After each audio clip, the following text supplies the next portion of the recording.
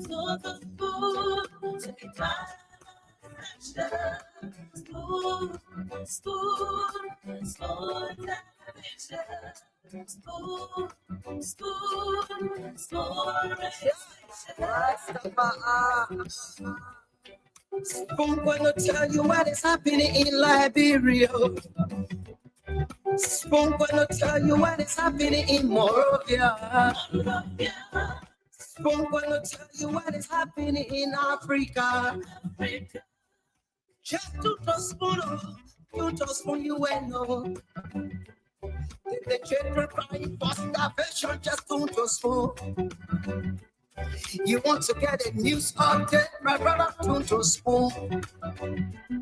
You want to know what is happening, Moroccan, to spoon. Politicians want to make their decision, just to spoon.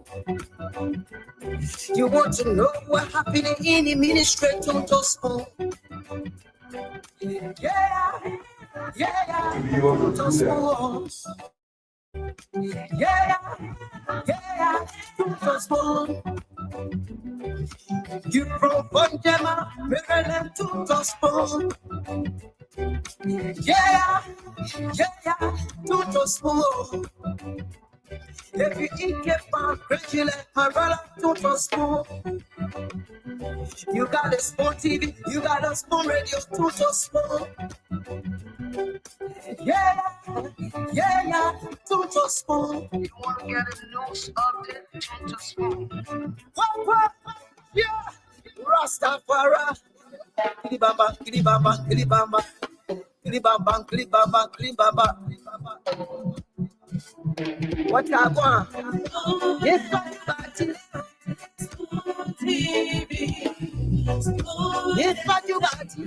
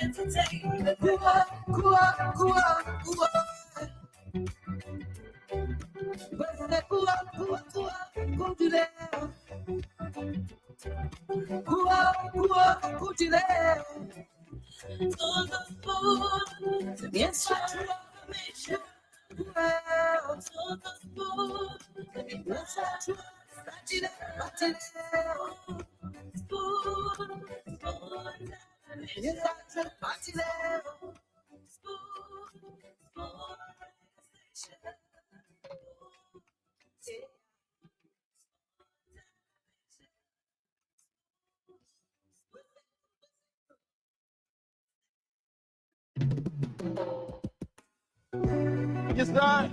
A special one from the CEO, Stan coming with the spoon. And your boy, right at the South Bend. On the beat. To get your information. To the spoon to be spoon, spoon, spoon, spoon, spoon, spoon. Spoon gonna tell you what is happening in Liberia. Spoon gonna tell you what is happening in Morovia. Spoon gonna tell you what is happening in Africa. Just to spoon, you will know. The children crying for starvation, just to spoon. You want to get a news update, my brother, to spoon. You want to know what is happening, Moroccan, to spoon. Politicians want to make their decision, just to spoon. You want to know what happening in the ministry, to spoon.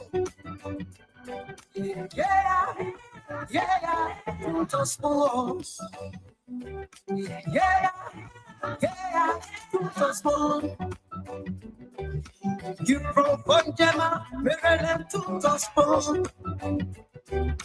Yeah, to spoon. If you eat a pan, crazy like my brother, to spoon. You got a spoon TV, you got a spoon radio, to spoon. Yeah, yeah, to spoon. You want to get a news update, to spoon. What? Yeah, Rastafari. Kilibamba, kilibamba, kilibamba. Kilibamba, kilibamba, kilibamba. What I want? Yes, party. TV. Yes, party. TV.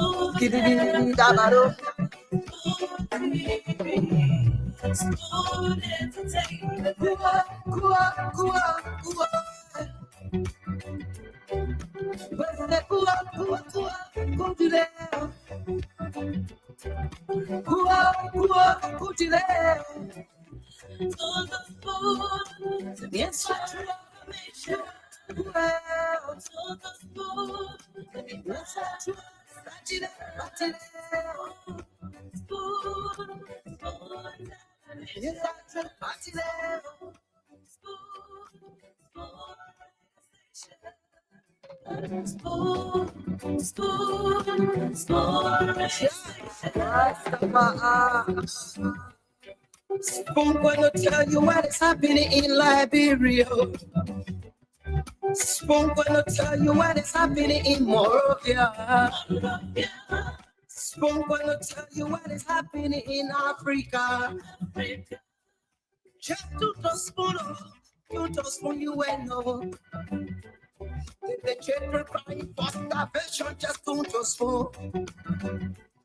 You want to get a news update, my brother, don't spoon. You want to know what is happening in Morocco, don't spoon. Politicians want to make their decision, just don't spoon. You want to know what happening in the ministry, don't spoon. Yeah, don't spoon. Yeah, don't spoon. You from Bonjama, Maryland, to spoon. Yeah, to spoon. If you eat a pan, crazy like my brother, to spoon. You got a spoon TV, you got a spoon radio, to spoon. Yeah, to spoon. You want to get a news update, to spoon. What? Yeah, Rastafari. Kilibamba, kilibamba, kilibamba. Kilibamba, kilibamba, kilibamba. What I want? Yes, party. TV. Yes, party.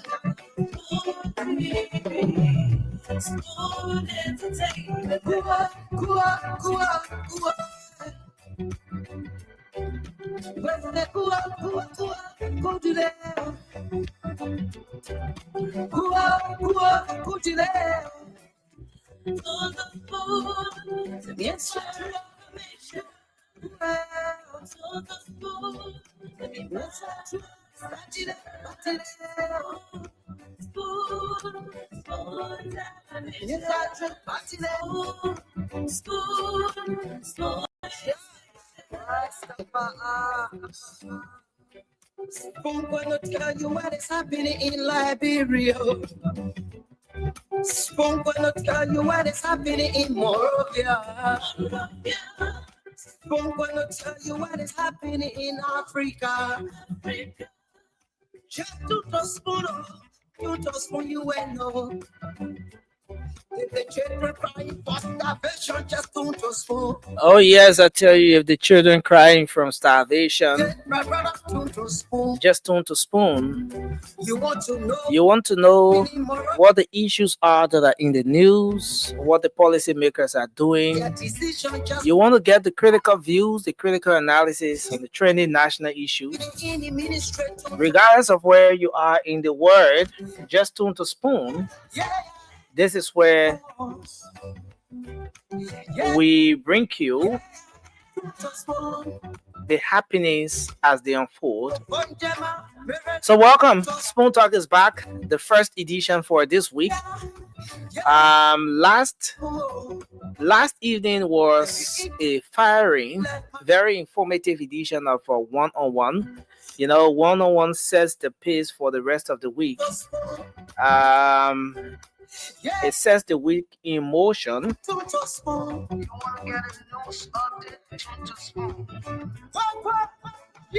All right, so I want to say welcome.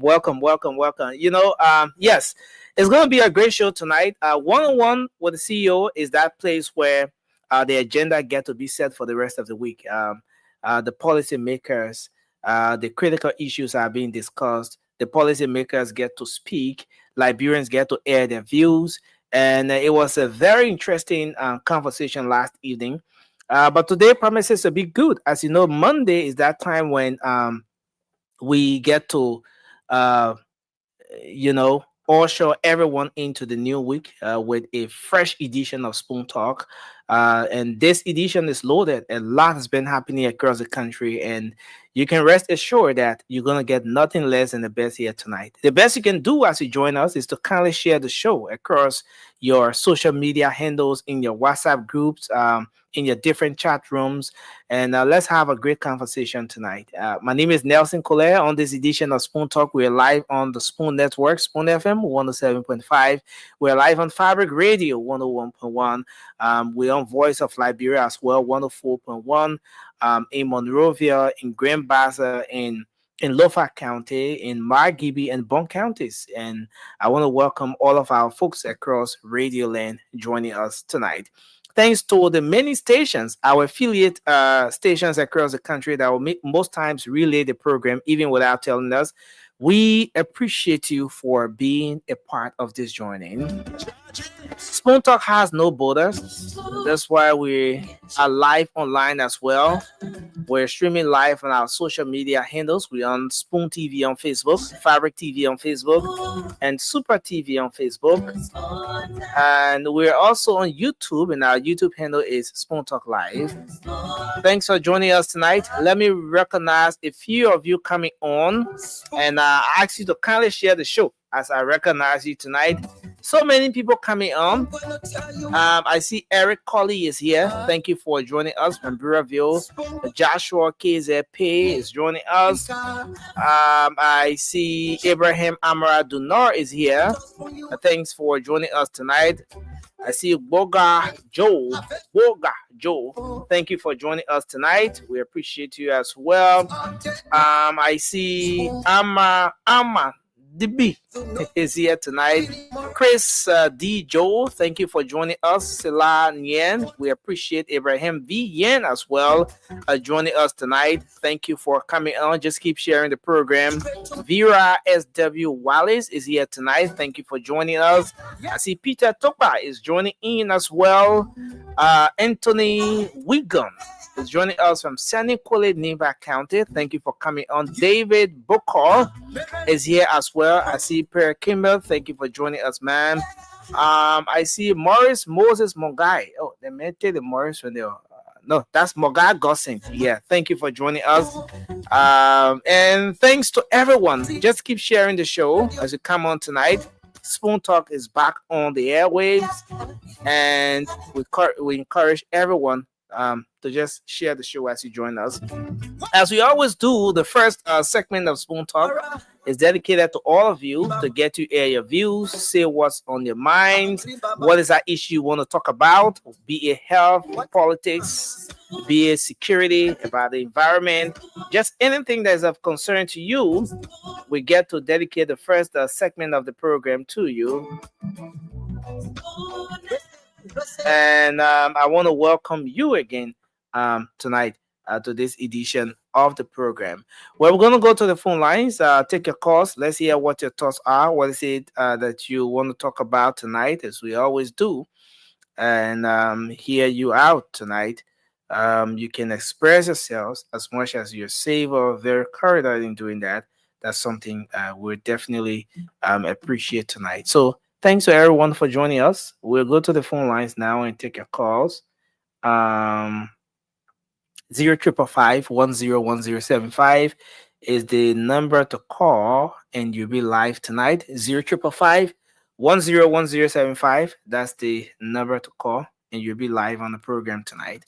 Let's take our first caller. Hello, your name and where you joining us from? Hello, can you hear me? Good evening. Yes, sir. Good evening. You are live on the show, sir. Can you hear me? Yeah, this is Jerry. We have, man. I'm calling you from EW. Jerry, what's on your mind? Let's hear you tonight. Hello?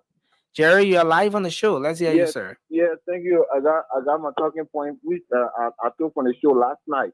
Yeah, what's that? I want Center to control the particular program. Those are all from Grand Gire. The journalists only wanted the on the program last night insulted us last night. Insulted the people from Grand Gire that we are stupid people, we are foolish people, and we're voting all kinds of foolish people. They don't need to control that particular show order. If we don't control that show, the day that may come out of library here, okay, no. We will not use the platform for threats, but we appreciate you. Thanks for expressing yourself tonight. Just be as civil as you can in doing that. Hello, your name and where you calling from? Let's hear you. 055510107 is the number to call, and you'll be live. Hello, let's hear you. Hello, can you hear me? Good evening. Good evening, sir. It's good to have you on. This is Pedaji Lahashi calling from Pinche AB Toboro. Okay. Look, Diamond. This is Nelson. Let me tell you, for this show is widely being listened to international and nationally. And when people are bringing information, it must be credible. And some stand to, you can say this is my evidence. But let me go to the point. Former assistant minister for administration, Chessing. Mm-hmm. I mean, let me inform the public sometime last week that the Ministry of Public Works has lab there. You just bring your drawing, and Public will do a lab for you. I don't understand if he knows about engineering. How can you do salt tests? I mean, do your drawing with salt test. Think to last the very capacity of the soil. And why you do the soil test for to know what low put it there before you do your design.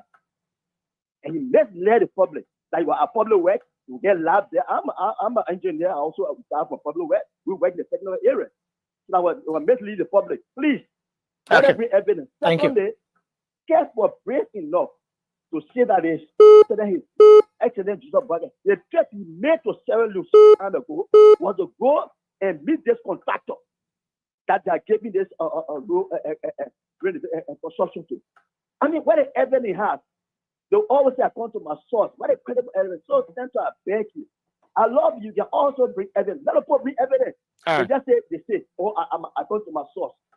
So I beg you, this situation, while you listen to it, is very credible. Thank you very much.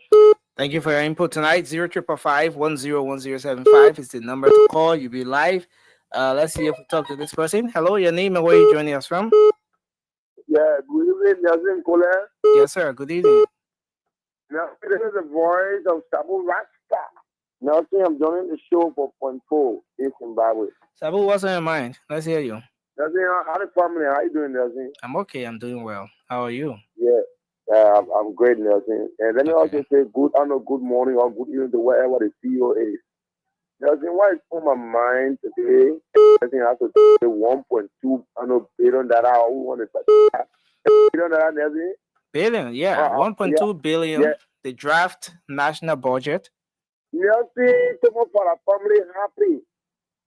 Tomorrow for a family happy. Is it a family budget or a national budget? Is it a family budget or a national budget? Thank you, draft national budget. Thomas Father has received in the draft national budget 1.2 million. Thomas, I think I'm really happy. President Bwana Chabo again increase. It will increase. Nelson, since the president took over Nelson, the issue of wasteful spending is on the issue. Look, President Bwana promised all that Nelson, when he become president, children will not beg in the street. Children will not stay in the street. Look, Nelson just go to on the different freeway. The different freeway. Nelson, when you see children on that bag, Nelson, you can feel. But look, Nelson, I want to continue. Right. Thank you. Talk in that Nelson, and the president, the issue of a lies, the president, we are in state. He's ready to take over the president. Thank you for your input tonight. Let's hold you there. This person, your name and where you joining us from. Let's hear you. My name is Bolin Emmanuel Ward. Well, then, what's on your mind? Let's hear you. And I call from Stephen Tower Estate. It's good to have you on, sir. Okay, and what's on my mind is straight development. I'm concentrating this government to complete Maserado pavement in terms of connecting Maserado from Corway to Carriage.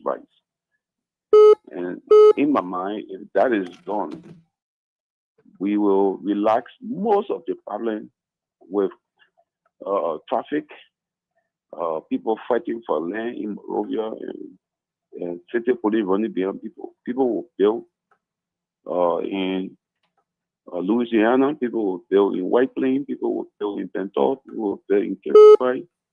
I mean, the road needs to be open from that particular Corway junction, 4 lanes straight to Carrick. I hope the public works minister is listening and the president is listening.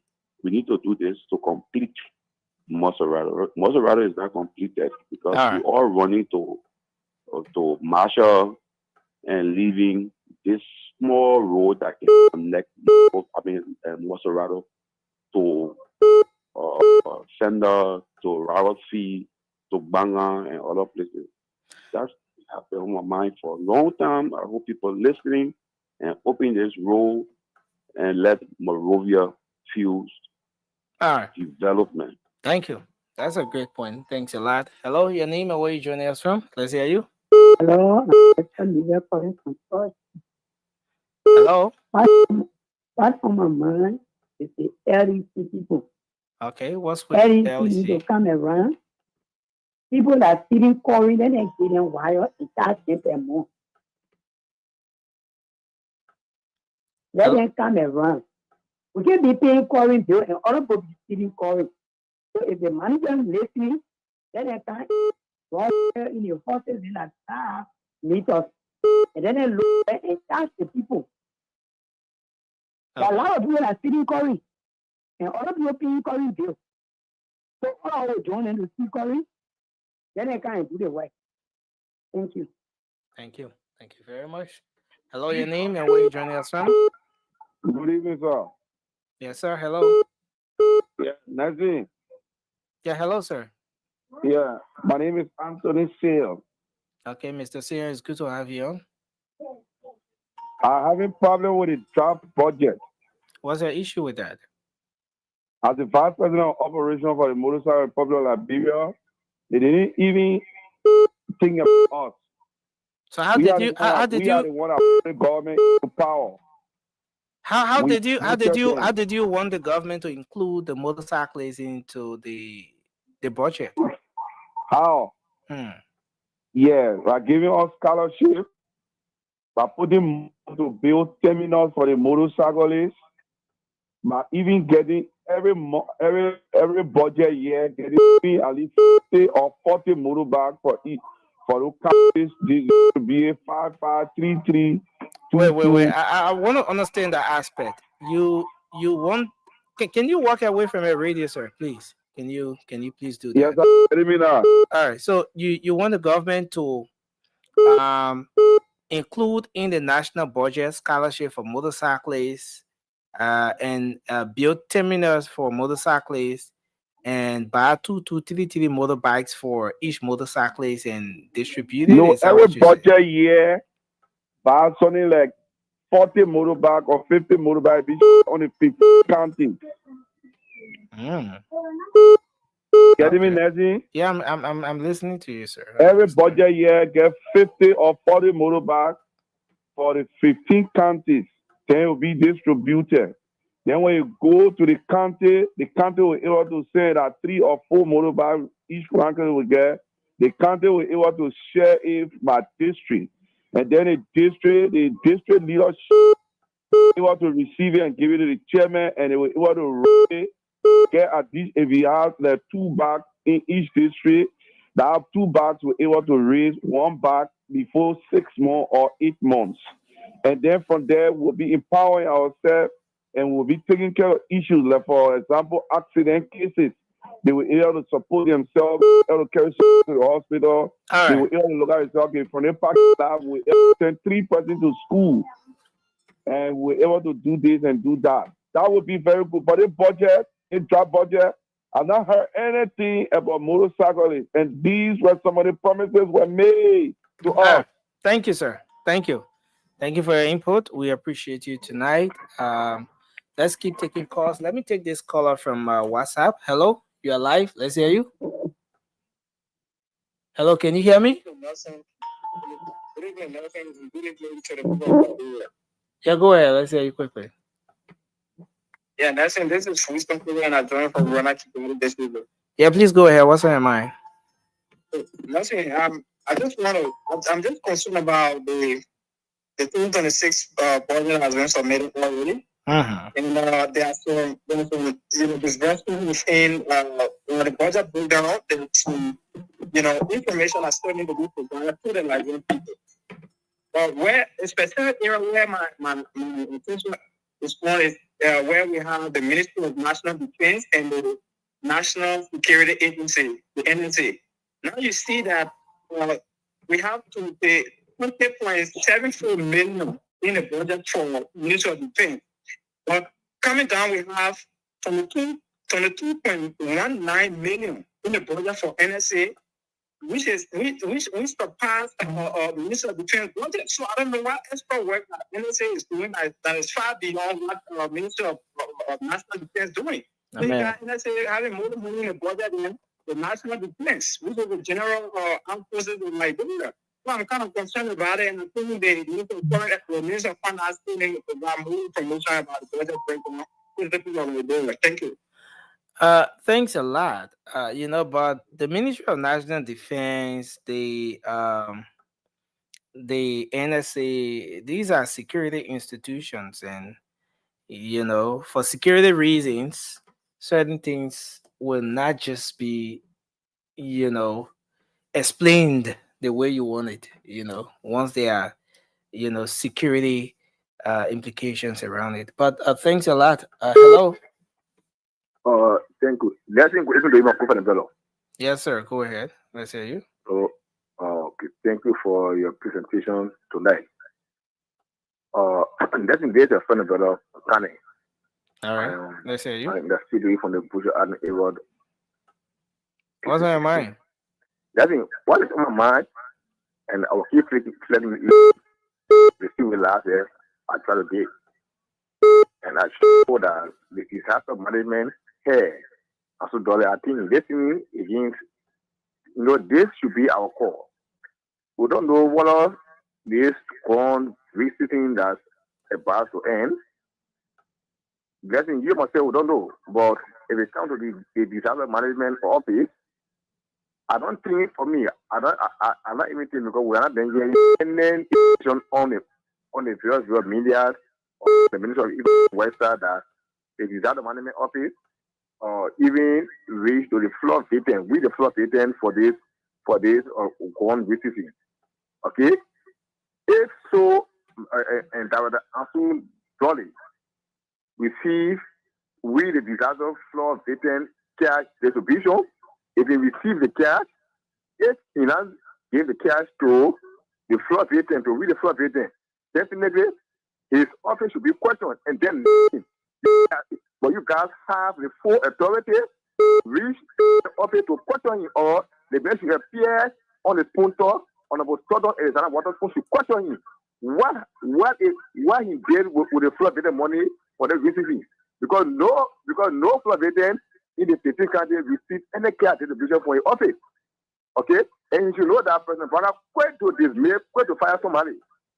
Because he is the next person thinking. That guy him. All right. Seriously. Thank you. All right. Thanks a lot.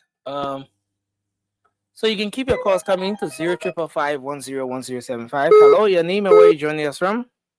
Well, my name is Anna, who joins on my resident here in the community. All right. It's good to have you. What's on your mind? So basically what's on my mind has to do with the kind of politicking we are engaging ourselves as a Liberian we are engaging into nowadays.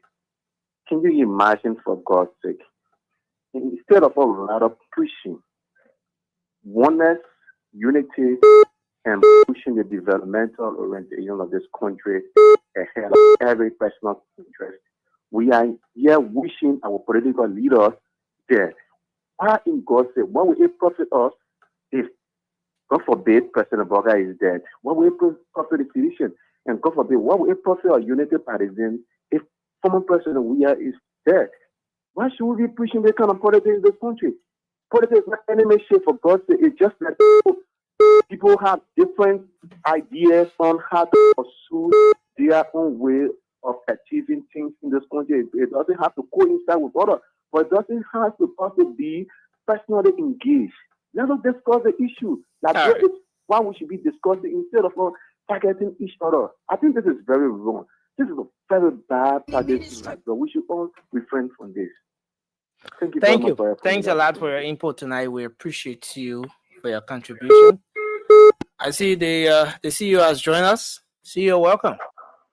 Yeah, Yegazi Zogwe. How you doing, Yegazi? This is Nelson. Oh, you fast. I want to make sure that you're awake. I seriously want to make sure you're awake. I know time today that you're sleeping time. That's the day you would like to take your evening rest. I understand. I'm awake. How you doing, Nelson? Yes, sir. I'm doing good. Everything okay? Yeah. Yeah. Nelson, I think that the people saying that the budget is favoring you. That the whole budget thing, we're just discussing today. The whole budget thing. You Gafan telling the people say you get 2.3 million in the budget for asset recovery. But when the Gafan can find it, Nelson, the proposed budget, Gafan said he get 2.3 million. Put Gafan picture up. Give him Gafan picture. Only Gafan can find out 2.3 million he put in the budget for asset recovery. Gafan said it's okay to give Richard more money while the Liberian people suffer. I mean, the budget is not. I got my own problem. The budget is not a rescue budget, right? I know all the guys in coming. We're going to have a wonderful show today. Say anything you want to say. I will bring in my friend Peter Tupa. We welcome you, Peter. The voices of Lawalazo. That's my people right there. Moses Batum is in the house. Emmanuel Dixon is here. Edmund Hammond is here. Williams Hulu. Williams is in the house. Shadrach Vesely. Sylvester Kamara is here. We're going to welcome Norma Dennis. Mr. Dennis himself from somewhere in Philadelphia. He's joining us. Norma Dennis is here. We want to welcome you, dear Norma. We want to say it's good that you're joining us. Share the show. Let's make progress. Today we'll focus on the Liberia proposed 2026 budget. $1.2 billion. In the next 3 months, the government will be crying the recast. The people say it's not reasonable. Uncle Sam will come on, and these people that say they are accountants, they are economists, they will come on. But guess what happened? We will just say our own. We will say our own. Because we represent the poor people. Shadrach Abdullah Sharif is in the house. General Hezekiah Toba is here. And Vanny Sonin, Leo Masakwa is joining us. I want to just say to all of you, Nelson, allow me to say this. The budget is not realistic. It means that the budget not for the poor people. When you have Sekou Dukle say he cannot contribute to this budget, Sekou Dukle, the man make over $30 million a year, he will not put faster in the budget. Where the 30 million going, where it coming from, nobody knows. We may know where it coming from, but where it going, the Liberian people are asking. When Gafan look at us, on the Asala Mita agreement that Gafan refused, he refused to sign on that agreement, but obviously he have to sign it, he's the finance minister. Collecting $200 million from Asala Mita just one time, one off. But the rest will be production, revenue production generated, whatever they may call the term. We will explain to the Liberian people. Therese Gibson says, see, that budget is off balance. That budget is more than off balance. The budget is shaking.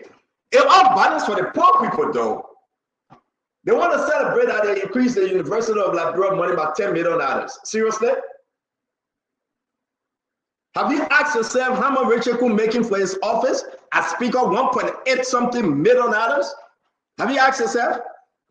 Richard Kun can't move on. Have you asked yourself the executive mansion, the EPS budget? I mean, look how it went up. The executive mansion up. The office of pro tem up. The office of the vice president up. Everything is UP up. That's it. Everything up. Everything is up. It's UP up. The budget is for Young Likanga Lawrence. Give me her picture. The budget for Jeremiah Kun. Give me Jeremiah Kun picture. The budget for Richard Kun. Give me Richard Kun picture. The budget for President Bwaka. It's not for the poor people. The budget for Deputy Speaker Thomas Farah. The budget for the NSA, that you will never see what they do with the money, but the money has gone all the way up in the history of Liberia. What kind of thing NSA investigating? You will never see it. Who the budget for?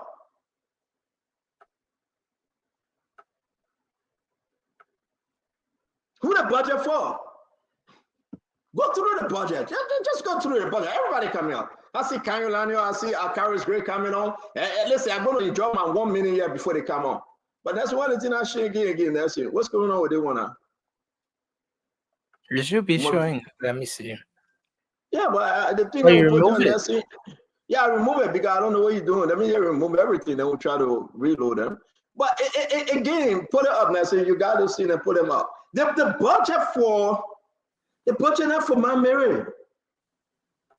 If you have, oh God, somebody said leave Gafwa, man. No, Gafwa is a liar, right? We're gonna prove it or not. We will prove it or not. It just beat your imagination that the rescue government came to rescue, right? But they are rescuing themselves. That when you have the speaker last year to this year, see how what the man increase his budget for? And government said to buy toothbrush for the lawmakers, to buy comb, to buy spray, to buy chapstick. He gave that extra money. Nothing. You sleeping on me? He gave that extra money. Are you kidding me? Are you serious? This is where we have found ourselves, though. Well, people, this is where we have found ourselves. I don't know what you're doing this thing, Nelson. You give me the man here, African picture. Yeah, you see, this guy got problem. This guy, as Minister of Finance, he got some serious. I think he's doing it intentionally. I think he's suffering the Liberian people intentionally. He lying to President Bwaka intentionally. And maybe because President Bwaka said he doesn't know the math. Maybe because President Bwaka doesn't know the main Jews, the driving factor of the economy. What happened? What will build our country? Maybe President Bwaka, I don't know. And I'm concerned now. I'm getting concerned. That Gafwa said he put almost $500,000 in the budget for the lawmaker to go buy the 2 branches. and the cream and the roll-ons. Are you kidding me? When you have people on the street begging for bread, the disabled people begging, and Gafan said he put in extra money in the budget for lawmaker to go buy the hairspray and the hair comb and all kind of yama. Seriously? Did you listen to Gafan today? I mean, you can. So if you want to say something, right? Go to Liberia and feed the people pain. Walk on the street. The government said we get a budget of $1.2 billion. 1.2 billion, a little more. And the only reason why they are giving the budget to that amount for Rachel Kuhn and those lawmakers then to buy the 2 batteries, to buy the hairspray, to buy the cream for the hand. That's why they're giving the budget out for. But we're going to play it tonight. And people are speaking themselves, this is bad. This is worse. This is horrible. That when you have a government, the term came to power to say we're here to rescue, and the government, yeah, goes well, it's crazy. Gafran said it, not me. Gafran said it. Gafran said you put extra a little over 300,000. Liberia, you got to listen to this. For lawmakers to buy the eyeshadow, the hairspray, the roll-ons or that go under the arm because you know what, I don't want to go there. The nails polishes, the 2 brushes, the wave cream.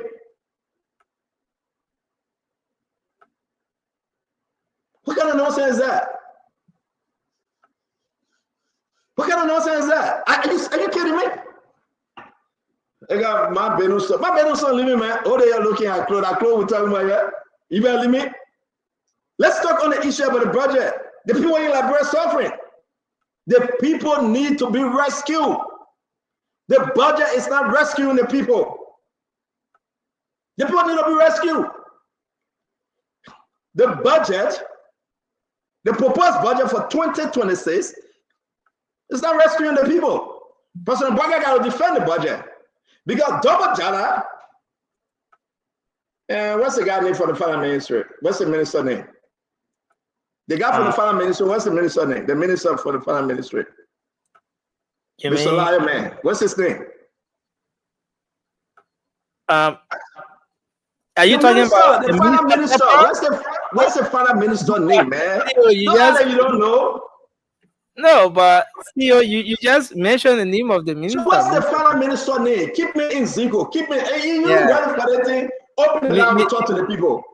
Yeah. Yeah, you trying to play kakaleka with me here. What the minister for the finance minister, folks? Let me lead them. What's the minister name? Minister Gafwan. Exactly. Minister, yeah. The minister name is Gafwan, the accountant. He's an accountant, you know that.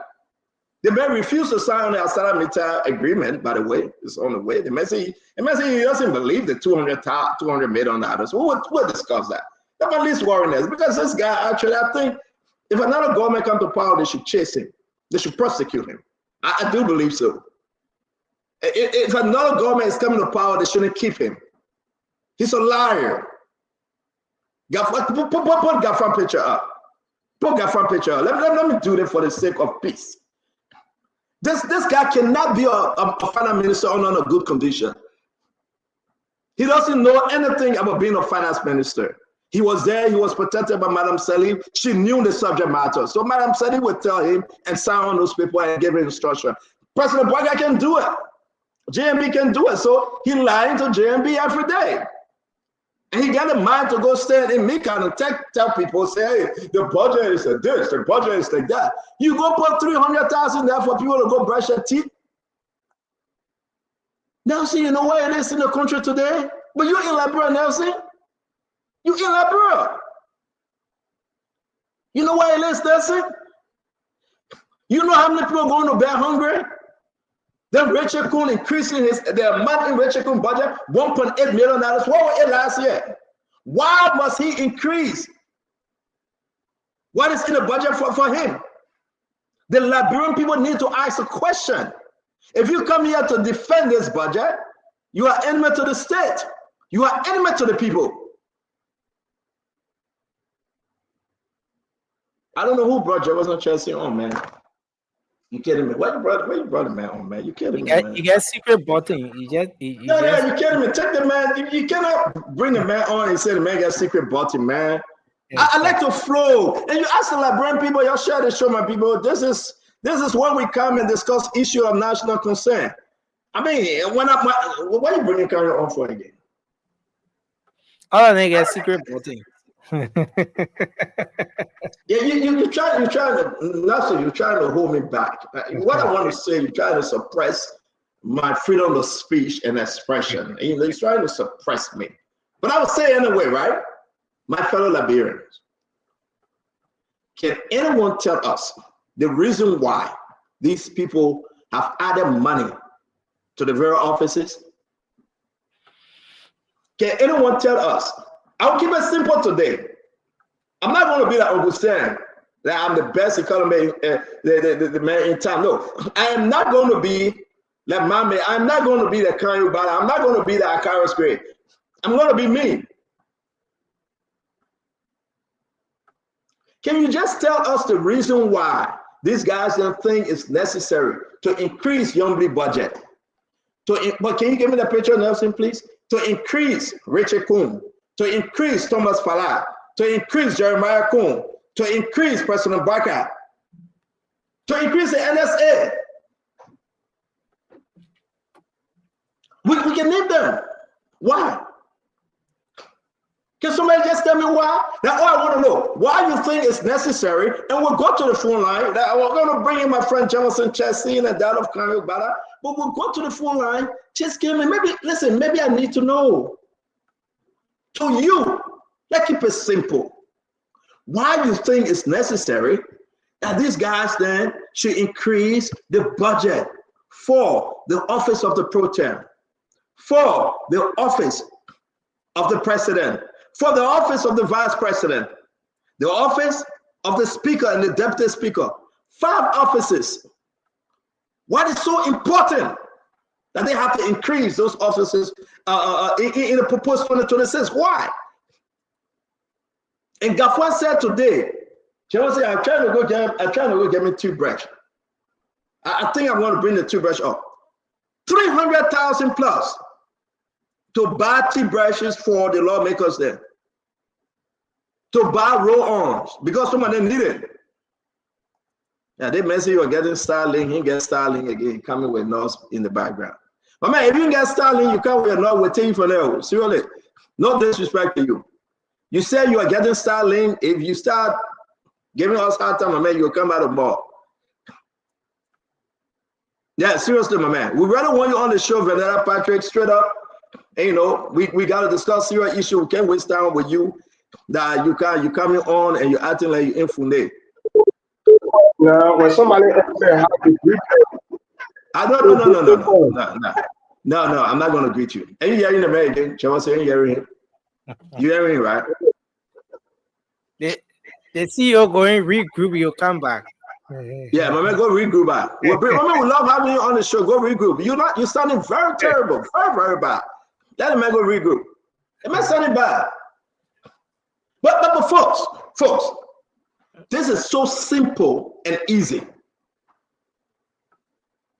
This is very simple and easy. Why you think the office of the president, the office of the vice president, the office of the pro tem, the office of the speaker, and the office of the deputy speaker and the National Security Agency, NSA, why did they increase their budget? Can you open the line and ask the people? Nelson, please, before we hear from these great men and women on the show, no, we get so man. Can you, I beg you, Nelson, can you put a number up? Let us, our Liberian people.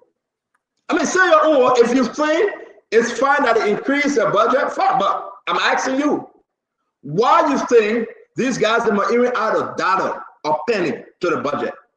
Did they hire new people? Is there any new innovation, intervention? Why do you think Those officers must increase the budget. If you know what you know, I'm going to flag your statement, your comment. I will put it up. Vera SWY says, CEO, they just want to steal. I agree with you, my sister. We'll open the phone line. Let's put the number up. Let's hear from the people. We will just take it. Leper. They need to enjoy. You're right. They came only to enjoy, not for the Liberian people. Let's go down the line. Fat salary, Vic Mash. Say fat salary from Vic Mash. I will say this to you. We can go over and over. We'll do this thing. Nelson, please put the number up. Let's take some calls. Hello, your name and where you joining us from? Hello, it's you. Yes, sir. Yes, sir. Welcome to the show, sir. Yes, I'm from Sekou Sherry, the calling from Grand Kidman County. Siafa Sekou Sherry, welcome, my friend. What do you think these guys then increase the budget, the budget? Why? No, that question should be to you because you don't want to vote for the Hey, Lord. Remember, you can't help me answer that. So I don't know. I don't know now. I told you to vote for the people you did. Thank you. But why you think now they're letting us down and they're increasing the budget? Talk to me, my man. Because they know that normally the vice president, they know that 2029 that they don't want to be running the party ticket, so that they want to increase their budget. Thank you very much, my friend. And I appreciate you watching. Share the show, okay? Okay, let's take the next one. Your name and where you joining us from? Hey, Stanton, this is Kessel. How you doing? My brother, how you doing, man? I'm great. Thank God. I'm great. Yeah, I would say that this is overdue now, Stanton. We're tired with the nonsense that's going on in our country. I tell you that we will have to take over the country. We're tired with our nonsense. Let's wait for the election. Thank you very much. Again, Ben Z. Kapola say bunch of freaking crooks. Ben, that's your statement. Simple question we asking the Liberian people tonight. Hello? Simple man, where by? You know, no. Carry Krengo, David Krengo, what your name is. You gotta give me a chance, please. Simple question we asking the Liberian people. Why is it that these guys then think that it's okay for them to increase their own salary, the budget? Why? I mean, does it make sense? Let me take this one. Your name and where you joining us from? I mean, you gotta listen to the phone, please. Your name and where you joining us from? Chinton, this is Mamu Momo calling from North Dakota. My friend, my brother, thank you for joining us. What's your take? Look, this is a government that I know and I worked with before. People are only interested in enriching themselves, not the people. The grassroots will always suffer under government that does not prioritize. Nelson, can you put the people picture up? The president, the vice president, the speaker, the deputy speaker, Yumbly, all of them. NSA, put a picture up. Let the Liberian people talk to them. I'm sorry for cutting you on, my friend. Finish up, please. Yeah, the government that will not prioritize. The Unity Party government is a government that was originated from helping the poor people from Bianca City. This party nowadays does not even care about the poor people. They just care for themselves, which is that they are contradicting the purpose of the party. Thank you. Thank you. Thank you. So guys, let's get something straight, right? Why do you think? Is there any reason? Don't tell me it must be justifiable that you going to bed today, you are hungry, you are suffering, you cannot pay your children's school fee. Amen. You cannot pay your medical bills. It's hard and rough on you. But Yumbly told the people, say, you know what? I need more money for my office. This Yumbly, the pro-tem. Why do you think Yumbly deserves more money for her office than you that's suffering? Let's put a picture up. Why do you think Gafwan at the Ministry of Finance deserve more money for that ministry than you are suffering? Does that make sense? Listen, let's have a good show. Regardless whose side you find yourself on, Unity Partisan, CDC, Independent, whatever your political party affiliation may be. Why do you think Uncle Joseph Yima Bwaka, he agreed that the executive mansion budget should go up? Is this rescue?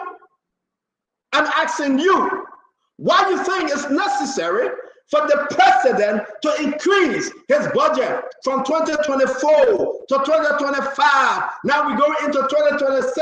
It's going on lapel. Why? Hey, Nelson, give me the people picture, man. Why do you think Jeremiah Kwan-Kun, the vice president, must agree, said my budget got to go up? Why? Who eating the money? The Liberian people stupid? You watching the show, you are, listen. And again, I'm gonna say this to you. I got 3 more minutes. We're working on Honorable Gray, Kayo Gagbara, Johnson Chesson. But why do you think Jeremiah Kun should agree as a rescue? Oh, they got rescue father, rescue stepfather, or rescue uncle, or whatever it may be. Why do you think he would tell the people, say, give me more money? What's so extra Jeremiah Kun doing that they will put more money in your office? Why? And you, the Liberian people, you are suffering. These are questions we're asking. These are questions we're asking. Why do you think Richard Kun, that's so confused, he doesn't know which district to run in again, he will agree that his budget should go up? You can't show today, you must answer that question. Don't tell me that they get $10 million to the University of Liberia. That yama. Don't tell me that they increase the health setup funding. That yama. Let's talk about the people then that you have increased the budget and the Liberian people suffering. Give me the speaker and the deputy speaker, I beg you. The deputy speaker. Give me the deputy speaker. Give me the deputy speaker. Hello, your name? Hello. Yeah, where you joining us from? I'm joining from behind the YWC where Mandela Kuba gave her 3 houses where she released for 25 years plus. They're booking to corrupt us. Where about you get in duplex? They are very corrupt. They came to steal from us. I will not call my name because I live right behind the Lusa office. They're where they get their billings. They're booking to steal from that budget. Moya, the only thing you can do for me, not call your name, just tell the picture of the heart and send it to me. Tell the picture and send it to me. I beg you. You live right there, tell the picture and send it to me. What do you think these people there? Thank you very much, my friend. Thank you. What do you think? No, Liberians. Don't go for the nyama in the budget. They tell you, say, oh, the budget, they will put $10 million to the University of Liberia. They put $5 million. Ask them. Let's go into it. And we'll show to you. No money in the budget for asset recovery. Government said today 2.3 million in the budget, but we can't find it. Is it a ghost budget? How much is in the budget to fight war crime court? Can you tell me how much is in the budget for war crime court? Martin running behalf in Abono, but he got 1 cent in the budget to even pay the transportation for 1 lawyer. Do you know how much President Bwaka have increased in this budget 2026 for President Bwaka office? Do you know how much? Let's say, my people, don't be afraid. Do you know how much Jeremiah Kun have increased in this budget? Do you know how much Richard Kun have decreased in his budget? Everybody went there also. Do you know how much Yomli Kanga Lawrence have increased in his budget? Do you know how much they decide to give? Nothing for your children, nothing for your grandchildren, nothing for your community. Everything went straight up. UP. Everything went up. UP. Up. Everything went up. They don't want us to sit there and talk. To be frank, folks, don't play politics with this. This is about real life. This is about the Liberian people. This is about the people that were hoping for a better living and a better life. 2024, the government increased everything. It's all our cemetery budget. Don't worry about it. 2025, they increase it again. This is all our President Bwaka first major budget. 2026, Lord have mercy and send grace. Welcome to the Spoon Talk. If you ain't ready, don't come on. We are here to discuss issues of national concern. We are here to tell the Liberian people that everything about the budget is not about them. Plenty of money went out of the window and it's going out of the window, going in people's pocket. Have you asked yourself, my friend and brother, Sekou Dukle, raising over $30 million from the free port, managing the director of the National Port Authority? How much is he contributing to the budget?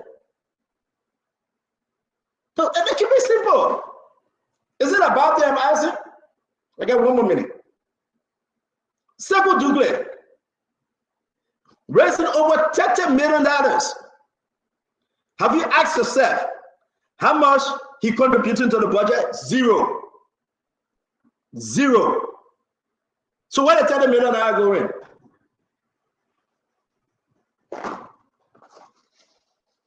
If Sekou Dukle raising over $30 million and he's not contributing anything, then you ask yourself where the $30 million going?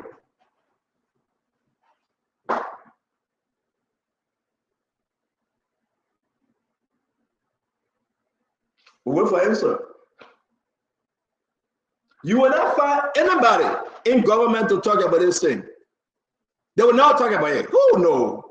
Anybody that wants job in government, they will not talk about it. Oh no. They will defend it. They care less.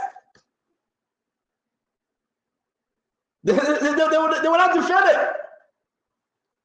Anybody that working in this government will not ask the hard question, why Richard could increase his budget for his office. They will not ask. They will not ask the question, why President Bwaka increased the budget for his office. They will not ask the question, why we say giving more money to NSA. Let's welcome everybody on the show. My time is up after lecturing. I feel good. Sorry that we're starting this time around. But share the show, my fellow Liberians. It is unfortunate to see the rescue budget, the proposed rescue budget for 2026 to look like this. It's very, very unfortunate. Don't tell me ever we generated money. No. Don't tell me ever, well, we put money in healthcare. No. I want you to answer my question off the back. And let me start the firing. Akaris, Tadikai, Tomiga, Gray. 5 offices, including NSA, will make them 6. What do we have increase in the budget for them? You got to unmute, Gray. And let me say good evening to all again. Now, there are certain facts that we have to live with. And this is it. That a government, a group of people will argue for the masses. That means those who are below the belt in terms of the economy of the country, in terms of salary structure. Why would these 6-7 persons budget be the highest and the masses, those who make the 125 United States dollars equivalent or 110, there's no increment for them. It shows maximum insensitivity. Because, for example, if the speaker's budget was $10,000, I think it's fair enough to just maintain it at $10,000. Because to increase the speaker budget, not just the speaker, I give them an example, even the pro tem, even the deputy speaker, the president, the vice president, and other board, to increase that budget in itself is just providing leverage to those individuals, making them more important and destroying the commitment and promise or promises that were made by the rescue letter. And showing the promises, they said they would do away with harmonization. Where is harmonization? Harmonization is a legislation. It's a serious legislation. The speaker, the pro tem, the deputy speaker, they could bring it on the floor to review it. They could do it. The president needs to send it there. But once harmonization remains intact, and there's increment in the salaries, in the benefits of these 5 to 6 persons, is a violation of the very law itself, which is being disingenuous to the masses and the ordinary people who stood up. Because, mind you, this cannot be a CDC Unity Party argument. Because the argument was that harmonization was wrong. That was the argument. The argument was that there were wastage of millions in the budget. That was the argument. The argument was that the masses, the ordinary people working in government, civil servant salaries were not being increased. That was the argument. Though we left it at 150, we had like 10% to reach out to that 150 and Gav King and clear that out to 150. So has there been any major increment? At any point in time, after 2 years, this is the third budget year. You had the 2024 budget, you had the 2025 budget, and this is the 2026 budget. Yet, a handful of people who stood up and called themselves rescue mother, rescue father, quote unquote, are the ones who are benefiting from the resources of the country. This is tacit abuse. This is insult to the ordinary people. This is insult to those who walk in the pool water, those who walk in the feces water. There's a big insult. Nobody can justify why this government has not done away with harmonization. Nobody on the show can justify that. Nobody can justify. Yeah, but it's not my question, Greg. Greg, we're not on harmonization yet. Greg, hold on 1 minute. Greg, I'm going to push you guys on the question. I'm not on harmonization yet. Simple question for the Liberian people. Why are there increases in these 5, 6 offices? Because they are greedy. Because they are insensitive and greedy. Is there any significant changes? Are there any significant changes? Is there anything that we need to know that forced Richard Kuhn to increase his budget, Jeremiah Kuhn to increase his budget, Youngbley to increase her budget, the president office to increase their budget, NSA state increasing the budget? We cannot order them. The last one I'll bring to your attention, why Sekou Dougle is not contributing to the budget since the government came to power? Why? Because, for example, the SOEs are entities this government squatting on to do extra budget spending, personal benefits. So they will not compare the SOEs to contribute towards the budget. They will never do that. Not only that, but the 5 persons that I just named, the 4 to 5 or 6 persons that I just named, is heartless, is callous. There's no justification. Because one could say, okay, the president wanted to buy 2 bulletproof vehicles, the vice president wanted to buy another 2 or 1, so they increase it. Or they wanted extra cars, for example, like they said, the EPS director said they needed extra maybe 9 or 10 cars in the convoy and all of those things. So if you have taken those things out of the budget, it means the budget should have reduced. It shouldn't have increased. Because even the speaker himself got a car recently. So in this budget year, why would you want to be, even to maintain it is an insult? And to say to increase it is dangerous. It's at the detriment and survivability of the hospitals, the schools, the social benefits that should be coming to the people, the fight against drugs. Okay? It's a serious issue for rehabilitation. All of these money should have been collected and placed towards rehabilitation, towards the fight against drugs, towards the rehab, towards school, towards the hospital, especially the government clinics across the country. Look, this budget does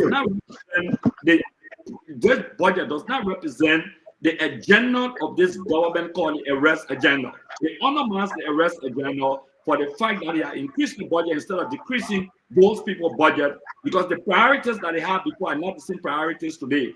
Those priorities should not be the same. The budget should not be increased. Thank you very much. We're going to say I'm going to bring in Councillor Kayuba. Again, ladies and gentlemen, share the show. We will be speaking to you directly. We will open the phone line. You got to tell us. We'll break this thing down. I'm not into the big thing, but you know, let's bring in the councillor. Councillor Bala, let's hear you. My question remains the same. As we welcome you to the show of the office of the president, the office of the vice president, and I'm going to put it up. Let people see. The people are asking the office of the president, President Bwaka, the office of the vice president, Jeremiah Kwankun, the office of the pro tem, Yombli Kanga Lawrence, the office of Speaker Richard Nambekun, Deputy Speaker Thomas Fala, and Sekou Dukle. We'll put the NSA up. Nelson gave me the NSA, Prince C. Johnson. What's going on here? Why are there such a huge increase in their 2026 allocations? Councillor, welcome to the show. Well, thank you, Stanton. And I think this is a good conversation to have. But I think to have this conversation the right way is to do it based on the evidence. And I will sound out a caveat. And that caveat is that probably the budget that I'm reading, I'm misreading it. And if I'm misreading it, then consider that to be my own grave mistake. But if I'm not misreading this particular budget, then I think based on what I see, there is a stated decrease in the budgetary allocation to the office of the president. So probably I'm misreading the budget, and those who claim that the budget has increased for the president's office, they have a better copy, or maybe I'm using the wrong copy. But based on what I see, there is a decrement in the budget of to the office of the president by almost $800,000. To me, that's a good thing. If the budget has expanded to 1.2 billion, which means that there is greater resources to invest in health, infrastructure, education, but correspondingly, we see almost 800,000 reduction, which is like 0.8 million reduction in the budget to the office of the president, then that is a good thing. It shows that there is a level of fiscal authority and responsiveness to the needs of the people, just as you are pointing out. So what is the tirade about? Similarly, let's look at the budget to the office of the vice president. Again, I don't know, maybe it's my own, maybe what I'm looking at is not the proper budget. Then somebody can share that with me. But again, if it is a proper budget, then it also shows a decrease, even though the figure is a bit high. Now, if that figure is high, then what it tells me is that you have to look at the role of the vice president. The monies allocated to the budget to the vice president office is not just for the vice president's use. The vice president still maintains oversight for the group of 77, which is the disabled community. The vice president also has a representational function in the absence of the president to several sectoral communities. The vice president is second in command of the country in terms of coordination. That money does not go into the vice president's pocket. But even with that, it shows. Let me hold you there. You know, tell you what, we are not many. The budget is available for everyone to see. I'm going to hold you with the vice president first, and I will give you a reason why I can go back to the president. I want you once again to explain to the Liberian people concerning the office of the vice president. This Jeremiah Kwankum. Be exact. Don't give us the money that Sarah Mita sending or anything. I beg you, my brother. Liberians are listening to you. Are there any increase in the office of the vice president, Kayo? Budget from 2020. Let me finish. I'm asking you a simple question here. And you on the vice president, let me stay with the vice president. From 2024 to 2025 to 2026, are there any increase, my friend? I am looking at and drawing a comparison. You see, I ain't putting my eye down because I want to look in the document. I'm drawing a comparison from 2025 to what is projected in 2026. That is what I am looking at. Are there any increase? According to what I see here, It shows a decrease rather. No, I want to be very specific. Maybe I'm missing. Kyle, we had that son last week. Don't waste our time. No. You're the chief of staff to the office of a representative. Don't waste my time. You're going to take it one by one. Chair. Don't come here and come bluff. Are there any increase? I'm looking at the document. Kyle, you will answer the Liberian people today. Are there any increase? The office of the vice president, His Excellency, Dr. Jeremiah Kwankun, are there any increase in his allocation proposed for 2026? Was there an decrease in the president's budget? No. I told you, say I hold you to the vice president. Don't change, don't shift. So you will talk about the president budget. I beg you, Kayo. You will answer today. Are there any increase in the office of the vice president budget? What I am saying, that the vice president role. What or no? Don't explain the role. I care less about his role today. Answer me. Are there any increase? You came here talking Tabata and say why you really were different. People today. Are there any increase in the office of the vice president budget? CEO, like I said, may it please your honor. CEO, like I said, I think that for you to fully understand my explanation, you cannot limit me to Kayo, we are but you don't even have opportunity to speak. No, you want to explain. We don't want you to explain. Simple question. No, but okay, so let me give you an example. No, Kayo, if you were to talk, we'll come out of you. Don't waste our time. Okay, I'm going to stop me from talking at your way. If you're in a position to talk, we can come out to you. I can wait. No, the Liberian people want yes or no. You will answer the question before you move on today. You will start out I do not explain. Answer the question. Are there any increase in Jeremiah Kwankun budget for 2026 proposed budget?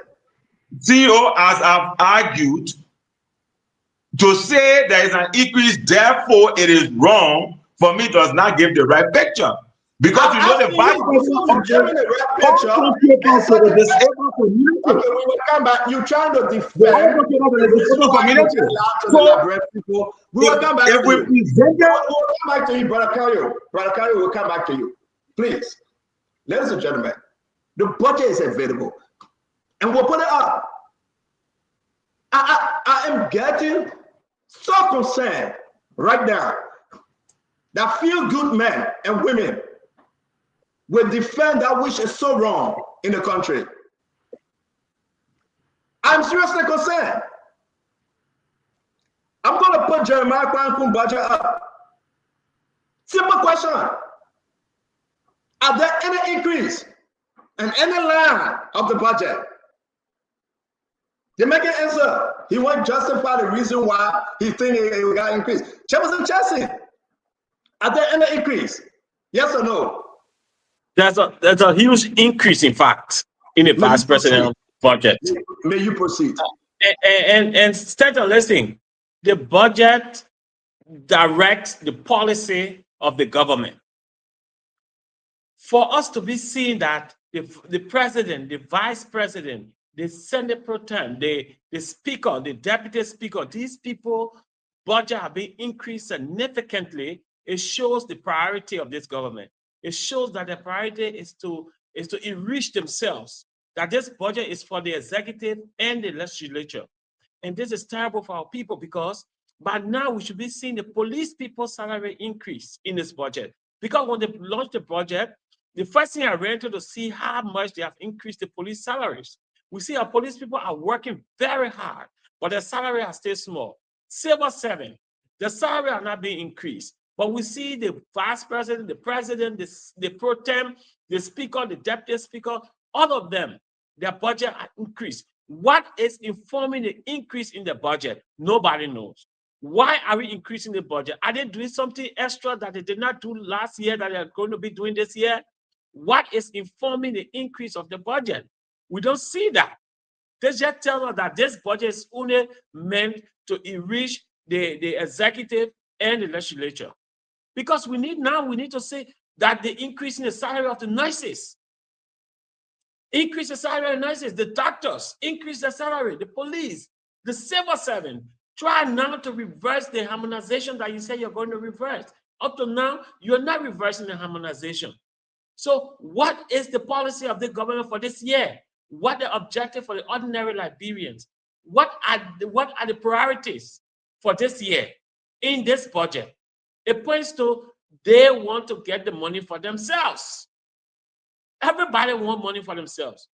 The deputy speaker money is even higher than the pro tem money. What is the deputy speaker doing with the money? What is the reason why they've increased his money? What is he doing different that he did not do last year? What is he doing this year that is informing the increase in his budget? What is the speaker doing different this year that he did not do last year that is informing the increase in his budget? And Kanu, you're not correct. The group of 77 having their own budget. There's a whole budget line there. Let me group of 77, my friend. I want to stick on this thing. We'll talk about that. We'll put the budget up.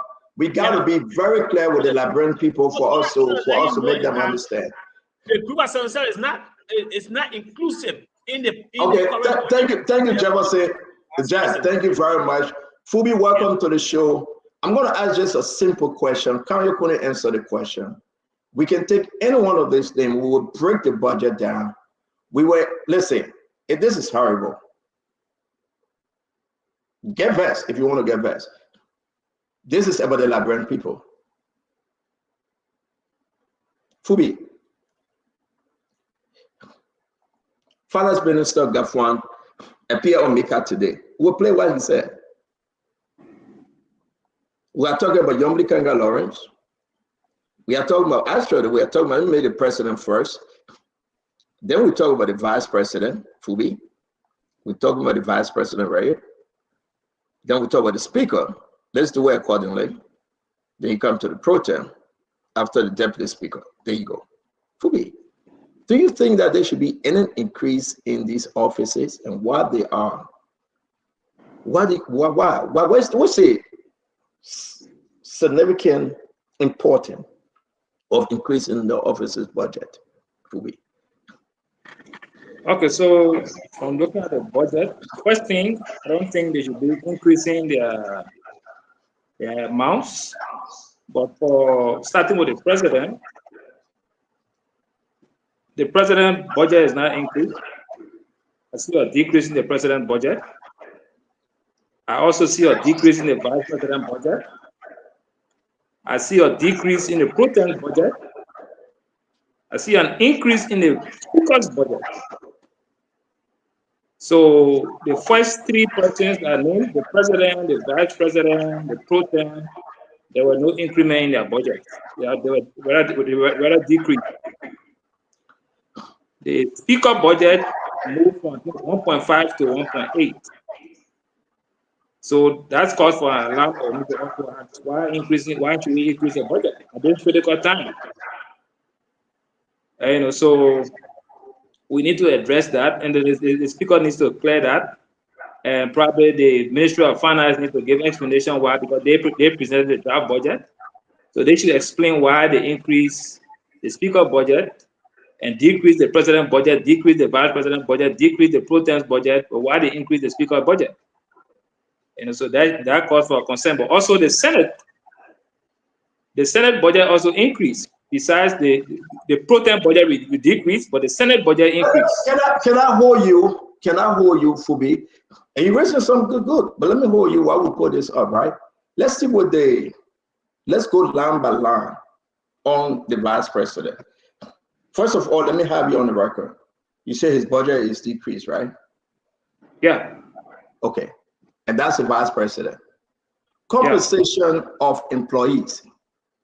2025, 1.9. The proposed budget said 2.1. What is that for me? Is it an increase? The overall budget for the office. No. I want us to break this thing down. I'm not looking at land. I'm talking about the overall budget for the office. Fubi. Land is important in this business. I'm not disagreeing with that, but I'm talking about the overall. Wait, Fubi. You know when we do this thing, then we confuse our fellow Liberians that cannot read the same line by line. Fubi, I can take it from line A and put it to line B, but it stay in the office. Let's start this, my brother. I can take it from line Z and put it to line D. It stay in the office. It's not getting away. We are looking at 2025. The budget for the speaker, the compensation for employee from 2024 was 1.7. 2025, it went to 1.9, right? Look at 2026, it got to 2.187. Isn't that increase for me? The overall vice president office 2024 actual is 3.7. I'm looking at the overall for now. Before going to the details. Okay, don't do for now. I'm talking about 2025. Brother 2025 is 3.9. Brother Fubi, we are looking at the juice. We're gonna deal with the issue. But if they break it down, they will get to the overall. That's something no, got us to the overall before go to the details. How you go to overall? Can we do You the start with the overall before go to the details. You see the overall budget. Look at the compensation of employees. Go to compensation of employees. Wait. The first thing to do, you do a high level budget. The first thing to do is to look at the overall. From the overall, then you go to the details. So Fubi, my dear Fubi, I respect you. You're well-educated man. 25 years with Coca-Cola. They even send you in Burkina Faso, you're there today. I respect you. Brother, as a businessman, and people are speaking for the Liberian people home and abroad, those people looking at this thing, right? If you shift within the budget, there's a reason why you are shifting within the budget. Are you doing it to hire something? 2024, first year of Vice President Jeremiah Kwankun, he had 1.7 for employees' compensation. Liberian people got to hear this. 2024, 2025, it went up to 1.9. Are you telling me the Vice President hire more people in your office? 2026, Fubi, 2.1. Almost over 200,000. How can I say with you, Fubi, to agree with you that, oh no, the budget is reduced? Let's go back to the group of 77 under the office of the Vice President. Let's go back from 2024, 305,000, 2025, 418,000, 2026, 578,000. Fubi, what's going on? And yet still we having the group of 77 demonstrating on the street. Let's address this issue holistically. So the office of the Vice President budget. So there are three line items first. Compensation to employees, goods and services, and non-financial assets. Correct. 2024 actual. Compensation of employees, 1.7. Goods and services, 1.7. Non-financial assets, 349,000. Budget 2025. Compensation to employee, 1.9. Goods and services, 1.6. Non-financial assets, 360,000. The estimated they're looking at compensation to the employee to end at 1.6 million, goods and services to end at 1.8 million, and non-financial assets 320,000. 2026, compensation of employee moved to 2.1 million. Goods and services that were previously 1.7, 1.6 million have now dropped to 896,000. Non-financial asset that was around the 300 now is 174,000. So there's a significant shift in the goods and services that move from goods and services and move up to the compensation to employee. But the actual decrease in the Vice President budget comparing with 2024 is about roughly 500,000. comparing to 2025 budget is about roughly 9 minus 2, 700,000 decrease in the vice president budget. So that's the overall first. Let me hold you right there. Go to the details. We know that there's a shift between goods and services and salary. Fubi, let me hold you right there, right? And it's very important for Liberian people to hear this, Fubi. Granted, let me give it to you for the sake of those that listen to us. Group of 77 is controlled by what? The vice president office, right? Yeah, group of 77, yeah. Okay, let me agree. I want you to add the group of 77, 2025, and the vice president own office, 2025, right? The grand total for the group of 77 and the grand total when you add the compensation of employee, goods and services and non-financial assets. How much do you have? Firstly, the group of 77 for 2024. Fubi, I beg you, Fubi, don't explain yet. You want us to do small for understanding.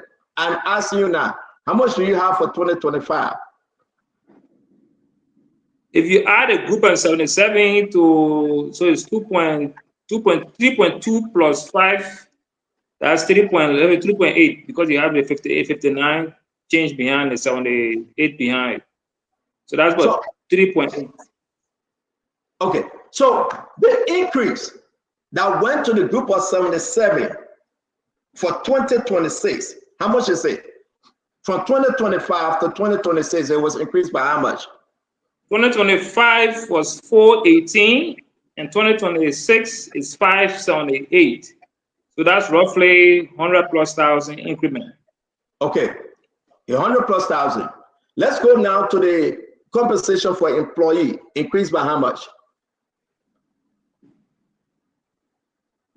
1.9. So you add, that's what 200,000 roughly. Fubi. Yeah, 200,000. Fubi. And that's where the shifting took place. My argument here is, we are talking about coming down holistically. You take from Peter, you give it to Paul, and you say we reduce the office of no.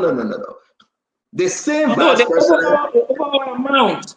The vice president office was 3.9. Now it's 3.2. So that's 700,000 management.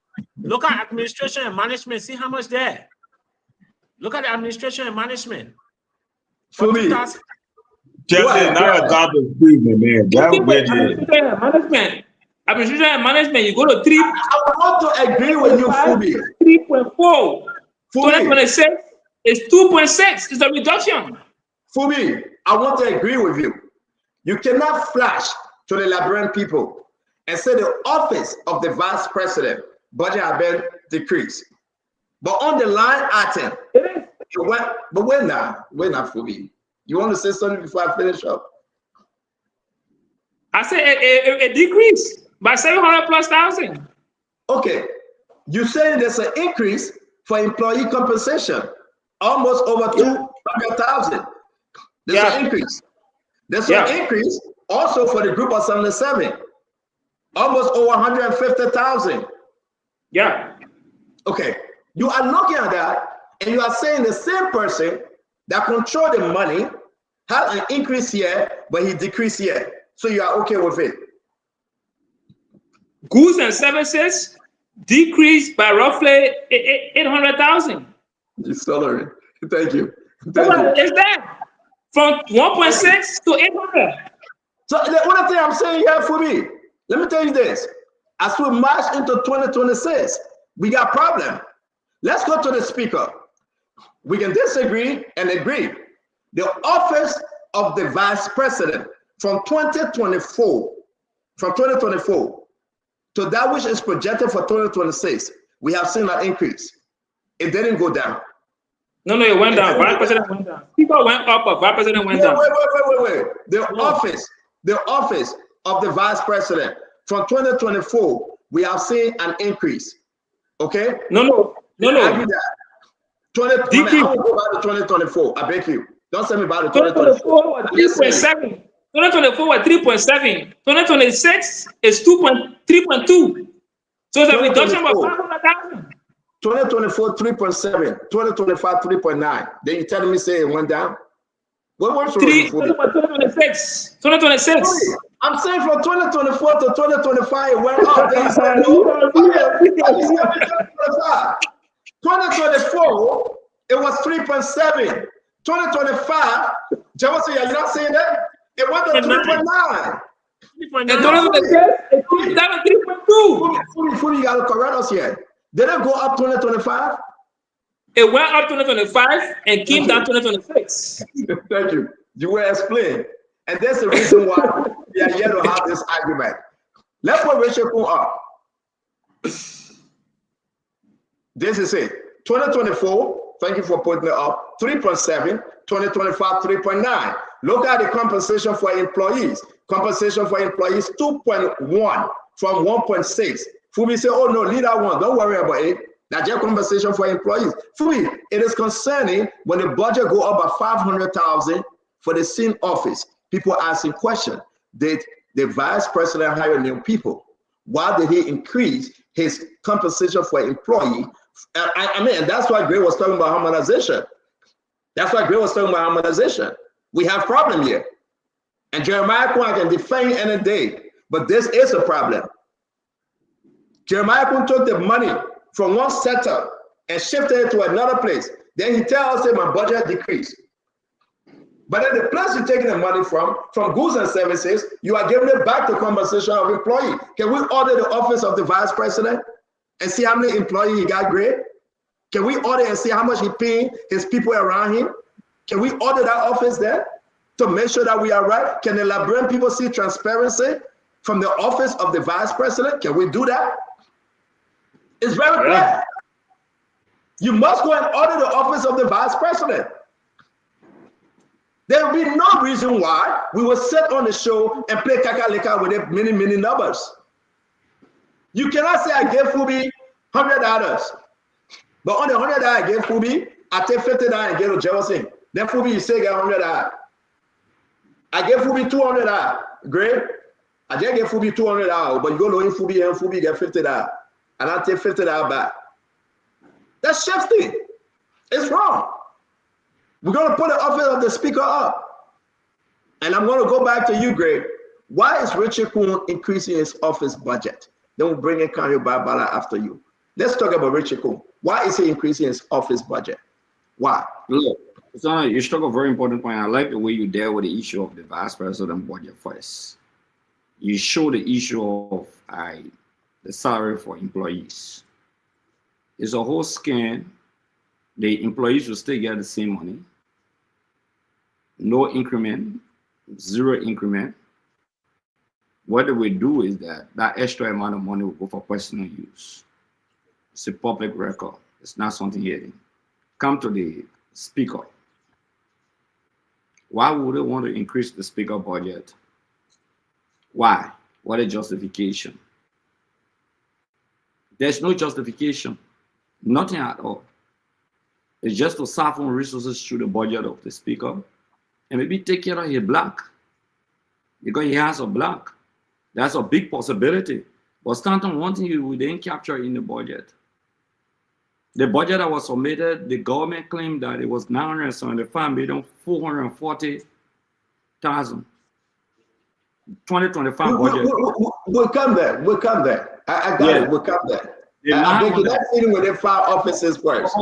On the speaker, like you said, we'll come there. But this on the speaker, there is no way that the speaker budget can increase.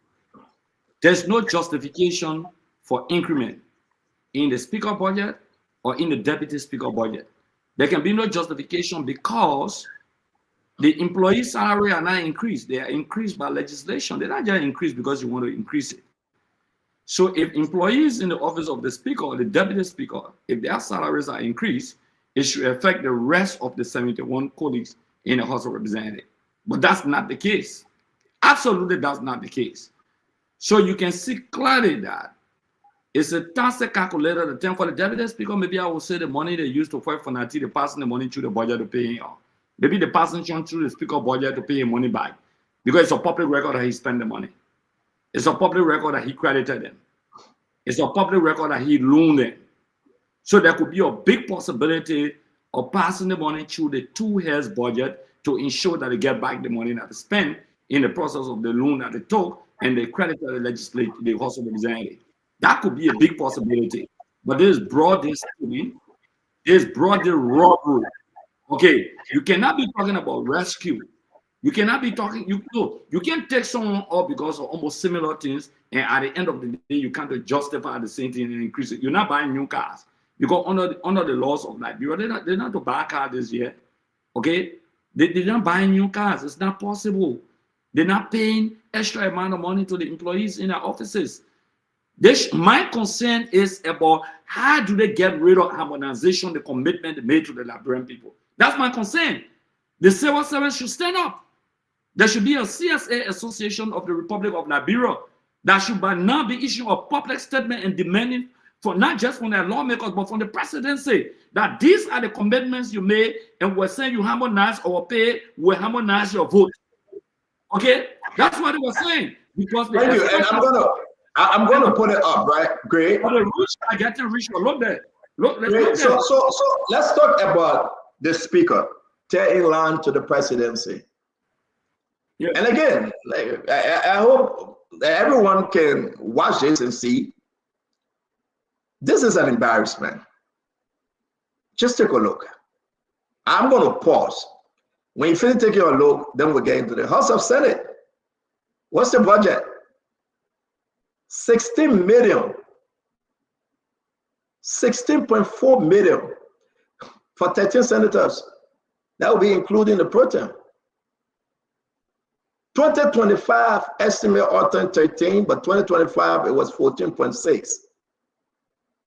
Can we argue the reason why these guys feel like they can go buy toothbrush and cream for their hands and the labyrinth? Look at what they have given themselves. For me. Yeah, like I said. Let's see where the senators are. Don't go anywhere far. Let's see where the senator first.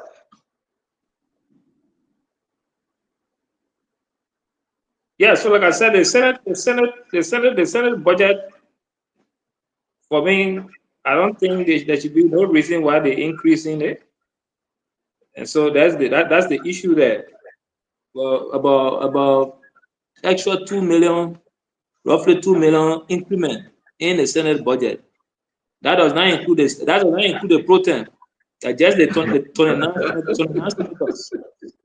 No, I will include the pro tem because we are about to include her inside too. And we'll if you add the pro tem, if you add the pro tem, it goes to 17.3. So you see, when I talk about shifting, let's hear our brother counselor. Then I will come back on and tell the Liberian people what I mean about shifting. The budget that is proposed is so deceiving. It's very bad. Gafar come up with this proposal. The lawmakers agree. The president agreed, and they lied to the Liberian people. Jefferson, look at Yombly office, and that's why I call shifting. And that's why I say they all increase the budget, Jefferson. 2025, Yombly have 1.2 million, right, Jeff? Jefferson, you are muted. Yes. You see I'm it, looking right? at the budget. Yeah. Liberian people don't look at it, right? 2025, Yombly have 1.2 million. Yeah. 2026, they say, oh, Yombly brought her budget down to 958,000. You seeing it? So Yombly budget is now increased. But guess where the money went? Look at the House of Senate. 2025 was 14.6 million. Look at 2026, 16.6. You see where the money went? Yeah, 16. No, nobody's stupid. I care less when people tell me, say, oh, it's not like that. No. We know business. We know business. Ladies and gentlemen, this is bad. 2025, they beat on Yumli. They say, Yumli, you're taking more money. Yumli said, okay. The one that I supposed to take care, I will put it with the rest of the senator then. Then you'll give it to me later. And that's the reason why you find the rest of the 29 senators' budget is $16.4 million. But Senator Jay, one thing, if you look at the office of the pro tem, the office of the speaker, the office of the deputy speaker, the house I'm not doing that. I want no. $10 million increase in the budget. Jefferson, stop. Jefferson, stop. We'll do it one by one. Let me go to my brother, Councilor. Councilor, please help us. We are in the Capitol building right now, sir.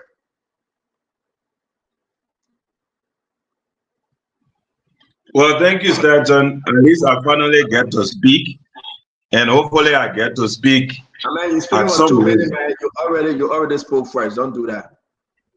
Yeah, but the first one I didn't get to end. But okay. Watch your own time. I'm not watching your time. You talk for your 2 minutes. I keep quiet. Watch your time. But you take longer 2 minutes. Every time I say 2 words. It's 3:17 right now. It's 3:17 right now. I'm not going to say anything. Every time I say 2 words, you come in, you take away from my 2 minutes, and I don't get to say anything. But I think, the first thing we need to anchor here, and I think that is the message that needs to go across. Since I'm within my 2 minutes and I have the liberty to address the issues that I want to address, is that this budget is groundbreaking. It is groundbreaking because in a long time, we have seen consistent increases in the highest offices in the land. Fubi said it, and maybe Fubi said it calmly, and maybe the message hasn't gone through, but we need to say it again. For a long time, you have today, 2026 proposed budget, where the budget of the president's office has decreased significantly. The budget of the vice president's office has also decreased as well. I think this is something worthy of celebration. When we come to the office of the speaker, there is a marginal increase, if you ask me.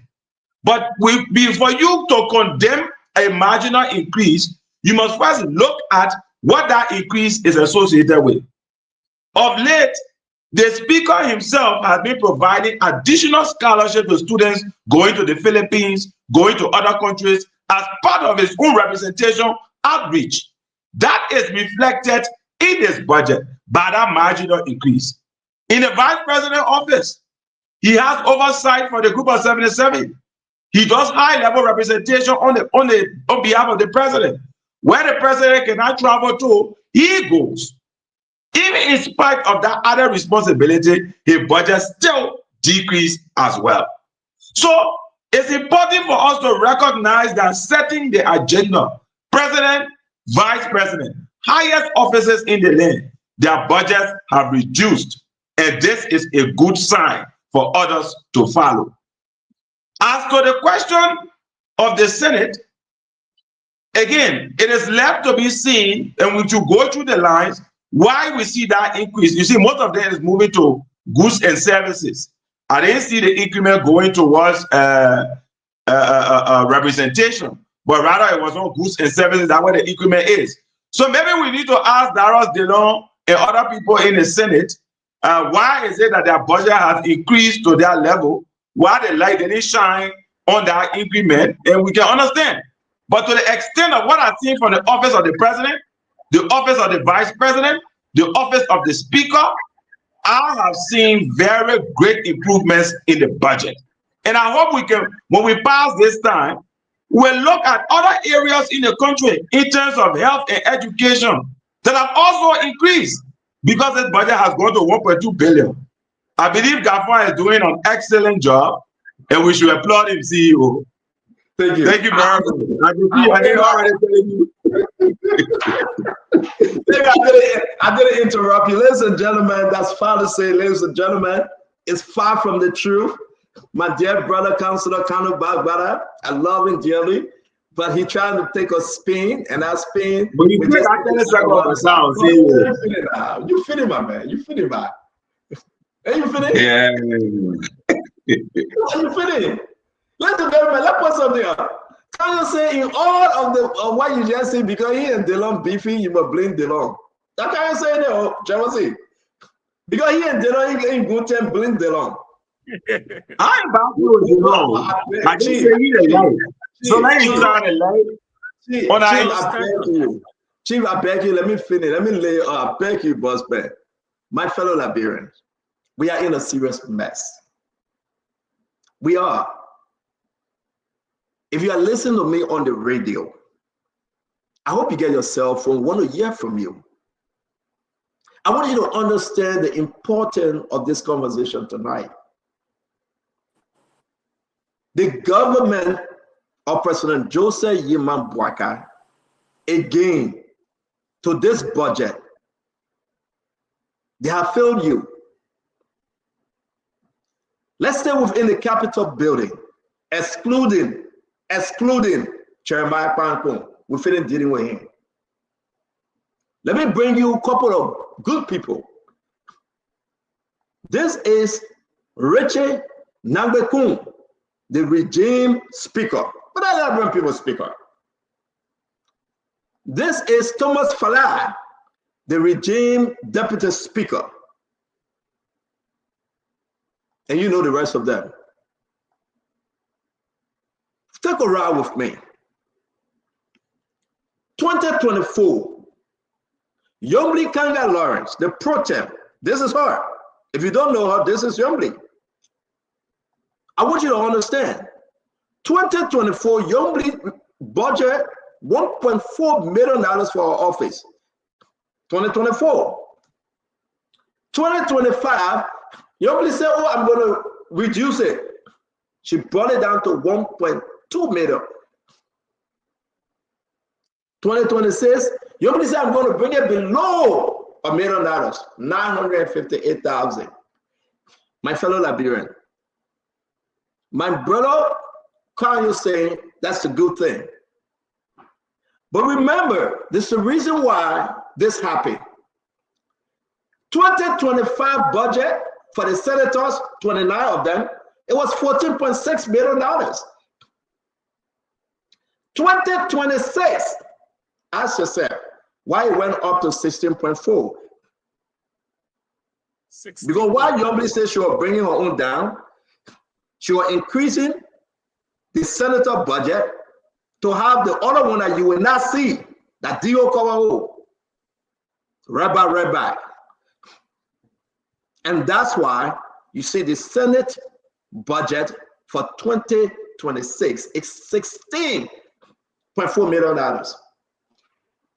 Including Yombli, it would be 17.398 million, around there. Let's say $17.4 million. 17.3, give and take, yeah. Yes, $17.4 million. Can you imagine 13 individuals in the country, 1 year, when your children are not in school, they are going home with $17.4 million. Senators, not the representative. Is this rescue? But the people want us to believe that Yombli reduced, she reduced it. No, she reduced it and she shifted the other amount of principal E. And it's a revolving door. It will come back to Yombli. And that's the reason why from 14 million, it went to 16 million. Fubi, what say you before we go to Jefferson Chelsea? Let's talk about this Senate amount. Yeah, so the Senate, there are two areas in the budget that they increase. One, vehicle insurance, which the last budget was zero, but now this budget is 1.3 million. So we need to know what kind of vehicle insurance that they're having, that they want to spend 1.3 million on vehicle insurance. And the other line item that also brought that increase is legislative hearing, committee hearing, from 1.9 to 2.9. So about $1 million increment in legislative hearing. So what kind of hearing they're going to have that they have 1.9 additional 1 million just for hearing? And, so that's the unfortunate part about the senators. They need to understand some of this basic stuff. If you will spend 2.9 million just on hearing, what are you hearing? What are you going to hear? What are you going to discuss that you need to spend $2.9 million on? And what kind of vehicle insurance that what kind of vehicle you're going to insure that you're going to spend $1.3 million? And the other line items are relatively the same as compared to the previous years. But just those two items alone carrying extra $2.3 million. So that's alarming, and I think they need to answer the Liberian people for that. And you can't treat the people like that. In all fairness, you can't do that. Yeah. Well, Chelsea, let's hear you. Chelsea, let's stick with this number. We got a lot to swallow what Chelsea. I don't want you to shift anywhere. Just stick with this senators amount. Let's talk it small. Talk to me. So the total increment in the Senate budget is around $3+ million. $3+ million. What different are they doing with the $3+ million? What different? Because you have 13 in 2025, and you have about 16 million from 13, jump straight to 16 million. So that's a huge difference there. And yeah, we mentioned the insurance, which is huge, and the legislative hearing. But those are not the only huge numbers in the Senate budget. So Youngly is presiding over the Senate. She presides over the budget of the Senate. So definitely it's going to affect whatever she's going to get in this budget. And if you can increase the Senate budget by this amount from 13 to 16 million, then you increase JFK by a few millions. And then my good brother is telling us that there's a lot of improvement in the health sector. But look what you're doing at the legislature. Look what you're doing there. You improve JFK by a few dollars, but you We're gonna come to JFK. And yeah, I'm just drawing the dichotomy between what my brother was talking. I agree with you.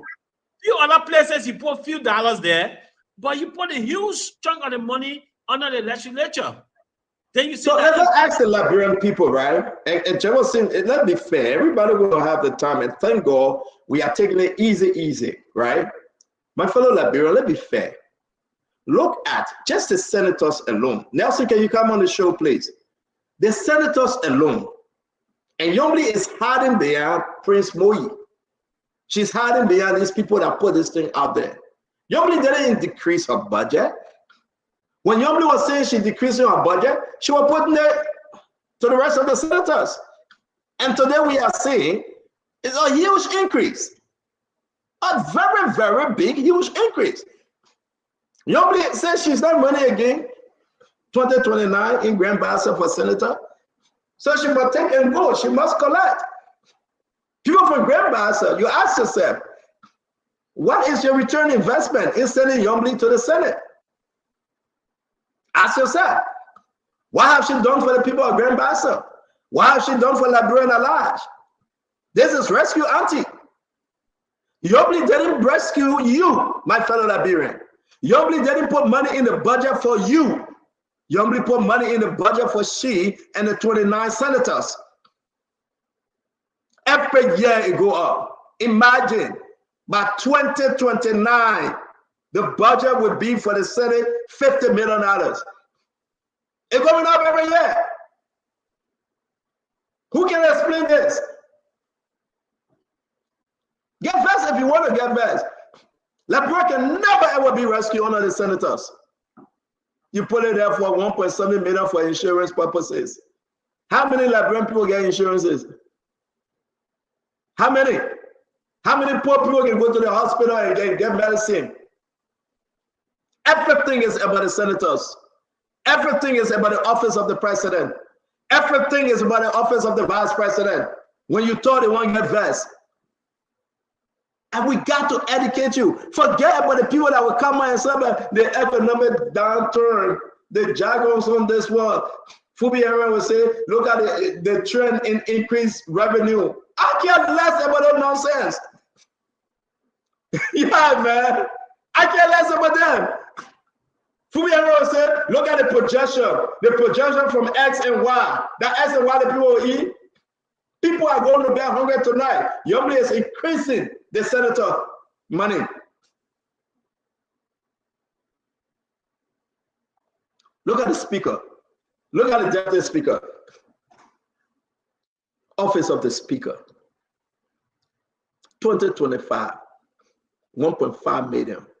Whopping 3.43 million increase. 2026, $1.8 million. Whopping, let's say 300 increase. $300,000. Then you put your hand on your head. You say, God have mercy. How did we get here? There's some people who will be calling me and say they bear with me. Look at Thomas Fala. They pay Thomas Fala money back. Look at Thomas Fala from 1.2 million to 1.4 million. Capital building increase is over $10 million for 2026. Look at the grand total. 2025, 44 million. 2026, 51 million. It's even more. Over how much? 13 million, right? Shall we see? Yeah, over 13 million. Those are your lawmakers. Over 13. Over 13 million. Yeah. They don't care about you. You're nobody to them. 8 million. No, let me put up again, my man. Right up. Let's look at the grand total. The grand total. God, wait 1 minute. 1 minute. 1 minute. 1 minute, guys. 1 minute. Yeah, wait. 1 minute. I beg you. And Fubi, I think you are right, Fubi. And this is why you went to school for. You are quite correct. We're trying to bring this thing now. You are quite correct, Fubi. We'll give it to you. So you announce it. Fubi.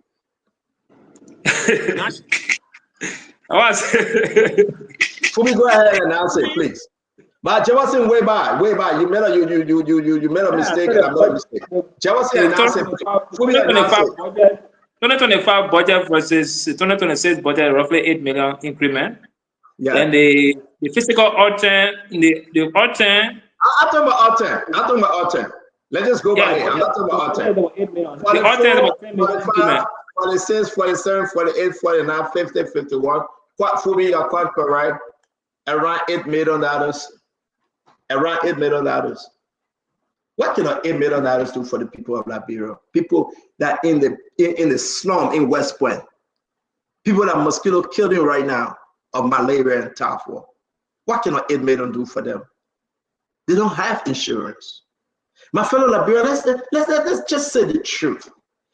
What is happening to our country today? So we're going to talk about the increase. Fubi, can you do the math correctly and give us the exact amount? Then we're going to go ahead to the executive mansion. I want you to see the increase there too. Then we ask the Liberian people, is it necessary? Was it necessary for them to add money to the money? To what they're already making?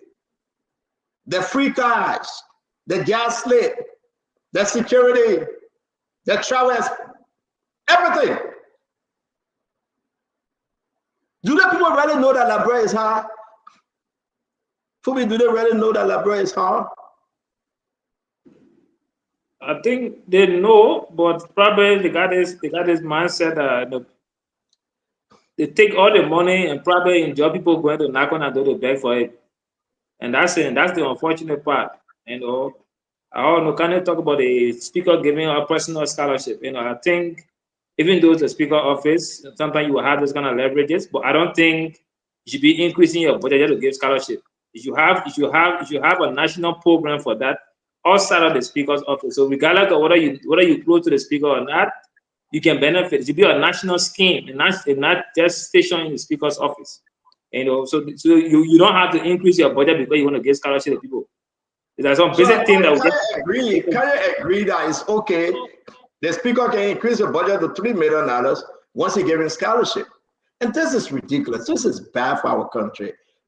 The deputy speaker will increase his budget too because he gave scholarship too. The vice president will increase his budget because he gave scholarship. The minister will increase his budget because the minister is giving scholarship. Jefferson, talk to me. This is bad for our country. This is disheartening. So let's agree. Let's agree, Phoebe, you're right. It's 8 million. So my brother mentioned about other places like JFK. You increase JFK by only 1.5 million or 1.9 million. But then you increase the legislature by what? 8 million. You drawing what I'm trying to say. So the budget determines the government's priority. You can't increase the legislature by 8 million and then you increase JFK that is crumbling, where there's no equipment, no drug, nurses are underpaid, doctors are underpaid, no electricity, no beds for patients to lie in, no machine, no dialysis machine, no DNA machine at the JFK. You only increase it by 1.9 million. Look at the difference. See the priority of the government. It tells you that the government is not focused on the people. It's focused on itself, on the executive, especially legislature, which is an extension now of the executive, which should be different. But you cannot get JFK 1.9, you can't increase JFK by 1.9. They're having all these problems, and then you increase the legislature by over 8 million. What sense does that make? Where is your priority as a government, as a rescue government? Where is the priority? Just look at what they are doing. Education, you increase it by from 43 to 53 by 10 million different. But you get just education that has all the problems. You know how many schools on education? You know the and we will come back. Jefferson, that's a lot to cover. This week will be very so for me, important. I want to put up President Boaga on the budget line, Office of the President. I want to put this up, right? And folks, it's up to you to agree or disagree, right? And we'll dig into the whole thing. We're gonna dig into it because it's very important for us to do this. The Office of the President, 2.1 million, it went up 3.4 million. People are happy that it's down 3.1 million. Now you ask yourself, why? Let's go down on the other side. Domestic and special services. Domestic and special services 2025 was 1.8 million. They estimate the autumn to 1.5. It's 1.6 million right now. Let's come down to the other one. National Security Council Secretariat, right there. Shifting is taking place. It's up by 75,000. It's up by 75,000. I want to say to all of you, whatever you think that is going on, the only way people can hide all this yama, they will take from one line item and move it to another line item, and then the argument will be, oh, I brought it down. Great. You can see I brought it down, but guess what happened? They put it on a pita. They took it from John and they put it on a pita, and they say eating it. Look at the EPS budget. Look at EPS budget. Look at national security. Why do you think they put all that money on the national security? Can any librarian tell us what is our, listen, I'm not trying to get into the security problem yet, but why they put all that money on the national security? We will never audit national security. So why they put the money on the national security? Great, talk to me. Then we will play the video of Gafwan. Look, Stanton, sorry that I went off, man, to be frank with you, because I had to change the location. But Stanton, on a very serious note, you struck very important points. People put the public under the pretext that they have reduced their personal budget in terms of salary. Maybe there's a line item they say we reduce it. But where does it go into operations? We all are fully cognizant of the fact that you're not going to audit the NSA. You remember President Boaga said they were going to audit the NSA after a week and a half. They somersaulted on that. that said they were not going to audit the NSA. So all of this money are placed into these institutions, whether operational lands, goods and services, to serve on the resources of the country. Okay, and it's a big disservice to the people of the Republic of Liberia, extremely disservice to them. Because I keep going back, and people say, why you keep going back? Because if you get $1 billion out of budget, for example, and you stay increasing goods and services, you stay increasing operational funds, and you do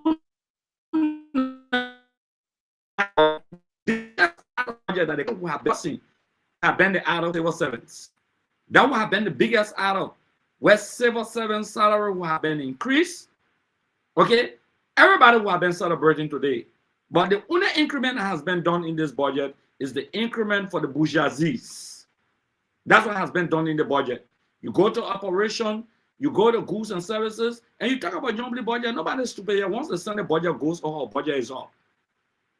It's only showcasing to say, okay, and it's 800,000 or 900,000. That is showcasing. But the national security apparatus of the country, in terms of the EPS, the NSA, all of those money being put into national security stand on, is an insult on the foundation upon which this government came to power. And those who are attempting to justify such are not even in support of the arrest agenda. Look at tourism. They have $30 million for tourism, for example. Why they can't put a lot of money into tourism? They're talking about Arab. The assets recovery team will be bringing 10 million United States dollars. They don't even have money in the budget. Where were they? You know what they talk about cases, the assets to take assets and seize assets. Can't even know better than I do because he's a lawyer. It may take 2, 3, 4, 5 years. Okay, but look at the budget. This budget is an insult. This budget should even be withdrawn. Okay, because it's a big insult to the people of the Republic of Liberia. It's an insult to the civil servant. It's an insult to the nurses. It's an insult to the teachers. It's an insult to the doctors. Insult to the students community, insult to the youth community of this country, to the disabled community. That big insult. Because they stood up in 2023 and they took a solemn commitment and oath to the people that when we come back, we shall ensure that Papa will come home. But where is Papa coming home?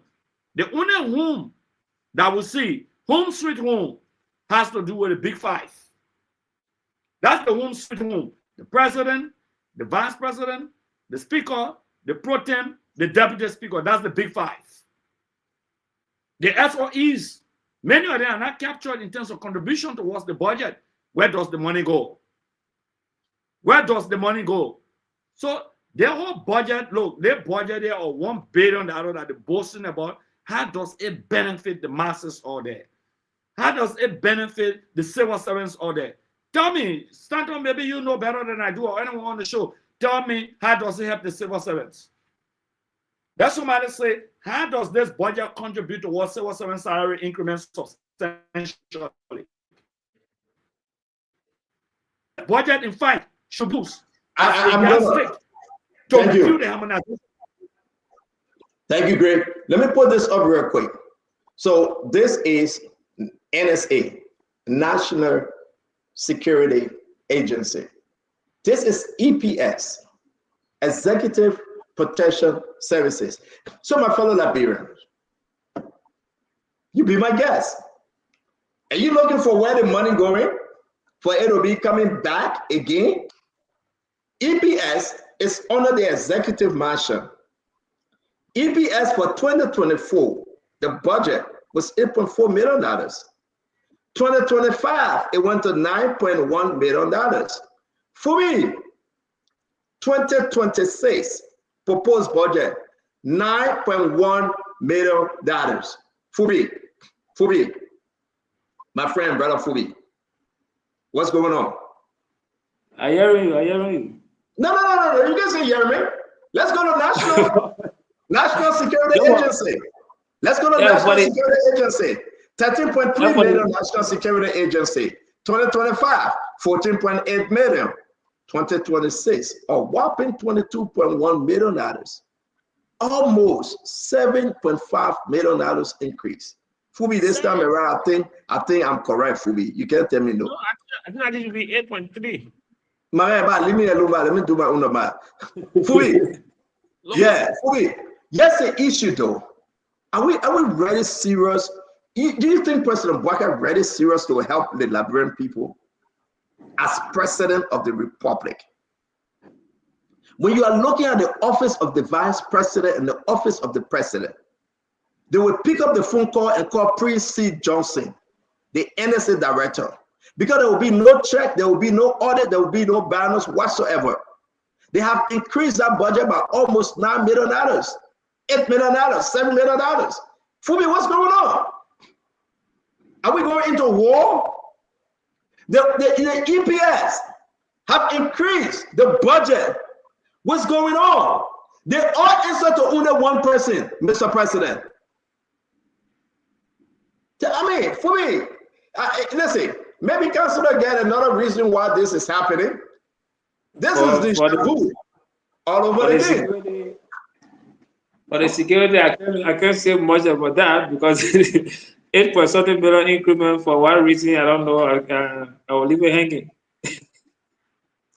Listen, you can say nothing. The Liberian people are looking for answer. Yeah.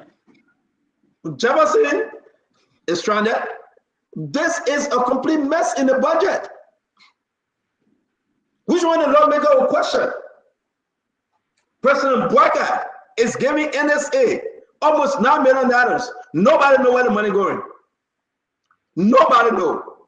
President Bwaka came to rescue the Liberian people. Rescue the Liberian people. Who is President Bwaka rescuing? If you are listening to us on the radio, who is President Bwaka rescuing?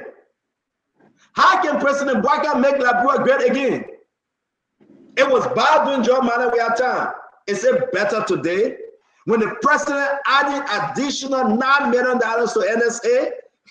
Is it better today when this president added additional millions and millions to the EPA for what that same day can use or build a building in Foya? What's going on?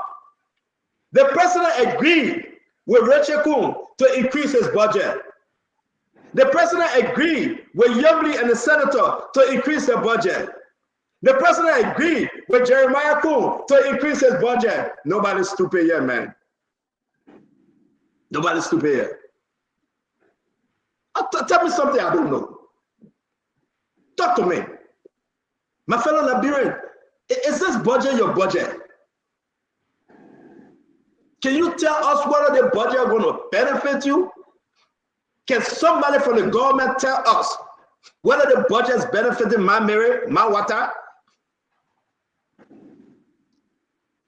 Before we go to Brother Jefferson Chelsea and our brother Kanyo Bala, you remember President Bwaka said that, Jeremiah Kuhn, I'm asking you to find a reason why all the prices is going up high, right? Great, you remember that, right? Yeah. President Bwaka said that beautiful committee. He said, call my vice president, Jeremiah Kuhn. He said, call my vice president. Mr. Vice President came. Guys, if you remember, just tell me yes. If you guys are following us, you remember that the president asked Jeremiah Kuhn and making chair for the committee on inflation. Musa King, you say you remember. How many of you remember? How many of you remember? When the president asked Jeremiah Kuhn, say, come and chair the committee to bring prices down. How many of you remember? If you remember, say it. Jerry Jason said, you remember? I'm going to wait. So, I mean, people are saying yes, they remember. Abraham Boga said you remember. Joe Cooper said you remember. But you know what happened? Since you guys begin to think back and you are remembering that the president gave a special tax to Jeremiah Kuhn,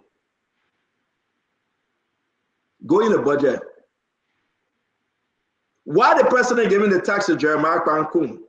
They are increasing taxes on everything. Yeah, 13%. Absolutely. Fully. 13%. Why the president telling Jeremiah Kuhn, go find reason why everything going up, skyrocketing.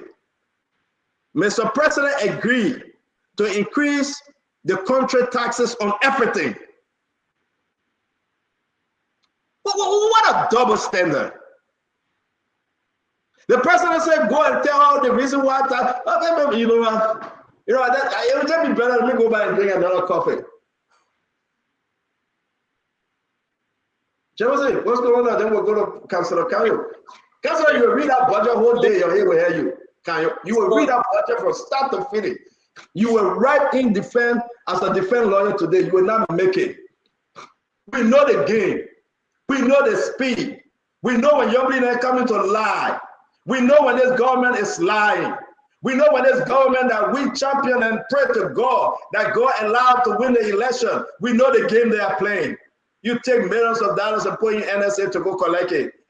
Millions of dollars on EPS, sorry, not EPA, EPS. Revolving door, you want to collect it? Talk to me, Jefferson. What happened with the inflation? So I'm confused. You said rice price is high on the market. Let's find a way to reduce the rice price. But then you're reducing agriculture budget by $1+ million. You reduce agriculture budget. You increase JFK budget just by 1.5 million. Then you increase NSA by 8.3 million. You increase the legislature by 8 million. Ministry of Foreign Affairs, you increase it by another 5 million. Then you reduce Ministry of Agriculture. What is your priority then? What is it? The civil service salary are not going up, but you're increasing people budget by the millions. Nurses' salaries are not going up, but then you're increasing NSA budget. JFK budget is only increased by 1.5 million, but you get Ministry of Agriculture and Ministry of Foreign Affairs is increased by $5+ million. So where is the priority? What are you doing? How can you allow the people's money only to land on your own pockets? Because look, the major thing we need here now is our health sector, our agriculture sector, and our education sector to be taken care of. But those are the places where you're removing the money and putting the millions to other places that have nothing to do with bettering the lives of the ordinary Liberians. And this is where the government is failing. Because the budget tells us, which shows their priority, tells us that, look, our priority now is lining up money in the pocket of the legislature and those in the executive. And this is troubling for this government. They need to send that budget back and realign the priorities. If not, this budget will be a slap in the face to the ordinary Liberians. We need to improve the different sector, the health sector, put more money into JFK, take that money from the legislature, put it to JFK. Let's equip our hospitals so our people don't be dying from curable diseases. Let the nurses be paid well. Let the pregnant women be able to go to hospital free of charge. Instead of allowing them to give birth on the streets. Instead of allowing 2 baby mothers to lay on the same bed at the maternity hospital. These things are troubling for the government.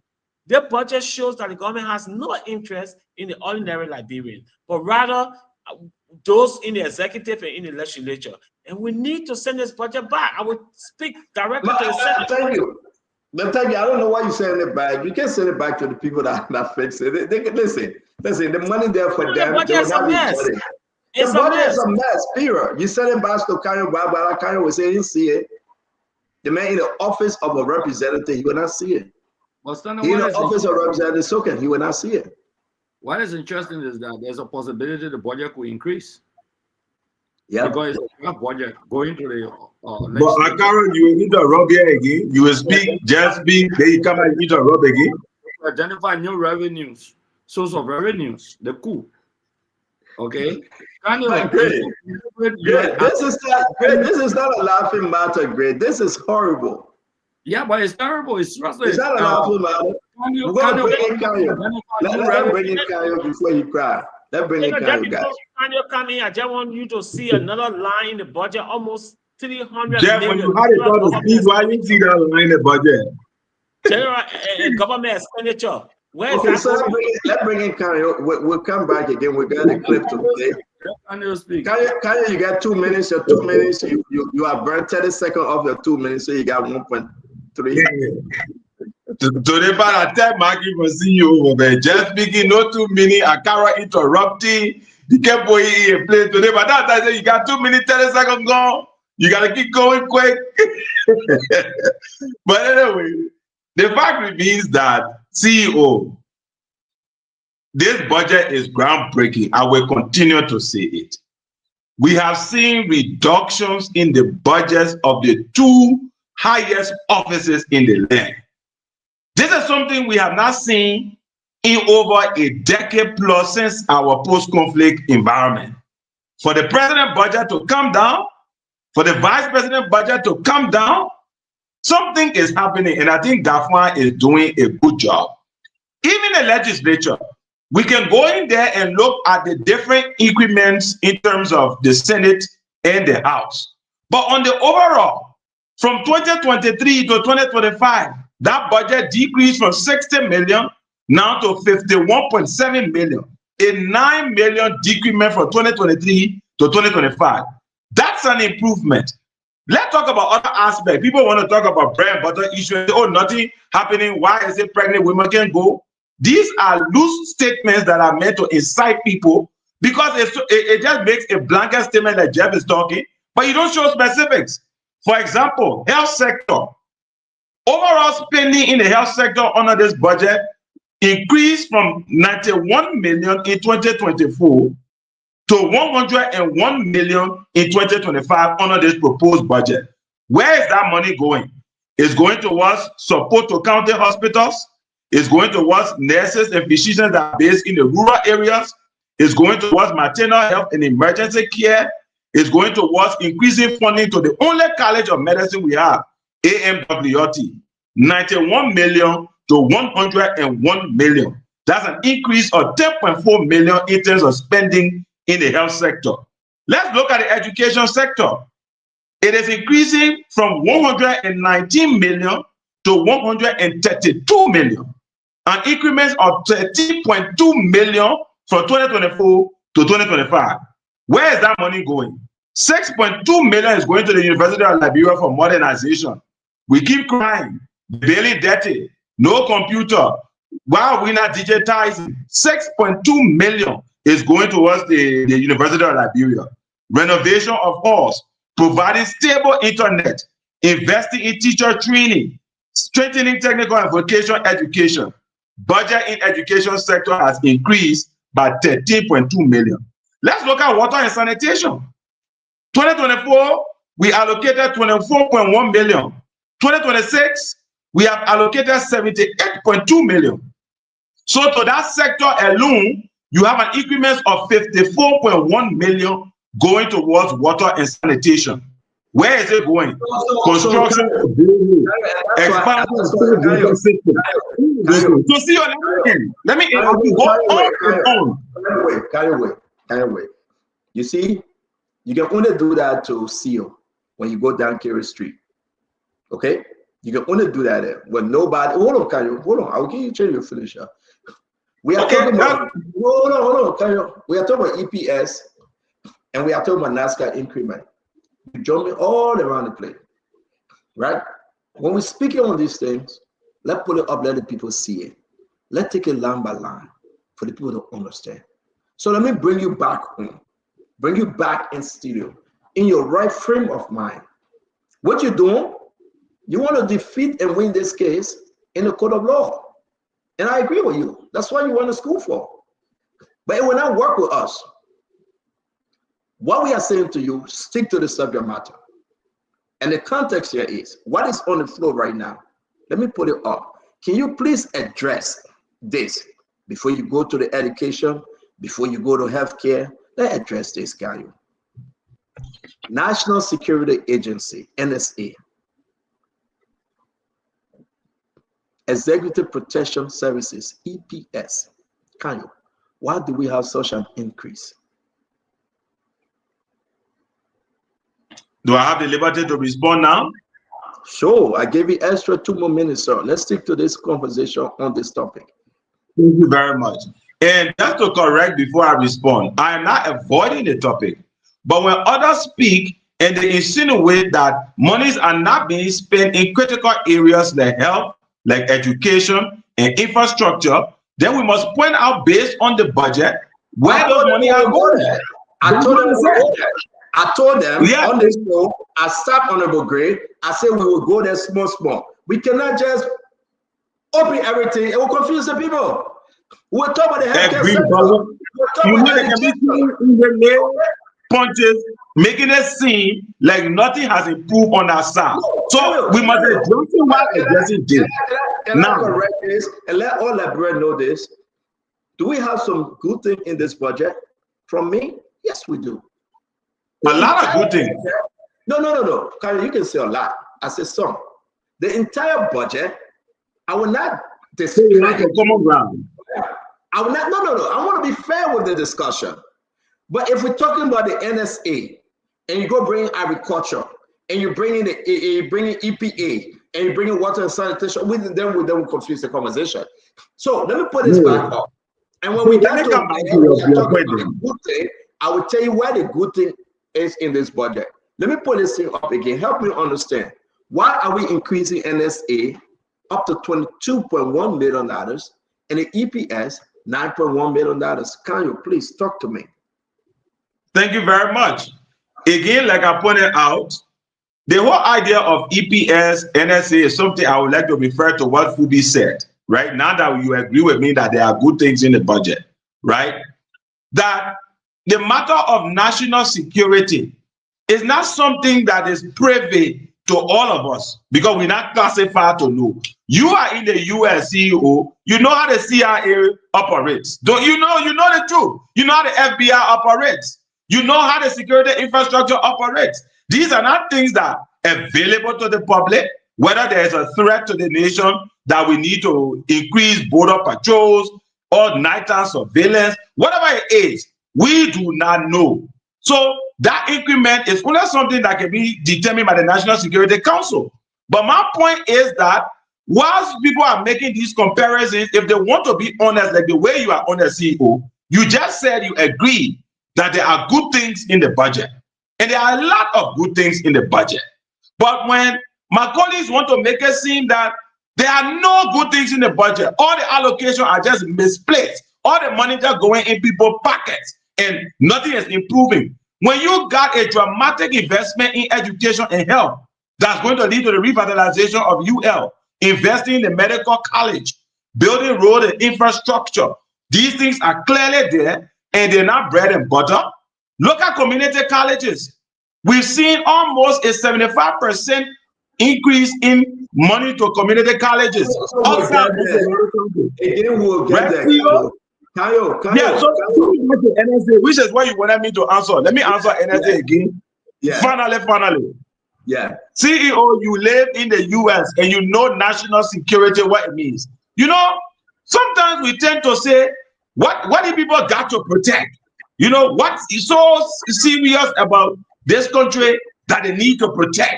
Why are they putting money there? We say that all the time. But you and I don't know in the night hours. I mean, maybe not you, but me, because I'm in Liberia, you are not here. What are the threats that these people are dealing with? So to some extent, we can query the increase, but it will be unfair to say that the increase is totally unjustified because both Akaros and Jeff cannot say what is it that these people are doing that they are privy to. So we gotta be fair. Thank you. And listen, gentlemen, you just see that Congress spoke for over 8 minutes, right? He and myself went back and forth. You shouldn't cry. You I have to reset your conversation. Akaros Gray, let's hear you, man. Let me go back to NSA and let's talk about the EPS. Talk to me. It's good that you're going well. You know, I see why the government cannot go after 12 other people. And this the hypocrisy here from Kandio and Fubi. You justify national security, you say, we don't know a security issue. You don't know the level of threat and all of those things. But you're running after Samuel Trump for spending money on security. For spending money on security, the Senate say election time that was security issue, you had to spend money on it. When it comes to that, you don't justify it. But when it comes to this administration, then you justify security spending. I will keep saying it's being disingenuous. Unfortunately, If President Boya keep listening to Kanye, he will plunge Unity Party into chaos.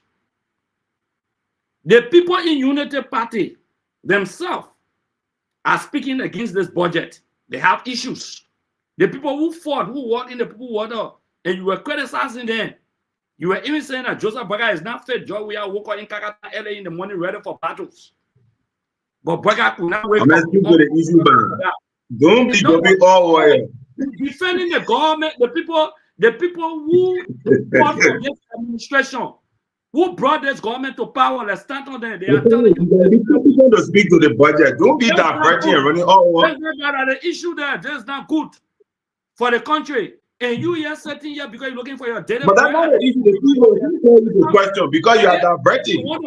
You want to talk about education? You want to talk about you health? We can go there. Are there an increment in the payment of teacher salaries? Let's talk about NSA.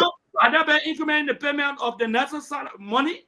You want to talk about we're gonna go there. We got a whole week to talk about the budget.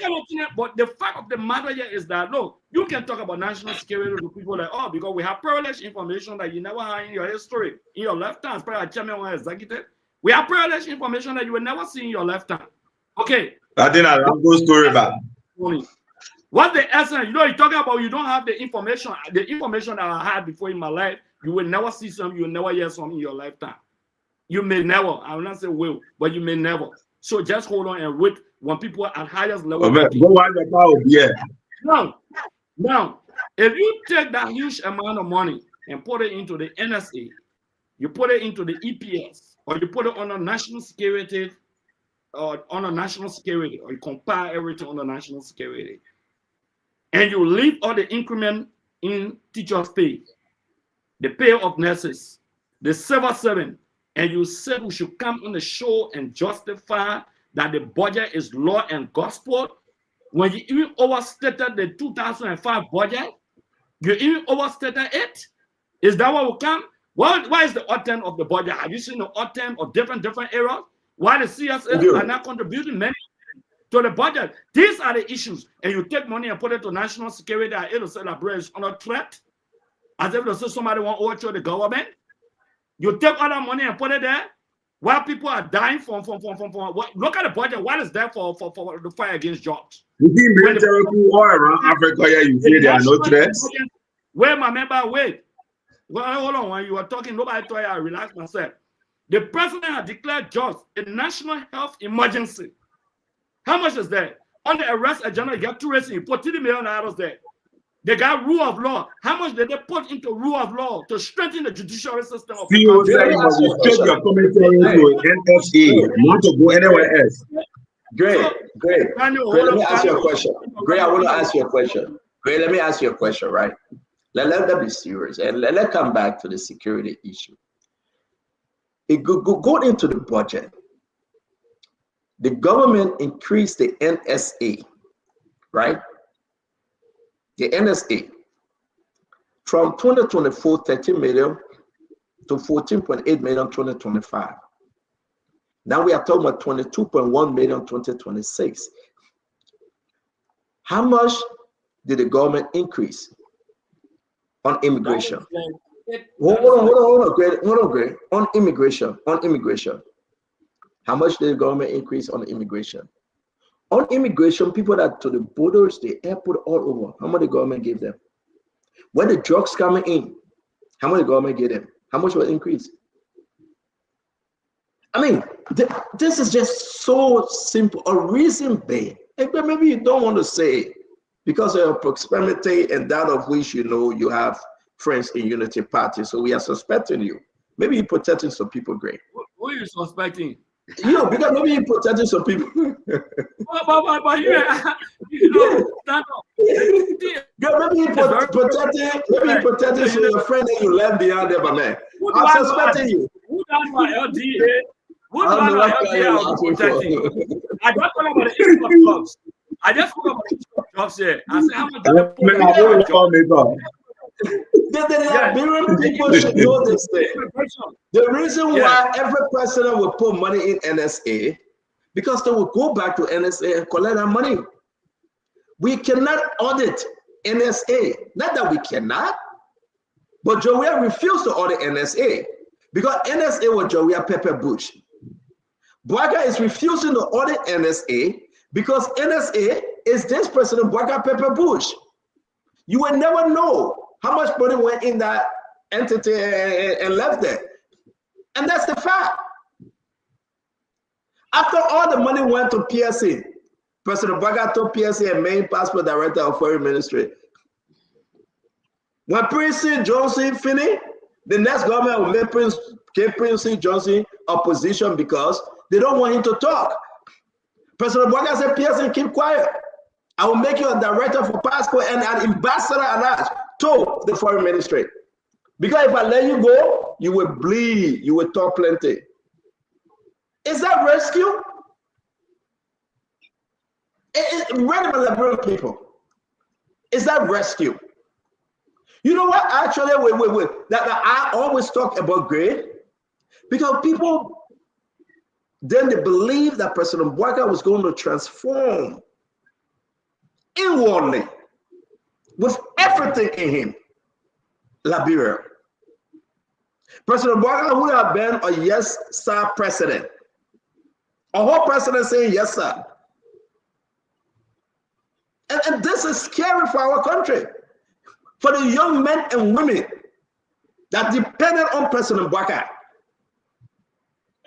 Next year, the budget will increase. NSA will go to 30 million from 60 million. Can you imagine? We expected President Bwaga to say no to some of these increases.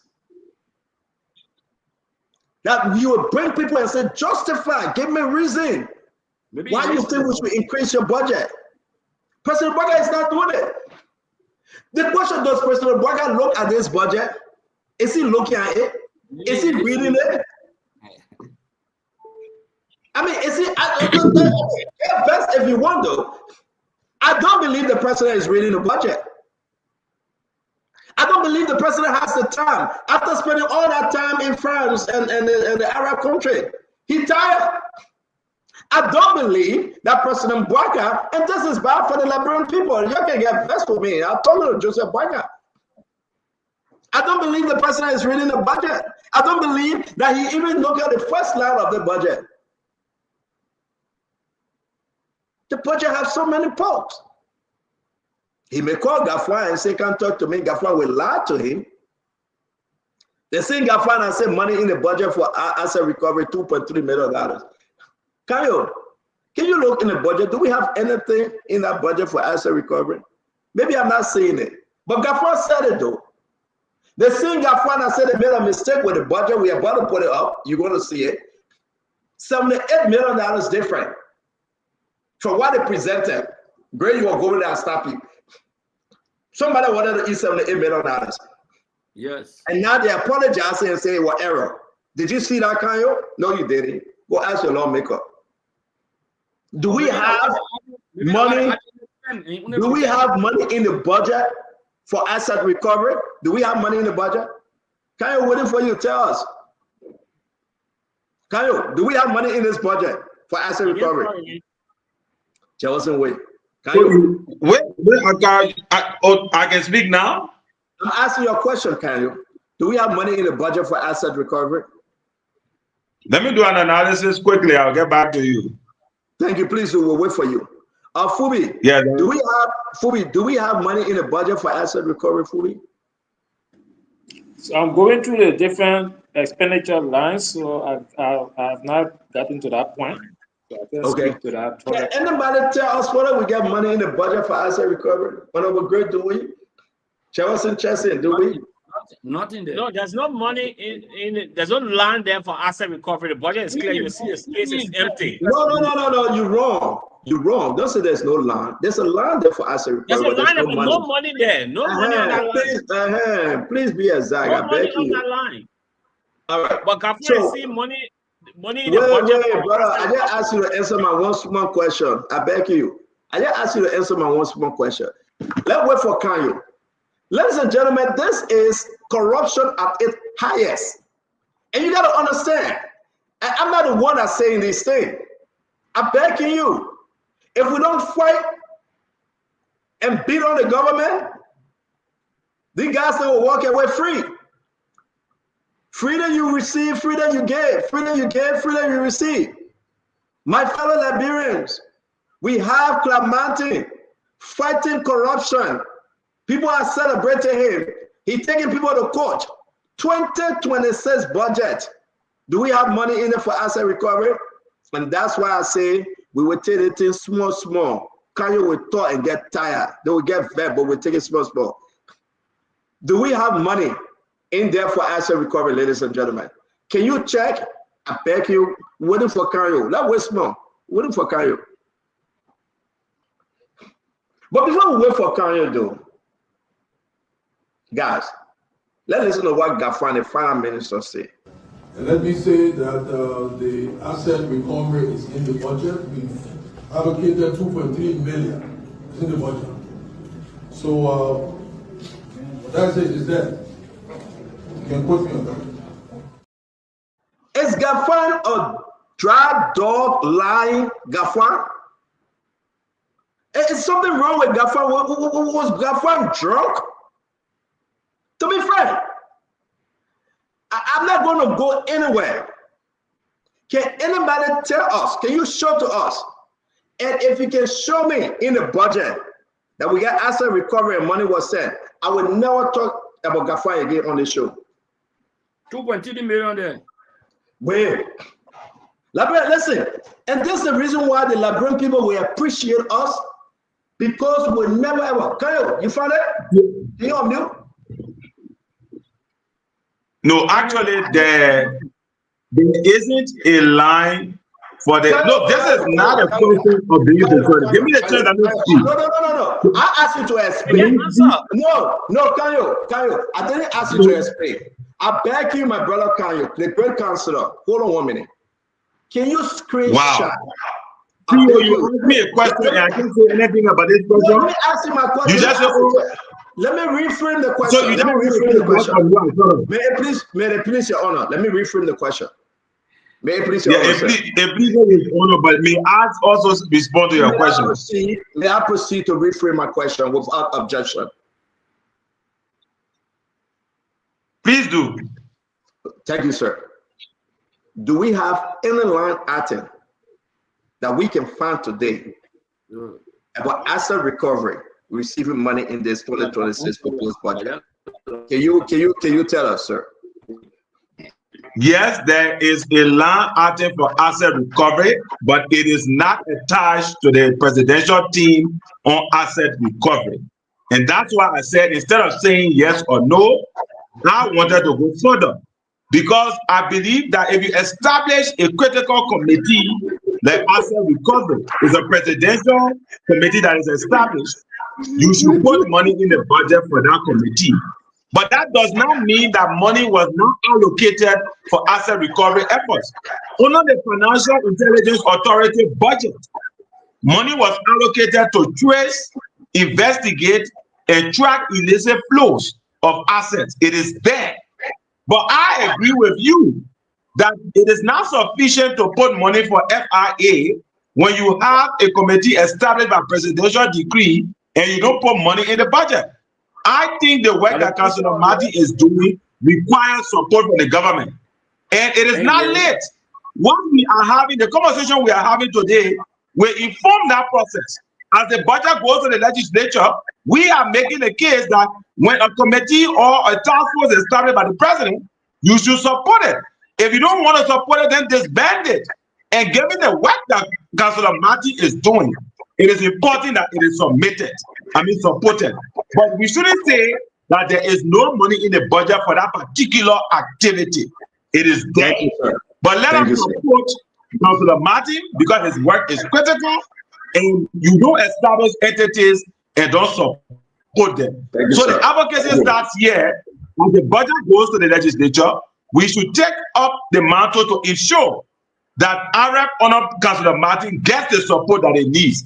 And I can't the other man not be arguing like they're happy for Arab to get money. It's just a question of saying that you want to criticize the government. We who are genuinely advocating that Ara gets money, let's make that case. We can acknowledge what is absent, but we can also point out when things are not being done the way it ought to be. Thank you, CEO. Thank you very much, sir. Your Honor, thank you very much, sir. We no, don't interrupt. I can't, don't interrupt. Chelsea, I beg you guys, just me, you say, don't interrupt. We gotta respect the honorable counselor here. I'm gonna play, guys. I know you have, I know it hurting you, Jefferson, but you gotta wait. I know it hurting you badly. It hurting you badly, but you gotta wait. My fellow Liberians, let's listen to Gafwan. The day I called Gafwan a bloody liar, some of you got angry. Gafwan went on ELBC, he mentioned my name, and he said a lot of stuff.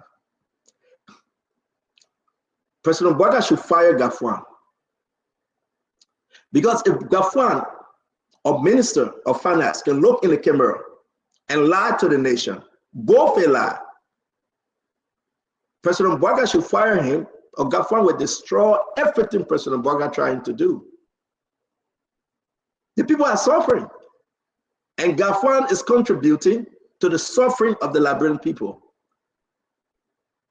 Let's listen to Gafwan.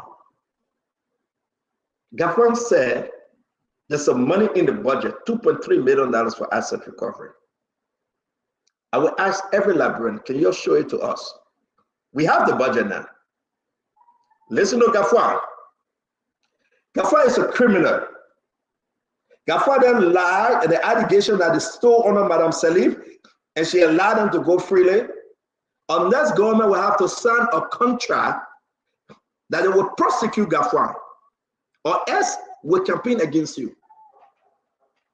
Unless political leader will have to sign a contract that Gafwan will be prosecuted for destroying Liberians and enriching himself and lying to the Liberian people.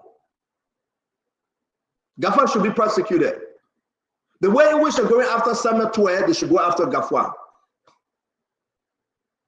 Every one of you, the country is quiet right now. And Gafwan has agreed to lie to the Liberian people. Listen to him lie. And let me say that the asset recovery is in the budget. We've allocated 2.3 million in the budget. So that's it, is there. You can quote me on that. The message we should call him, right? Fubi from Coca-Cola ANC. Fubi, do we have anything in the budget? Fubi, don't talk to the girl. We ain't all talking. Meet yourself. Don't let the girl talk. I don't know who the girl with you. Let's come back on the show. Fubi, do we have anything for asset recovery in the budget, sir? So the minister said there's 2.something million in the budget. So what you want me to say? Fubi, you want me to say like Fubi, do we have 2.3 million in the budget for asset recovery? Maybe they may put it on someone like that, and can you say maybe on Fubi, don't let me call Mr. to extend your suspension. I can't dispute the man. Wow. Fubi, have you seen anything?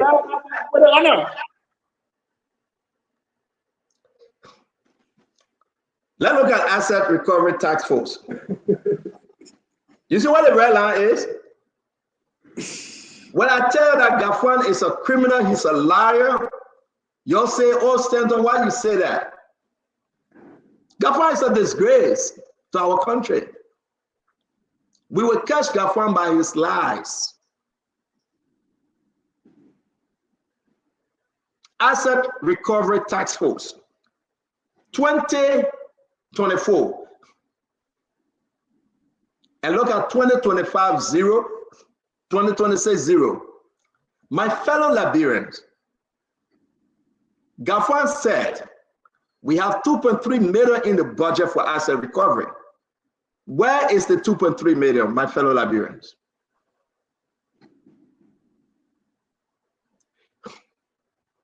We're gonna wait. We're not going anywhere yet. If you are listening to us, We're going to pause. We're going to wait, and we can hear the pin drop. Where is the $2.3 million for asset recovery? Where is it? And that's the line item 087000 Asset Recovery Task Force. 2025, 0. 2025 upturn, 0. 2026, 0. 2027, 0. 2028, 0. I'm going to go around the table. I'm going to ask sincerely yours. Please answer the Liberian people question. Let's listen to Gafwan. And let me say that the asset recovery is in the budget. We've allocated 2.3 million. It's in the budget. So that's it. It's there. You can quote me on that. You see how Gafwan is a bloody liar? You see how God is beating Gafwan because he's a liar?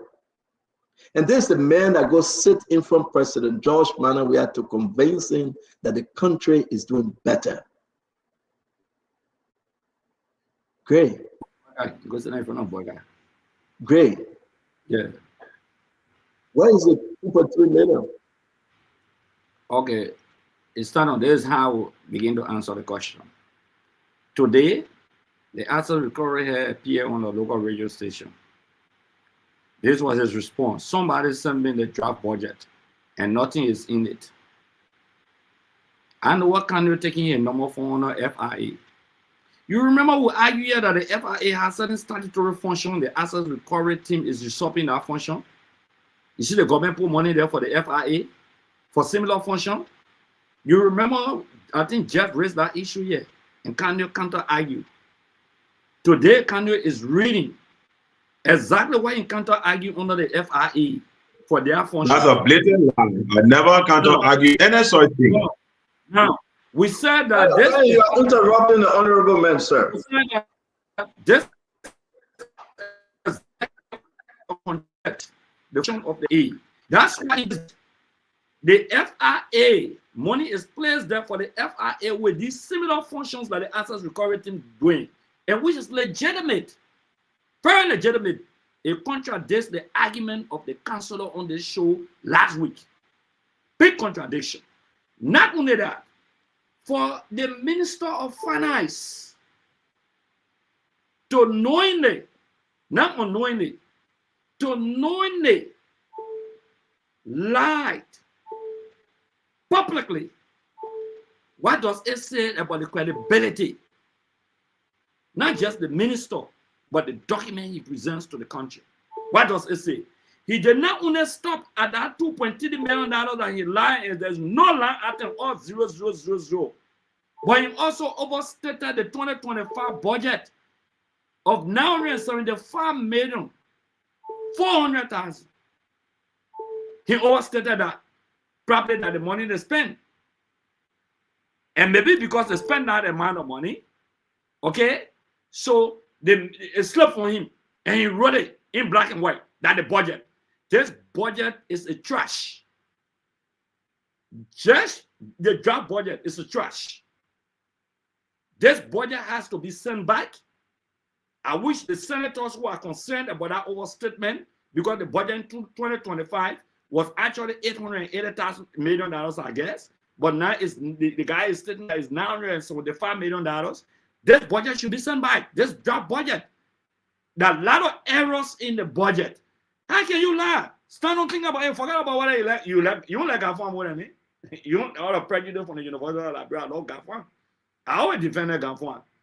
But the fact of the matter, I cannot imagine that a Gafwan will stay in the public glare in front of the media, broadcasting to the world. And my friends will come here and say, oh, the money was put on a FIA. But it seems that the money was put on a FIA. Something about assets is there. And you hanging on a little straw. Come on, man. So it's an intellectual disservice to the public. It's a disgrace to the public. It's an embarrassment because there is zero. It's zero today, it's zero tomorrow, it's zero day after tomorrow, and then guess what? They put $10 million that the asset recovery team will be able to recover and contribute towards the $1 billion, $1.2 billion. Great. I love to keep it simple for the Liberian people, right? This budget, before we bring our brother Chesson, the budget is a disgrace to what President Barker came to power for. This budget is a disgrace to the legacy of President Joseph Yuma Barker. This budget, now when President Barker said no children were set between cars, this is a disgrace. This is a budget that President Barker said we will change our system, the hospitals, the schools. This is a disgrace. So one asks a question, did President Barker look at this budget? Yeah, you left it with Gafwan. Well, let me do this and we'll bring you in. I know you speak on it. Let's look at Gafwan. No 77 have gotten any increase by any pay. Nothing whatsoever. But guess who got the increase?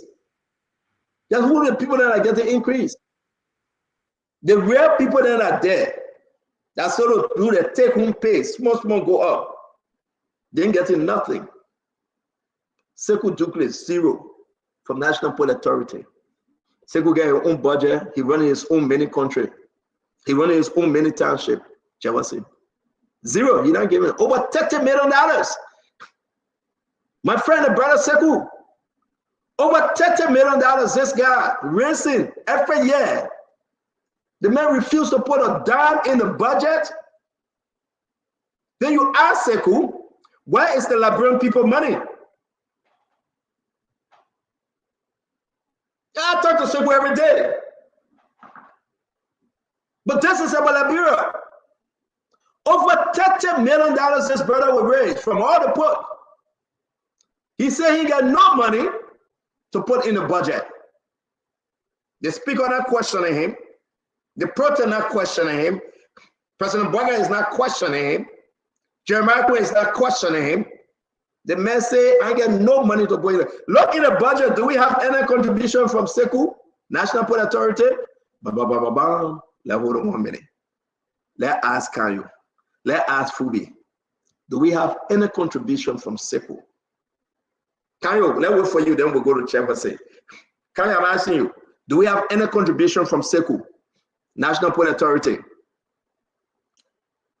Let me do a quick analysis and come back. No, I always like to do analysis. I don't need to do analysis. No, not now. I want to look. I'll come back. Answer. You want to? Oh, you want me to get you chair for you to look for it?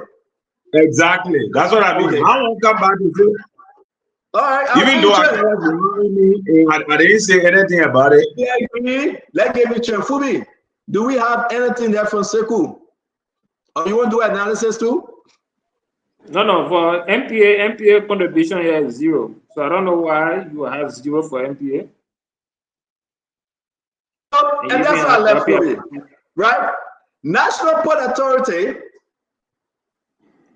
they collected over $30 million. Now fasten, going let people here need to hear this.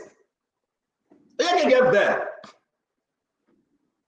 Then people can get attention that and say, hey, they'll get a $5 that I'll be happy. It's not personal. It's about country. You take your phone, you ask Sekou Dukle, and you want his number, I can give you his number. You're asking why he's not collecting and giving the country the money that belongs to the country. What's Sekou doing with the country money? Even Labor Ministry contributing 11 million roughly. We're going to Labor Ministry. The whole week we talk about it, we tell our Liberian people how wicked some people in the government are. Did the president tell Sekou not to contribute? You won't call Sekou, I can get your Sekou number, but Sekou said I shouldn't do it. He said I shouldn't get a number. But again, why is Sekou Dukle? Did President Barker tell him not to contribute? Chelsea, let's hear you, my friend. Thank you, Stanton. But it's clear that MPA is not contributing to the budget. But my man made a statement, and I think it's becoming clear by the day that Kanye is becoming an embarrassment and becoming a disgrace as a lawyer. You stay here and say maybe they put a 2.3 million under the FIA. Kanye, the government doesn't work that way. FIA has its own statutory responsibility. That money was given to the FIA to run the FIA and not the asset recovery. The asset recovery was established by law, by the president declaration. So they had the whole budget line in the budget. So government lied to the people on the public radio. He lied that he got money in the budget for asset recovery, 2.3 million. Kanye, this is disgraceful. It's embarrassing for our country, not just Kafuan. It's embarrassing for the finance minister to lie publicly that he has $2.3 million in the budget and there's nothing, zero. And you yet Kanye trying to justify that. That is unfair to yourself, Kanye. You will crush yourself if you continue moving this way. And you call this budget of let's talk about the budget now. Is enough. Man, we talk about the budget. Yeah, but he just discussing the fact of the budget. But yeah, we are talking about Seku. I ask you a question. You be on Kanye. You want Kanye? No. You want Kanye? You want Kanye? You want him? Kanye, another check. Look at you shouldn't be discussing the fact of the people. No, but try your own. No, try your own. Kanye is not a check. When you finish with a tirade and prepare to respond to the Seku. We put something on you leaving it. You just be on Kanye. Kanye get beat boy that you looking at? What you be on the member? You wasn't there. I spoke to that. No, you didn't. I was right there. The NPA has no contribution to the budget. Reason why? Nobody knows that. Nobody knows that. With all the 30 million they're raising, nobody knows why they're not contributing to the budget. Only God knows. But what I'm saying is that it's disgraceful to our country for the finance minister to state on public radio, on state-owned platform, and lie to the Liberian people that he has 2.3 million in the budget for asset recovery when the budget shows that it's completely zero. And somebody's on the network trying to justify that by saying maybe he put the money on an FIA. Do you know more than the finance minister? If he did that, he would have said it. Let's be square with ourselves here. We shouldn't be lying to the people. There's a public platform here. You can't stay on the platform and lie. And you call the kind of budget a groundbreaking budget when you give JFK the only referral medical hospital in the country here, 9 million, and you get 22 million to NSA. Then you say it's groundbreaking. I don't know why you call it groundbreaking, can you? Thank you very much. Fubi, how embarrassing this is. CEO, you asked the question. I want to come back to that unless you think it's okay. Kanye, go ahead. Kanye. Go ahead. You're right. Okay. And then when I complete this, I will kindly allow you to permit me to respond to the lies from Akaras and Jeff. I'm doing no personal attack. I'm not in that business because I know it's a question of distraction, so I won't go that way. I will just dispel the lies, right? Now, onto the Seku NPA issue. NPA, right? Onto the Seku, pardon? You're talking about NPA now, right? Yes, I'm on the NPA issue. Onto the Seku issue. If you look at the annex where there is the question of contributions, yes, the NPA. I'm sorry to interrupt you. Can you send it? Let me post it. Let me put it up, please. Just put it in the chat room and send it to me. Then yeah, I'll send it to you. But meanwhile, let me just speak. Then I'll send it before I tell you because I'm reading it as we go through. Why is Jeff always? Why are you behaving rowdy like this, Jeff? This is not like you. I know you for so long. You're a decent guy. Why you allowing politics to make you behave like this? Go ahead. I mean, they'll give you that consultancy. You just got to do it in that way. Don't go in bars and be telling people. So listen, CEO, let me come to the issue here. Look, if you go to the annex, this is a budget, right? Maybe some people don't understand. This is not money that is sitting down. It is money that will be appropriated based on revenue collected. Based on that, the MPA is committed to providing 3.2 million to the budget based on revenues collected. Now you may want to ask, why is it that the MPA is going to make only 3.2 million available to the budget when it collects 30 million. That is because also in the explanation, the NPA has liabilities that is servicing of close to 40 million. So while you collecting 30, you got liability of 40, but in the midst of that liability of 40, the NPA still commits that it will remit 3.2 million to the budget. And that is there. So, I mean, let's beat on Seku for something else.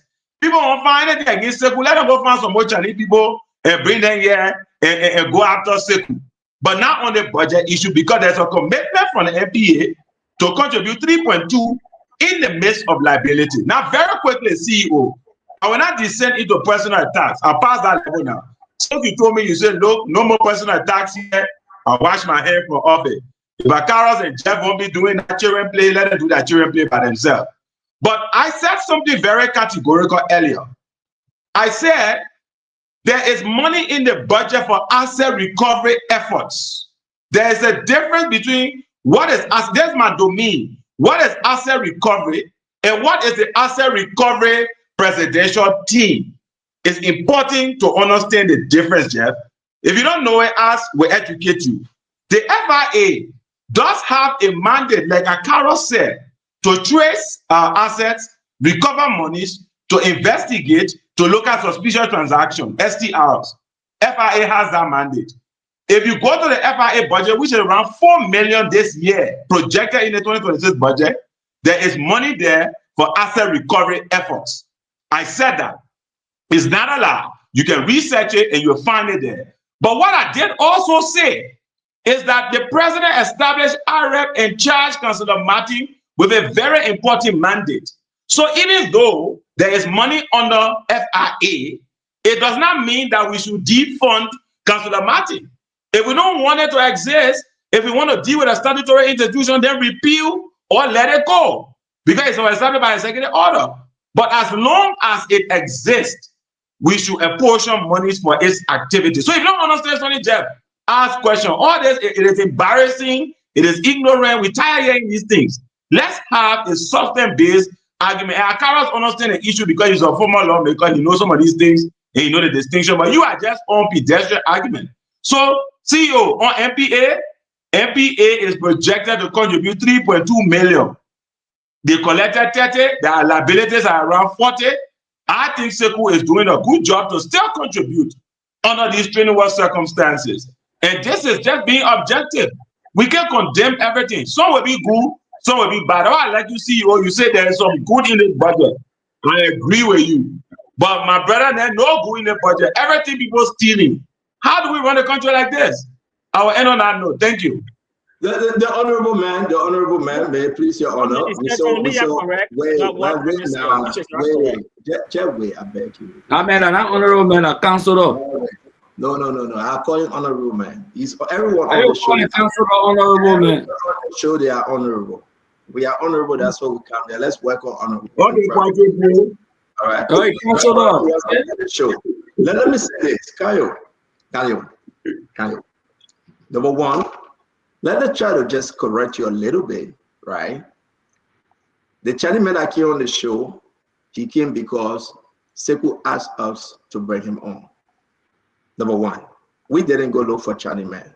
That Seku brought the Chinese man. So I hope it just clear, right? So that Seku brother from China, he met a guy in New York and he brought him on. So go back and ask Seku. Number two, I think you are intentionally deceiving the Liberian people tonight. Like I will always say to everybody, if I don't know, I don't know. If I know, I know. And I will tell the Liberian people why I know.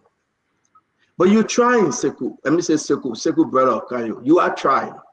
You are trying seriously. If Seku were to contribute, or he promised to contribute anything in the budget, it will be there. NPA, 0 for 2026, 2027, 2028. Joseph Lima Boga leave power, Seku is not contributing or down. You say Seku get an overhead of 40 million? That's a lie. The last projected amount for 2025, employees, operation, and everything was around $14 to $17 million. That's not true because we got it. We got it booked. It's not 40 million. So I will ask you, right? Go back to Sekou. Tell him to give you all the numbers. 2025. Operation, everything for National Port Authority between 14 to 17 million dollars.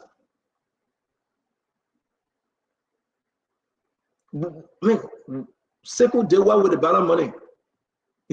2024 ballot money, what did he do with it? 2025 ballot end. The ballot change, what's Sekou doing with it? To run in Bomi County? He keeping it to run in Bomi County or he giving it to President Boakai? What is he doing with it? And that is very clear. You know, I love to talk about my friend. That what made my own friendship hard. That's why I don't have friends. NPA. Everybody saying it. 2025, 0. 2026, 0. 2027, 0. 2028, 0. 2029, 0. Sekou will not give a damn till after the election. Is it fair to us as Liberians? CEO, what kind of talk the normal one are they contributing towards the budget? We're waiting for Kyle to send it. He said he was sending it. I was going to go there, pray. The man got to send it, waiting for him. Pastor, in the first place, you should have even allowed him to make that statement, or you seen where he making the statement from. The budget is available to everybody. I mean, sometimes you talk, I don't see where you can make a statement from. So it's fair. We just ask the man to send it. Yeah, but in the first place, you initially said the money is on FIA. Then you come now, you say the money, you didn't say on FIA. You know, I mean, kind of that be frank with the Liberian people. If it's So Timothy, Sekou say he's not contributing the after 2029 election. What say you, Jeff? Because there's nothing there for him. Well, let's be frank about this MPA contribution to the budget. MPA should be one of the major arms because it's the country's gateway to our economy. So we should be contributing to the budget. Why they're not contributing, I don't know. Maybe some people are saying that he is the one, doing the construction in Lofa County. But I mean, that's not the point. The NPA should be contributing hugely to the national budget. This will help to improve the livelihood of the ordinary Liberians. No matter how we say it, you cannot say somewhere in the budget he is supposed to. No, if he's supposed to, if it's projected, then it should be reflected in the budget. The $200+ million that should be coming to the government is projected in the budget. Why MPA is not being projected in the budget? You cannot give an excuse for that, can you? There's no excuse for that. So let's be clear with Liberian people that MPA is not contributing. As small as labor ministry is contributing towards the budget. I mean, as minimal as it is, it's contributing towards the budget. Why MPA is not? That is concerning. That is concerning. That's the gateway to our economy there. The free flow of let's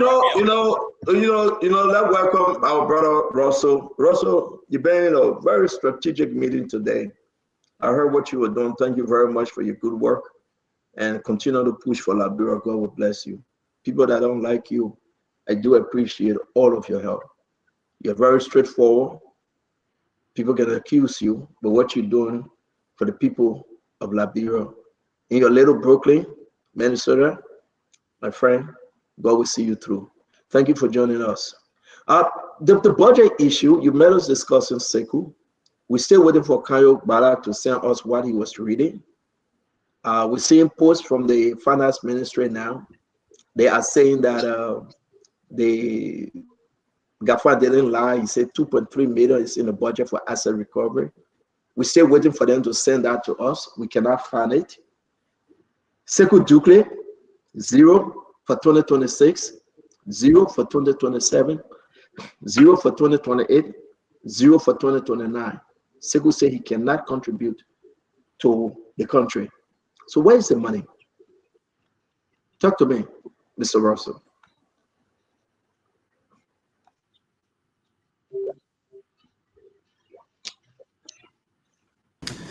Thank you, Stanton, and thanks as well to the thanks for the kind words. And I also like to say hi to all of the panelists on here and all of the listeners and viewers as well. Yesterday was a great show. There were a number of folks who have reached out, and I was really pleased with the show yesterday. So I'd like to say thanks to you and Diamond for making that happen. The folks all over West Africa in the region thought it was an important and significant conversation. It shows, the flexibility, the dexterity of Spoon TV and the Spoon.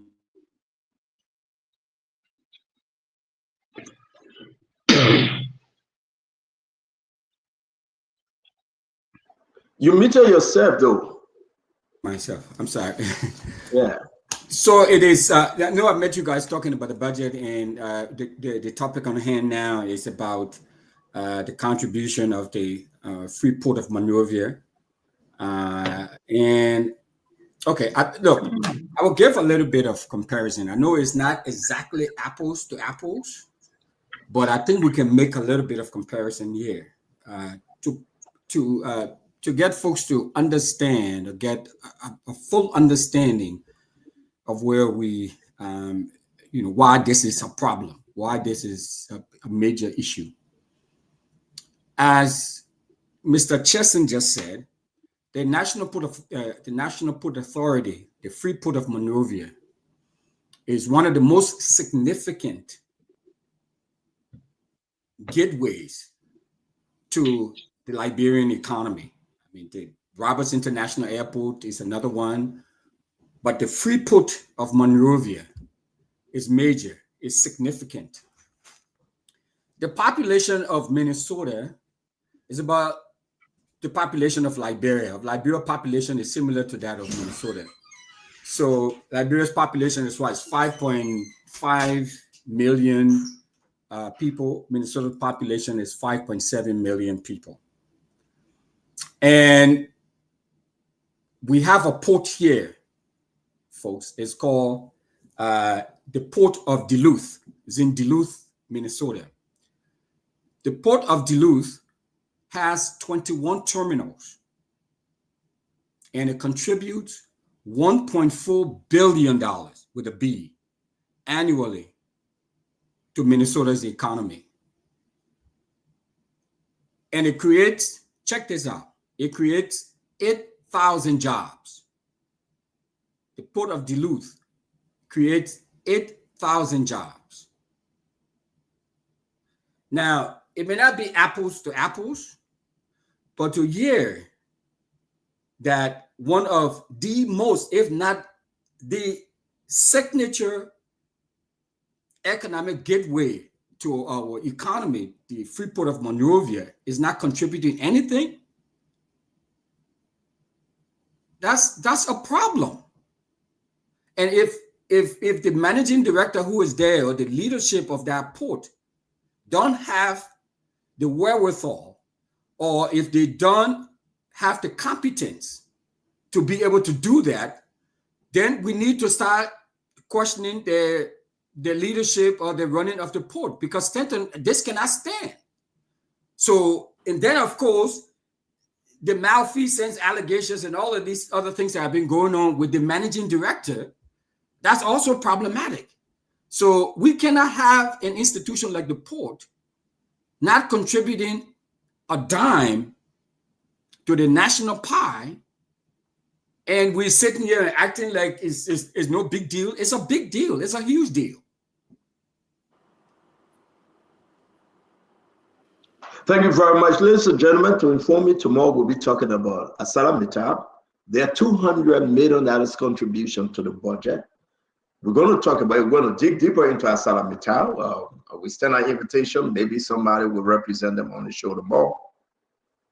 We're going to be talking about other sectors in the government, their own contribution, and what is allocated to them as per the proposed 2026 budget. You got to understand, with this government go underwater, We still get the Sierra Leonean Pavi for 364 million road concessions. We still get Oranto. We got Total. We have the Mamaka Berete project. LEC going to get 50 million for what? The World Bank brought in $50 million for LEC. We are seeing 50 million on the budget. You got to read about that, kind of. I want you to be informed before you come. You got to call the MD and ask the MD. Don't come and say you don't know about it. Great. It's something fishy about that 50 million that Gafran put in there for LEC. It's a big secret behind it. And today's simple Dukle thing would dig even deeper. How much was collected? All the ports, Port of Buchanan, Port of Greenville, Port of Harper, Monrovia Port, 2024. How much Sekou took in and how much did he give the government? 2025 about to end. How much did he receive and how much did he give the government 2025? 2026, the man saying he giving the government money. So you're telling us, Una in Liberia, a managing director will say, I'm giving you 5 cents. And everybody sit there and watch it. Una in Liberia, a finance minister will do a bold-faced lie to say asset recovery collected, they will give them $2.3 million. But the document showing, and Congress still watching, he's still searching, he will never find that we end the show tonight. Yeah, but look. Una in Liberia, Gray, I'm coming to you, I beg you, my brother, let me land on this. Una in Liberia, this will happen. You can never find 2.3 million in the budget. Now, how Gafan is stealing the Liberian people money?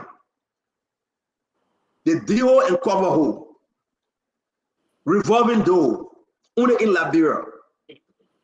Una in Liberia, Gafan will have the mind, the face, the guts to come out and tell people, say, you know what? We got no increment in 7 pay.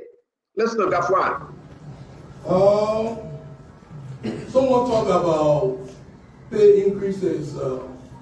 I didn't tell you that public officials, government officials, appointees, did I announce any pay increase? No. Let me say that although we're talking about $1 billion, the challenges are still very humongous. So, and we are paying debt. So yo, hold on. I beg you, Kai. I hope you listen to Gafan. Well, please call in. He will help you. Did I talk about pay increase, Fubi? I'm prepared to respond to that question now. No, my brother. We'll pass you a long time. Leave me alone. Well, Fubi. Oh, my guy, I'm putting it in the chat room. Yeah, just do it now. Do it. We'll bring it up. Fubi. I'm putting it in the chat room. I beg you. Let's go back to Gafan, right? And Fubi, that's the reason why you're laughing. Gafan is not a smart liar. I want to say something, but I will get in trouble on the national TV. Gafan is not a smart liar. If Gafan was check, let me leave it. You know the ending to that one. I can't scream. They were eating for free. Gafan is not a smart liar. No, seriously. Gafan just said that it was increasing the doctors and the nurses. You hear that, right? And today he's saying no increase on 7.7. Gafan just said that nobody will go with less than 150 because they have increased them in the 2025. But now he's saying no. If Gafan will check, you can end up right. I know we had Christian on the show, and Fubi, you told me to say that. I would never listen to you again, my brother. Yeah, but I don't want to say that. But if Gafan will check, they were eating for free. But anyway, again, Fubi, please don't let me to say that, Becky. I take that back. Listen, this is bad. Gafan is a liar, Greg. Go ahead. Yeah, man. Go ahead, Greg. Yeah. No, but you see, you struck a point, Steiner. 3 years into the government now, 3 years. That's the halfway mark. There can be no excuse. No increment in civil servant salary. 0. Go to the vice president budget increment when it comes to the issue of employees, payment, salaries. But he has acknowledged that there is no increment. So why that huge amount of money? No increment. That is unacceptable by the nurses, by the doctor. They may made a pronouncement already, by the teachers. So how will you increase if you say, okay, we pour 110, 20, 30, $50 million in education? What happened to the teachers? How do you increase their pay? You say we pour so and so amount of money into the health sector. What happened to the nurses and the doctors? How do you increase their pay? You got SOEs that are not contributing. And to be frank with you, like the counselor, you know, we're not being personal, counselor. Counselor Barbara, you know I like you and I respect you a lot. But do not allow people to misinform you. Even on 459 under the Financial Intelligence Agency, there's nothing about assets recovery in the narrative. I just got you reading the narrative, stand on Senate, you put it up. You misled the public. You come up for $30 million plus. I don't know what else they could send you something. It's not even in the budget. You also misled the public. You can be a Gafwan on the show. And we can change your name to Gafwan because Gafwan lied to the public that the assets recovery team has $2.3 million. Okay? We cannot sugarcoat this. There's no way that you can defend lies, especially when there are public documents to defeat your argument. Gav, in any serious country or governance process, Gav cannot be finance minister tomorrow morning. He lied that we increase the teachers' pay, the doctors and the nurses. He lied that $2.3 million is there for assets recovery. The blatant lie. He presented a budget of $1.2 billion that is very unrealistic. He said there have been no budget shortfall, a contradiction between him and the LRA when it comes to revenue generation or collection. He argued that there's no budget shortfall. It demonstrates his administrative ineptitude, maximum administrative ineptitude. He overstated a budget of 2025. He talking about 975 plus million United States dollars as opposed to 880 million in the budget. It's written there in the current budget. He placed it there. So the maximum deception. So it reminds me of the argument between Gafwan and John Molu. I remember when Gafwan was budget director and presented the budget, and John Molu said that cut and paste. You understand? We all gonna know what John Molu, but he's validating the argument. He's validating the argument. So there's no way we can sugarcoat it. Look at the assets recovery team. You put $10 billion so they'll be able to generate it. It's unrealistic. Where would they be getting $10 billion from? They don't even have money to start up with. They don't even. Some of these cases will go for the next 3, 4, 5, 6 years. We all know about that. It's an open secret. You take huge amount of money, you put it on the NSA. You take huge amount of money, you put it on the EPS. And what is a disservice, Tano? Can you imagine that the speaker budget up, the deputy speaker budget up, the pro tem take her money and put it under the Senate, okay, and say, I reduce my budget. The devil is in the narrative. It's seen that. It's a public. It's a public. We cannot run the country like this, especially when you have committed yourself the arrest agenda. What is on agriculture? What are they doing about agriculture? The yellow machine or equipment are not here. What are they doing about tourism? Do you know how many persons tourism can employ? The reason why I keep talking about tourism, because when me and Snow introduced that bill, these are things we're looking at. Okay, the bill on tourism, when we introduced it, the president can reintroduce it. These are things we're looking at. But you put $30 million on the tourism, and you take 15, 20, 30, $50 million and put it to other areas. Do you know what tourism will do in the next 30 years? If you really look at the rule of law. How much did they put in the rule? Candidates should be arguing for the rule of law. As a councillor, you should be arguing about the rule of law to make the judiciary branch of government more independent. It's very important. This is the arrest agenda. How can you debate the success of the arrest agenda when the budget is a walking contradiction? Financial misinformation presented by the Minister of Finance. the chief architect of the budget of the Republic of Liberia, the chief planner of development, that's why they call that Ministry of Finance, Development and Planning.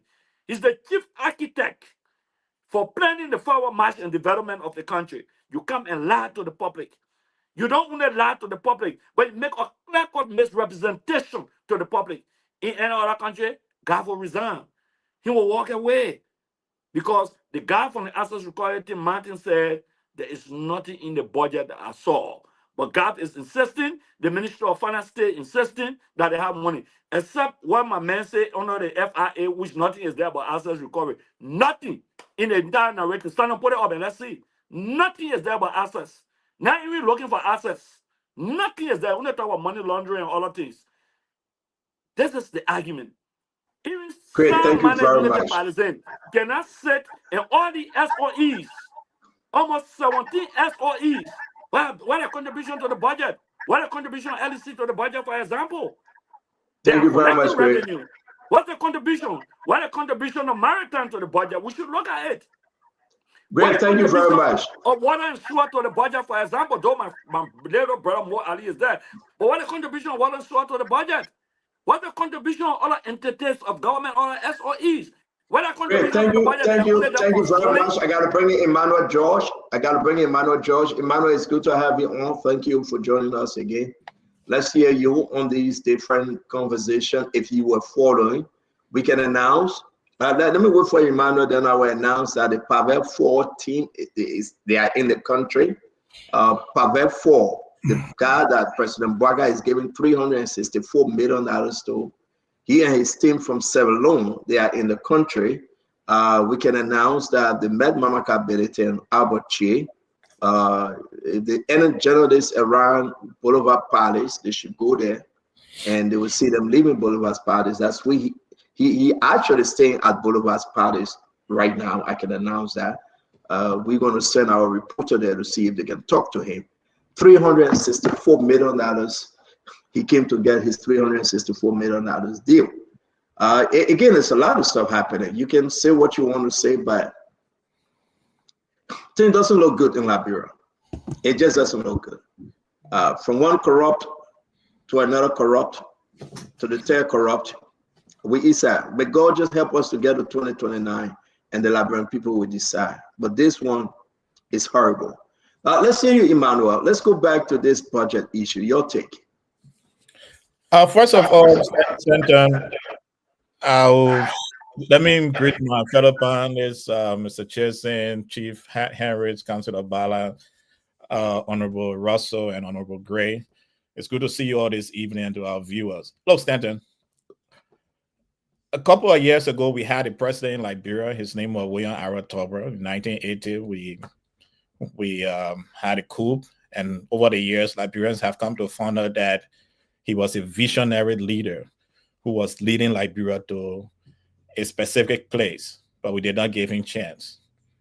Then in the last few years, in recent history, my political leader, Mr. Alexander Benedict Cummings, have been preaching that our country was so rich that we should have a national budget of over $1 billion. He was lambasted, spoken down to by different political parties. And it is great that today the government of Liberia can announce that we can have a budget of over $1 billion. This is a visionary who have shown to the Liberian people that he can see the future of Liberia and the direction our country is supposed to go. But my take is how would this government be able to implement what they have on papers? Because as the conversation have been going around, you can see that there's a lot of situation with this budget. A lot of money is going to be spent to the legislature. The 1% is still going to get $36.7 million. The speaker office have an increase. Why our teachers and doctors and nurses do not have increment in their salaries? The deputy speaker office is going to witness an increase. Why our nurses, doctors, and teachers are not experiencing increase in their salaries? So, in as much as we want to be excited for this new budget, but we still had issue, right? So let me try to share my math. I'm not good at math, but according to this budget, the budgeted amount for 2025 approved is 975,440,000, and year to date, from January to September, they had 614,505,000. That means that monthly is over 81 million that this government was getting. And if you count the math at the end of the year, I'm not too sure they're going to get to the 975,440. In fact, what we get to will be 868,365,000. So there will be a budget shortfall according to the projection they made for the last for fiscal year 2025. So I don't know what they are looking for to go into the future. But again, our doctor, our nurses, and our teachers are not going to get salary increment in this budget. The 1% are going to benefit from 36.7% of this budget, and majority of the spending is going to recurrent expenditure, which is not good for the future of our country. And my political leader, Mr. Alexander Cummings, keeps speaking that we can actually raise this budget, but the Liberian people will benefit from it. That is not what we are seeing now. Thank you very much, Emmanuel. We hope, will your political leader be speaking to address the issue of the budget now, where the process analysis are? Will he speak? I cannot confirm or deny that. We will be looking at what will happen in the future. Do you think he should speak though? I will leave in a position where I know that definitely we have always spoken the budget when it comes up. There will be a conversation around it, but I cannot confirm or deny whether the political leader will be doing that. Okay. So I mean, so you're saying that ANC may speak, but not necessarily the political leader. Is that what you're trying to say, or is that what you're saying? Well, every year the ANC has spoken to the budget and spoken to the issue of improving the lives of the Liberian people, but I cannot confirm or deny whether the political leader will be speaking at this time. So my thing to you, right? Let's just discuss this, and we ask Sidishan here the same question as well. You are an opposition. There's a lot of poke in this budget. We're hearing that Musa Benedict will be speaking more maybe the day after. But as an opposition, with this golden opportunity, why would anybody but Alexander Cummings? Why? Don't you think only Alexander Cummings now need to look in the camera and speak to the issue? Don't give me your chairman, Goo. Don't give me your secretary general. Don't give me you, the diaspora chairperson. Mr. Cummings is an economist. Okay, you will say no, but this is his area now because that's what he said, right?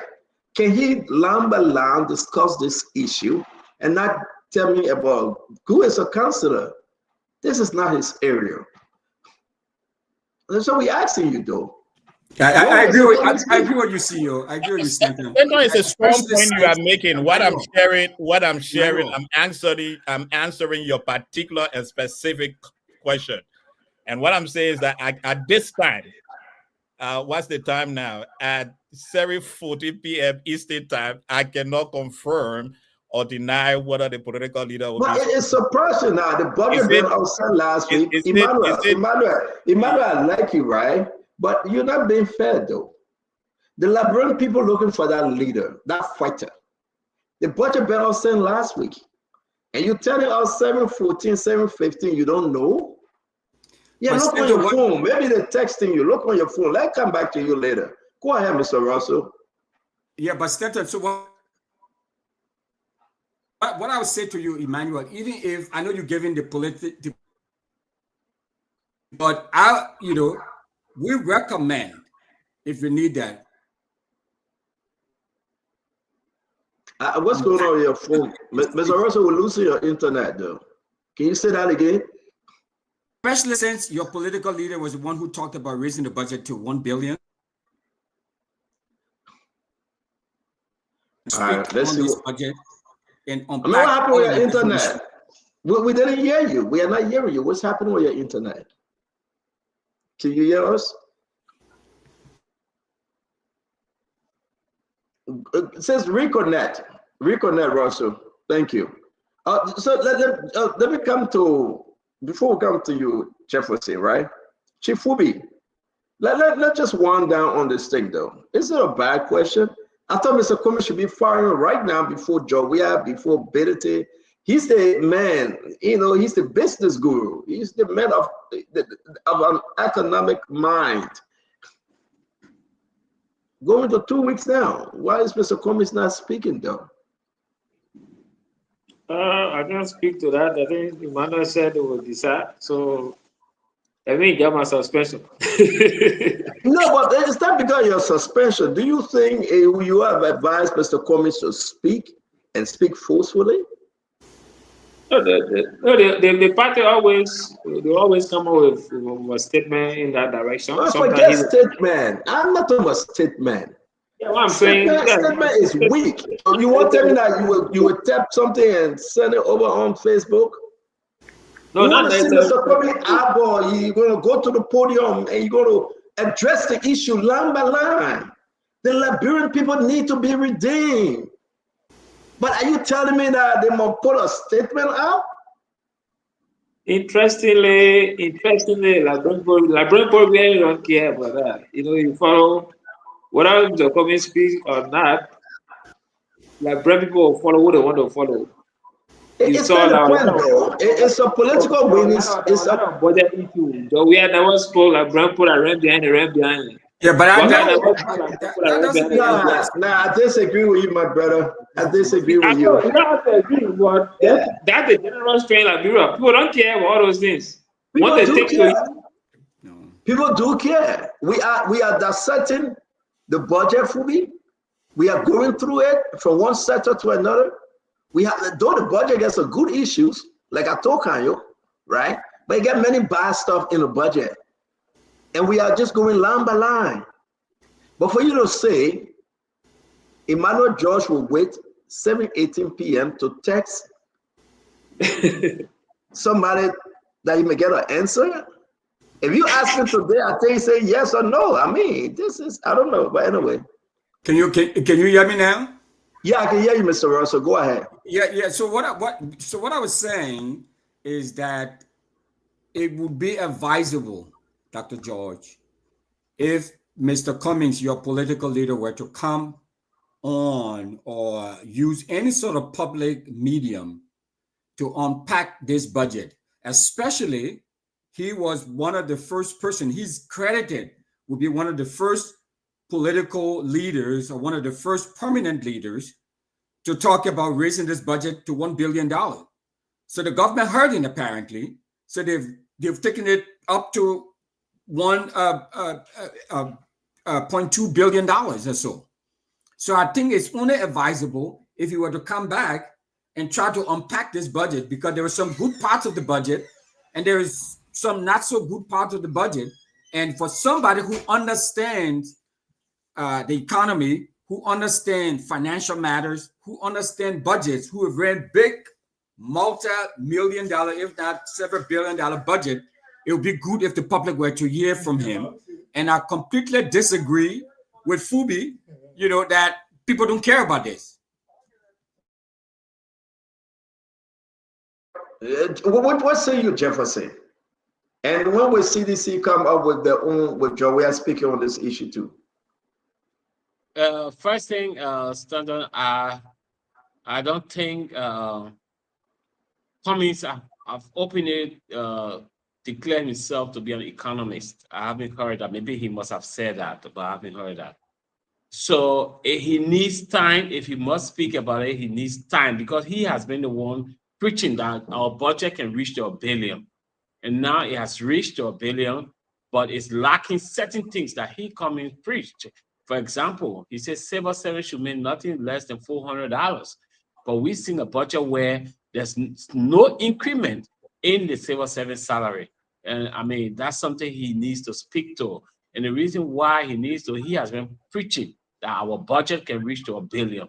And it has reached there, but with some major deficit when it comes to his point of view concerning the budget. So yes, I think he should speak to it, but it takes some time, because The budget is a huge document. He needs to review it properly and before coming up to the public. So he come with substantial issues addressing the main concerns of the budget. When it comes to the CDC, you know, CDC, I've always spoken towards the budget, and we will. The party will speak, show the economists are analyzing the budget, and they are going to come up with their statement on the budget. Yes, they are going to address that issue. Well, Joe, we speak to the budget issue in the country. That's not my place to say. You have Eugene's number. You can. No, I'm not going to call Eugene. You are on the show representing CDC. I'm asking you. With Joe, we speak to him. Don't send me to Eugene. No, sorry. You can call Eugene and ask him. Yeah, until I do that, I'm not in a position now to say as to whether the standard bearer himself will address it, but I know the party will speak towards the budget. And for me, this is where I'm trying to avoid Kanye from there. I don't want Kanye to get involved because this is about CDC. He's a former spokesperson. For me, this is discouraging.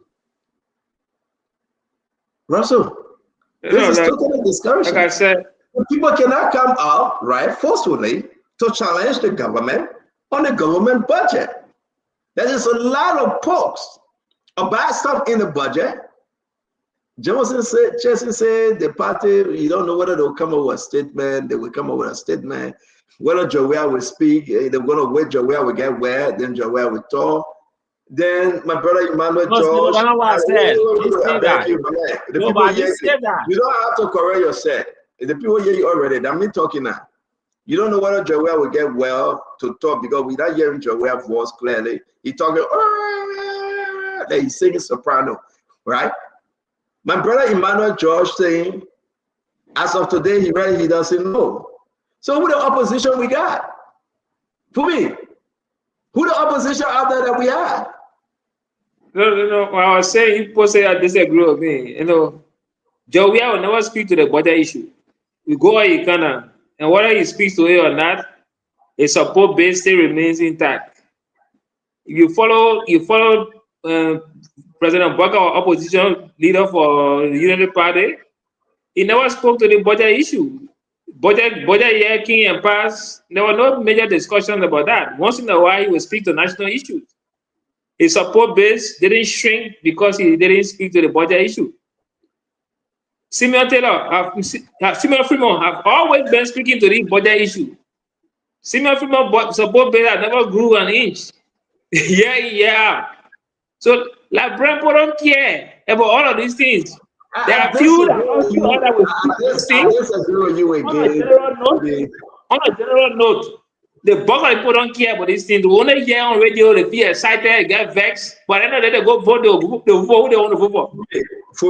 For me, I disagree with you. I think Mr. Cummings should keep you on a suspension for the rest of the year. No problem. Yeah, man. So that come back. Maybe George can answer for us. Mr. George? No, Stanton, as I said, answering your specific question is that I cannot confirm nor deny whether the political leader will be speaking to this. But there's history. The ANC have always spoken to the national budget. And there's history. Mr. Cummings the political leader, Mr. Alexander Benedict Cummings, have always talked about his love for the Liberian people and his belief that we can grow this bowl of rice, that every one of us can participate in it. And as this budget stands right now at 1.2 billion, one thing it shows clearly that a vision that Mr. Cummings have been sharing over the years was the right decision when Kanye, Jeff, and others were beating down us that we could not have a $1 billion budget. Today, it has been proven. Now, there's one thing to have documents circulating, and there's another thing to have official documents circulating. And the official document, once it's circulated as official document, as has been reported by the Minister of Foreign Affairs, Minister of Finance, that's when we cease of an official document, like my brother Kanye will always say, and we read that official document, dissect the official document before the party can speak to it. So it's today now we have this document as official. And now we are going to come through this over 700 pages of the document. Once we are done with that, our party, the 20th National Congress, will speak towards to the budget. But as of now, I cannot confirm or deny the time and the date that will happen. It took you forever to send a text message out and get an answer. It took you forever. Again, we It not take appreciate me you. forever because we've been following the trend of this. What you My think answer was consistent for the first time you asked this question to now. And you know, Kanyo, who is my good friend on the station, can back me out that my answer have been consistent. Right, Kanyo?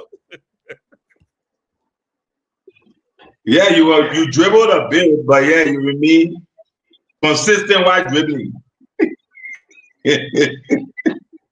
Kyle, what do you think? Your former political leader or your current political leader, do you think he should speak and he will speak? Or you think he will never speak, former president we have?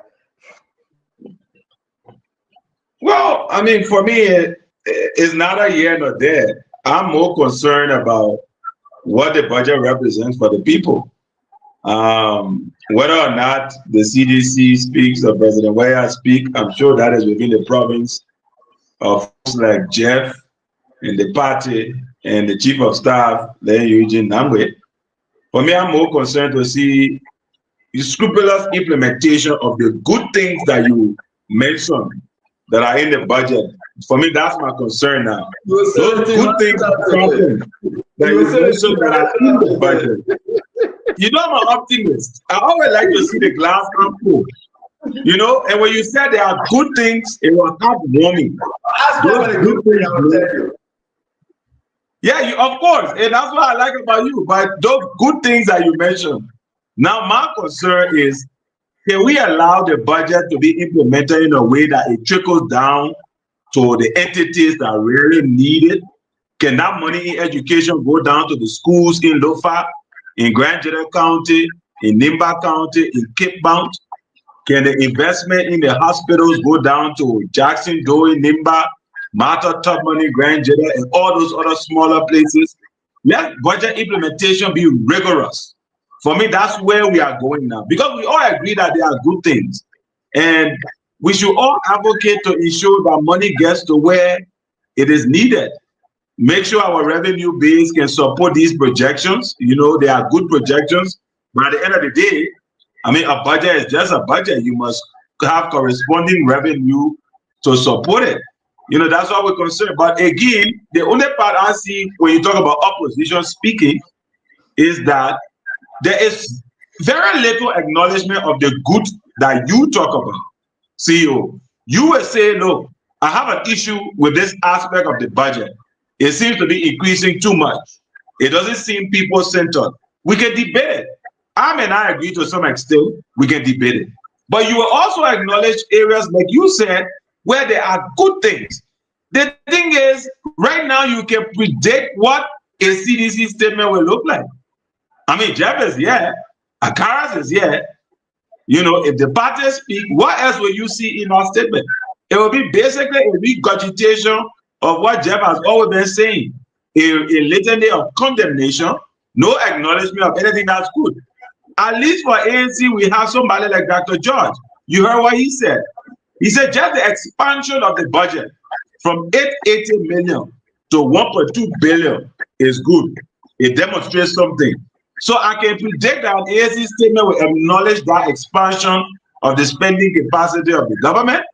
And as usual, he will throw a lay punches on the cover that he likes to throw, just to show that they are in the opposition, also in the party. He will do that, right? So they will issue their statements and whatever and do the necessary grandstanding.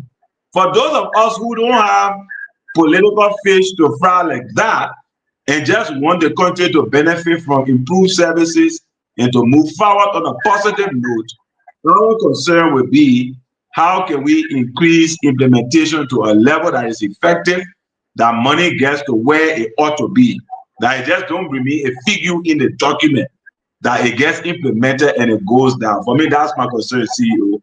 But I'm happy that you always recognize that good things are being done, and good things are, are in that budget. So good thing, we appreciate that. That you always balanced, that's something about you. You can beat, but you always come back. You say there are good things, and I'm just waiting for the time when we start to discuss the good things and not just what others may consider to be, bad about the budget. But again, No, but as the I always funny have is, said, things are improving. President office budget got down. Vice President budget got down for the first time in the history since the war ended. And we have post-conflict democratic elections in 2005. This is the first time that we've seen a decrease in the budget of the president and the vice president at the same time. I think that portends good for the country. Thank you. You should say the CDC will say since 1847. So you see, the reason why we are all on the show and we didn't interrupt Mr. Bala because he was busy finding some documents and we had to give him the time to talk.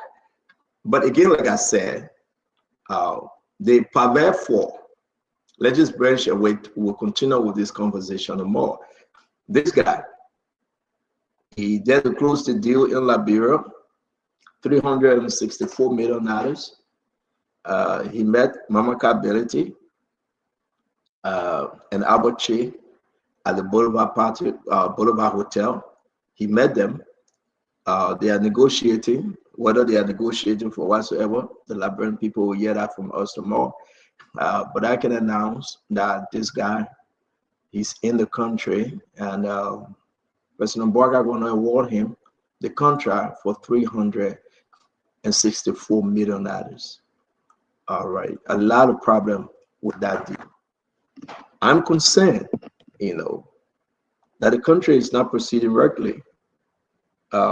But like my brother said, I will say to you, you still have some good thing in this. Seriously, you still have some good things in the deal. So join us tomorrow. We'll talk about some of the good things that is in this deal. Is it good enough to erase the bad stuff in this deal? That would be the question. At 12:33 in Liberia, I want to give you a breaking news. And I want to just admonish everyone. If you stand to fight, fight. If you don't want to fight, don't pretend like you're fighting for the Liberian people. I'd like to announce today that Musa Hassan Ability and Jeremiah Kwanku met. Now, I know the CMC people, this will be a surprise to them. I know Musa Ability and Jeremiah Kwanku from Neba County. I want you to listen to me, folks. I know Musa will be speaking tomorrow, and I just want Musa to deny this. Musa had a very, very long-lasting meeting with Jeremiah Kum, the vice president. What people can say they for Neba together, so what? I want you to join us tomorrow. We'll talk about the change in God's. Musa is a businessman. Anything to protect Musa's business interests will be considered by Musa. I know seditions will be concerned as to why Musa is meeting Jeremiah Kum, Emmanuel Nukwe, or meeting I will be here with Prince Moi. Musa's business is on the line. And Fubi, you know that. They have reduced Musa's business to 5 cents or 2 cents. Is Musa taking CMC to Jeremiah Kum to save his business interests? Is Musa being sincere with those people that are coming on board as CMC members? If you know Musa and you have his number, reach out to him. Ask him. We will explain tomorrow what occurred between Musa Hassan Ability and Jeremiah Kwanku recently. And we want to say to all of you,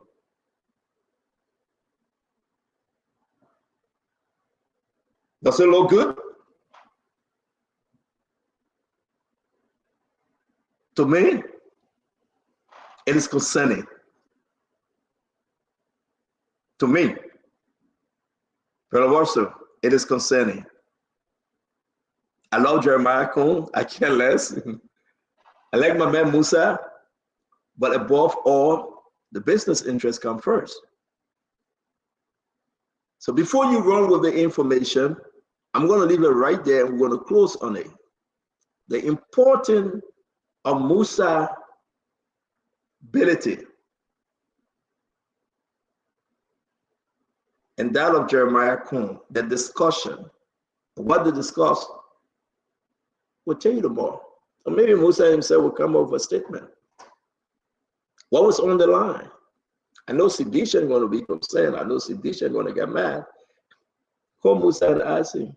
Maybe he will tell you. So let's close the show, folks. We'll come back tomorrow with this story. But this is very, very interesting. We're going to start with you, our brother, the chief, Fubi, F.A. Herons. If all is set, if all is well, the announcement alone that Musa Benete met Jeremiah Cohen and discussed on so many different issues. The business of Musa Scrimex, the tank, was those part of the discussion. The CMC political party was a part of the discussion. And I leave it with you. You can join us tomorrow. We'll dig deeper more into this conversation, that of the budget. And tomorrow, you know, the lawmakers will be in session. And the news from there, we want you to follow Spawn. Again, Africa election have some serious consequences. With no check and balance, anything can happen. But I will leave this with you, that Musa ability to have a long meeting with Jeremiah Cohen. Fubi, your closing. Yeah, and also it's a good show. And the budget discussion is also good for Liberian people. At least they know what's in it for them. They know the position of their different leaders, especially the top 5 offices in the legislature, the judiciary. We see different increment and decrease at different points. But at the end of the day, like Kanye said also, you know, there are some good lines in the budget that we hope that once they can raise the revenue, they can implement them so that people can benefit. There are some areas that also need some serious stuff and serious work around.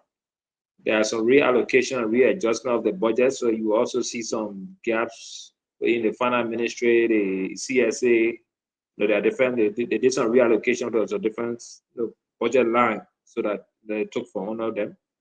But at the end of the day, like MPA, you know, you have a CSA, I mean, this state-owned enterprises, they need to contribute to the budget. You know, you can't have NPA expenditure line being very high than what they anticipate to generate. You know, then that does not make sense.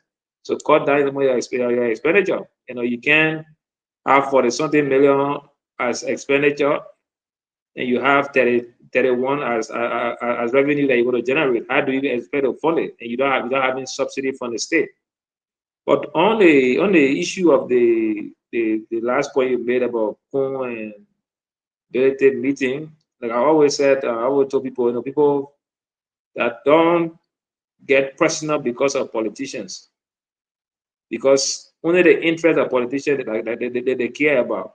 So people take things personally, people get vexed, people they make enemies with their neighbors. I know that a lot of people that have been fighting when because of the United Party versus CMC and all this stuff.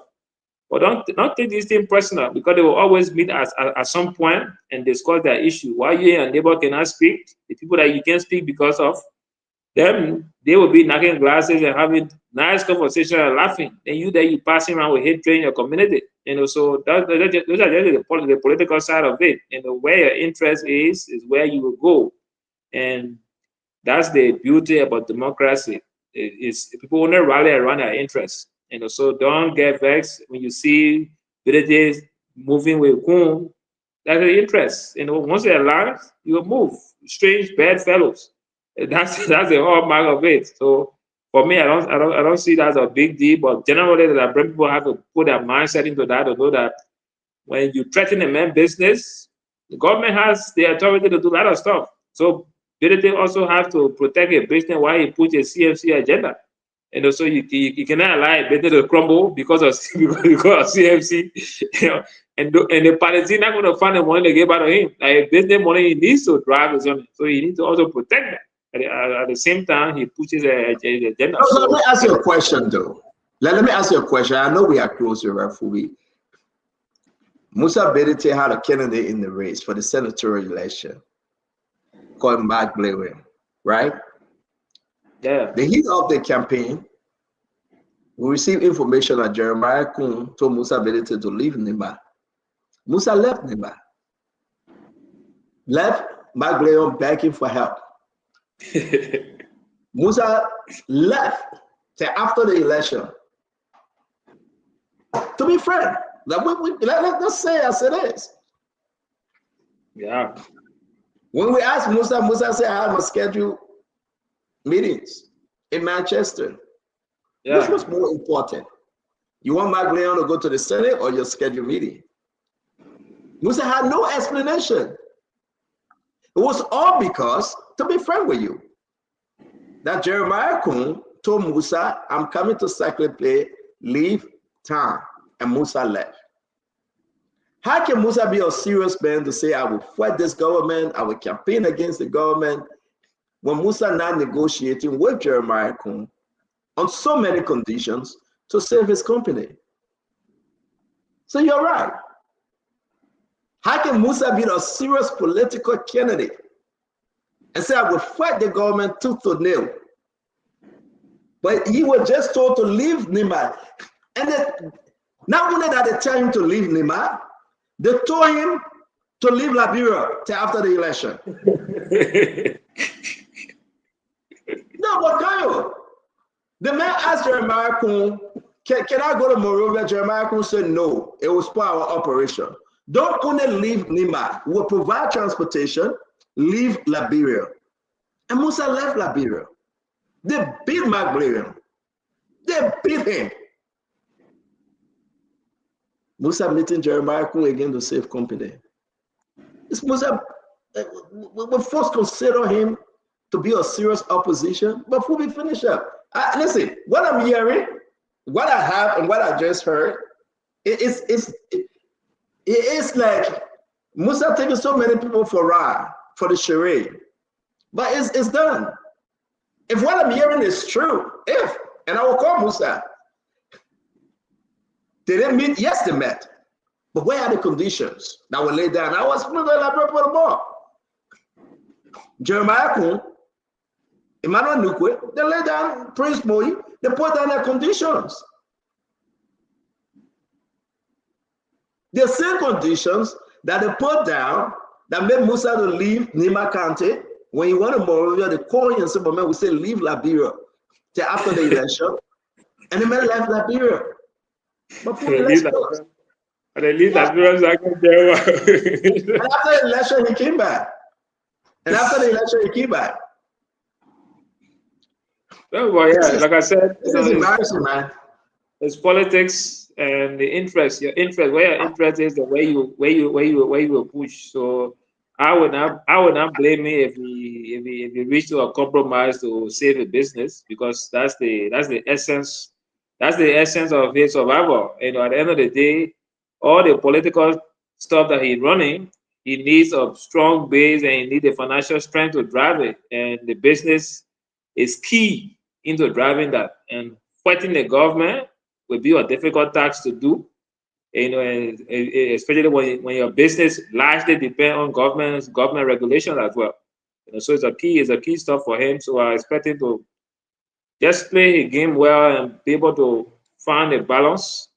You can run your political agenda, you can still be able to have a balanced deal with the government. You know, that's what a smart politician would do, instead of trying to put out a boxing ring, say we want to fight, you know, face to face, and we'll see who will win. And that kind of battle is difficult to win, because the government got every weapon to cripple you, and they can find every different means. You saw they took the 10 fan, they cut down the percentage for getting, you know, from the storage tank.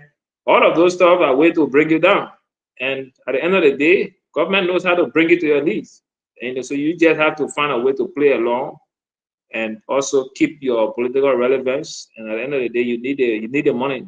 You know, the become a presidential candidate is not a cheap stuff. You need the money to drive it. You know, in your business deal and whatever other support you will have, you need to drive that together. So it's good that the meeting, let's just have a balance. But to the general Liberian people, I say don't create enemies because of politicians. That's my only advice to all of you, because most of you always create enemies because of politicians. At the end of the day, those politicians will knock glasses and be drinking and having party. You in a community, you can't speak to your neighbor because two people are enjoying themselves. You know, so change that mentality. Just know that politics are interests. Interest can shift at any point. Today you hear, tomorrow you understand. That interest. Thank you. Chewose, let's hear you now. So on the issue of Musa meeting with the vice president, I think the two of them have always met. They've had conversation. For the fact we're not privileged now to the conversation they've had, we cannot speculate on what they talked about. But one thing I know is that they've always met. And so it's good thing for the leaders, political leaders, to meet and hold discussions. Those are things we should encourage so that we have a very good playing field. I'm not that you scared about the meeting, so you I'm not scared of the meeting. This thing is let me tell you one thing. Let me tell you one thing. Why the guy acting like he's scared because Musa meeting Kun? I mean, listen, you trimming in your voice like Musa posed no threat to the CDC and the Joshua. Musa posed no threat to the CDC and Joshua coming winning election in 2029. He has zero impact on the CDC. So talking to Kun means nothing to the CDC. He has a right. These people are, leaders from Nima County. They should meet and talk. We encourage that. They didn't talk on leader talk. Yeah, but we can't speculate, especially me. I can't speculate. I want you to speculate. I know what they bet on, but I'm saying we can't talk on leader talk. It wasn't about Nima. I'm saying to you, you're acting scared. Like you know whether the meeting will take place. Musa and his CMC posed no threat to the CDC winning election in 2029. I can assure you on that. So, to speak to the budget, Senator, I would say that this entire budget is an instrument to suppress the ordinary Liberians. It's meant to land on the pocket of the elite Unity Party partisans and those in the legislature. I think this budget should not see the light of day. It should be restructured to represent the interests of the ordinary Liberians. There's no way we can say this budget is a groundbreaking budget when you allocating barely $9 million to JFK. MCC has $4 million that get the entire city dirty, and sicknesses are passing around the city right now. There's a fear of outbreak because of the amount of deaths in the street. You gave MCC $4 million. Then you get the NSA $22 million. That is contrary to the people's interests. Then the national legislature has $51 million for no reason. Then the Ministry of Agriculture, that should be driving the policy to make our food sufficient, has only $9 million. And Ministry of Foreign Affairs is carrying $27 million. Yes, indeed, it's a groundbreaking budget, but groundbreaking against the interests of the ordinary Liberians. Look, the budget has been increasing steadily over the years. From 2005 to now, the budget has been improving. So we put the budget around $8 million. We expect, I mean, 800,000, we expect it to hit the million. Even after this government, there will be time where the budget will even reach, $2 billion. We're expecting to reach that. But while the budget is reaching, the ordinary people should benefit. The doctors, the nurses, the civil servants should benefit from the budget. By now, we should be seeing increment in the civil servants' salaries. That's what we should be looking at. Civil servant salary should be increased in the budget. If we see that, we say, yes, the budget is an instrument to benefit the people. We should see that the JFK will be allotted more money to buy more equipment, more drugs, pay doctors better, pay more nurses, and improve the condition at the JFK at the moment. To avoid two baby mothers sleeping on the same bed at the maternity hospital. To avoid the fact that the JFK will run out of electricity while people are on oxygen. We should avoid the fact that people, the JFK should be running out of drugs. We should put most of the money towards the JFK to ensure that the ordinary Liberians can afford health care. This president promised that there will be almost free health care. And then you're saying that then you're not getting money, you get JFK 9 million and get 22 million to NSA. It's counterproductive. It's against the interests of the ordinary Liberians. Thank you very much, Jeff. We gotta go, man. It's a bad budget. It should not see the light of day. Any day should be Thank you very restructured much, to Jeff. represent the interests of the ordinary Liberians. My brother Jefferson Chesson, thank you very much. Welcome to the councilor. Councilor Bala. Thank you, CEO. Once again, I think this has been quite an energetic show. All of the presenters made very valuable contributions. And like I always say, we may not all agree on the nuts and bolts of the conversation, but I think if there's one thing we agree is that we all want Liberia to be better. I mean, looking at it from our own different perspectives. I would say that I believe very firmly that this budget is groundbreaking in many respects. To borrow Dr. George's language, the fact that we are for the very first time reach 1.2 billion is monumental in and of itself, moving from 880 million. But I think beyond just the figure moving into the billions, just the fact that certain types of austerity as modeled by the office of the president and the vice president, we all know in our country how easy it is for the president to want to increase his budget. And if he wants to, the imperial power of the presidency cannot be resisted. It would have been dramatically increased if President Boykai wanted it to be increased. I think the fact that there is a decrement in the president's budget and also a corresponding decrement in the vice president's budget indicates an awareness of the scarcity of resources and the need to place resources in other spaces. I see also very good things happening in the health sector. We're seeing increments in budget amounts going to hospitals in Nimba, in Bomi, in Cape Town, etc. We're seeing the same thing for community colleges as well. On education generally, we see an increment in the UL budget by 6 million, which is going to go to renovating the campus, providing internet, going to the medical school as well, which is so critical for our healthcare system. That is also very good.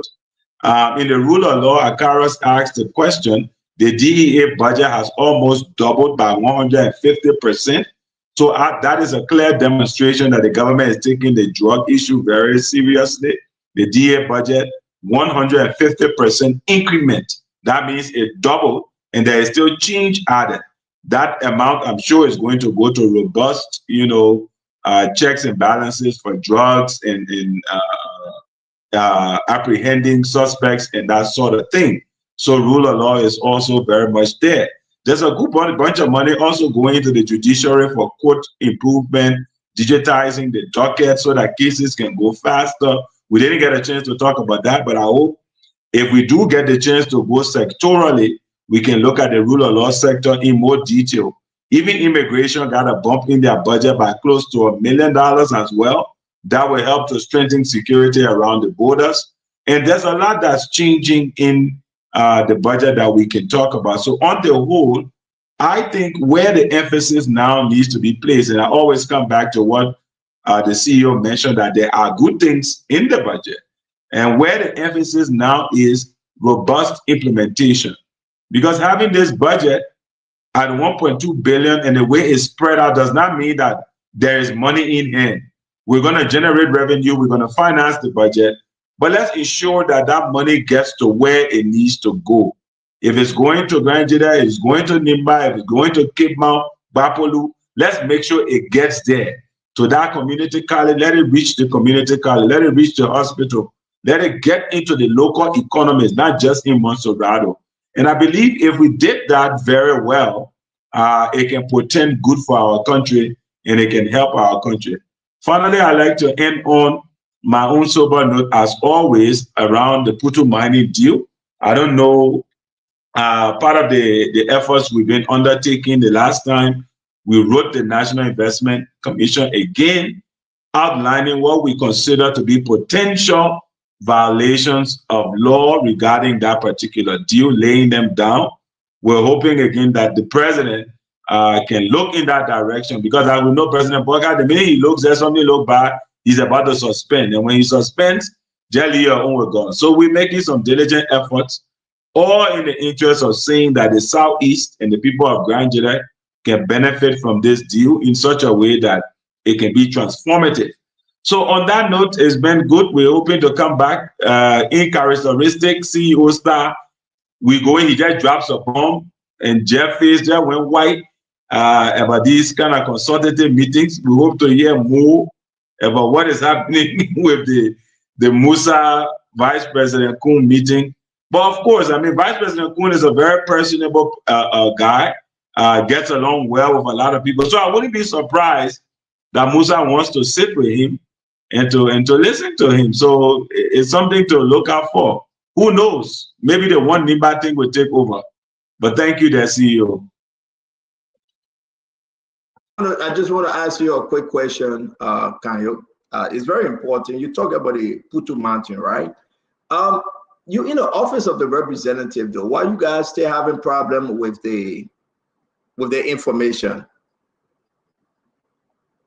Well, he's just one representative. I mean, there are other representatives, and aside from that, he's in the legislature. Until it gets to the legislature, it is still within the executive.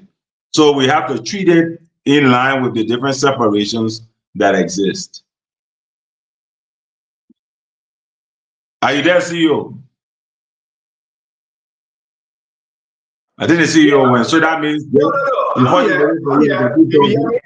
Can you hear me? Yeah, now I can hear you. No, I was saying to you at the end of the day, though, because only you can give us the information, and your lawmaker have some way. But real quick, I'm kind of confused though. Did you, Kayo? I'm kind of confused. Did you change your name, Councilor Kayo Bala JMB JKK movement? Is that what you have under your name there? You change, if it's changed, you change that name. Why? Everybody's seen it though. No, seriously, everybody's seen it. I mean, you are going into deep, my friend. You are listening. No. You change that name. No, you have gone into deep. So you are not eccentric. Let's keep it for a second, right? Everybody got to take a look at this. You definitely using your right portfolio, your right credential, and your right title. So are you the spokesperson for the JMB JKK movement, sir? Well, I know where you're coming from. You see, CEO, it is uncharacteristic. No, I didn't do that. Like us, right? I'm technically, I'm not in government, in the executive. I don't come from the Unity Party. I'm a seditious, but I model a centrist ideology. But I'm prepared to just take a very objective look at the way things are. Like I always tell people, look, I spent good almost 15, 20 years criticizing Unity Party and its way of doing things. I don't have to prove to anybody that I can criticize UP anymore because the records are there. President Boyka is president. We challenge him, we say we like the fact that you and myself on the same side. So we want to support him. I like the fact that you and myself on the same side supporting President Boyka. We just take a different right, I will come from the right, you come from the left, because I will force the president to deliver what he promised me and the Liberian people. But to see that it's all in the bicycle children right now, that you're using the JKK and JMB JKK, you are the chairperson. You changed my title, or maybe Darius did it because I don't trust Darius. Darius always coming up with stuff. So maybe Darius went in there and changed my title. Now let's go ahead and ask the guy. It's in the panelist chat room. It's all over. But Emmanuel, I mean, he has taken a full position. But see, very quickly before you go, sorry, just 5 seconds. You know, I think we are more alike than you think, right? I criticized JB for a long time. Now I'm in the middle ground and I'm being positive. You started off with supporting him very actively. Now you are criticizing. So either way, it balances out. Ultimately, like you, at least for me, that's what it is. I want the best for the country. So when good things are happening, I want to focus on the good. Because I spent a lot of time criticizing. For you, you haven't done a lot of criticism yet. So this is your time to criticize. So let's support. You'll be criticizing here, but let's be moving forward with what's good about the country. Thank you. Thank you very much. I appreciate that. Let me bring in Emmanuel George. Emmanuel? Yes, thank you, CEO. Thank you, Chief Henrys, Jeff, Honorable Russell, and Councillor Bala for the conversation we had tonight, even though I came in late. Look, when we start with Honorable Musa Bedete, it takes me into the quotation of Sun Tzu in his classic, The Art of War. He says, he will win who knows when to fight and when not to fight. So perhaps the honorable gentleman is taking leave from that classic book. But again, we are all on the road to 2029. Everybody is shifting and growing alliance.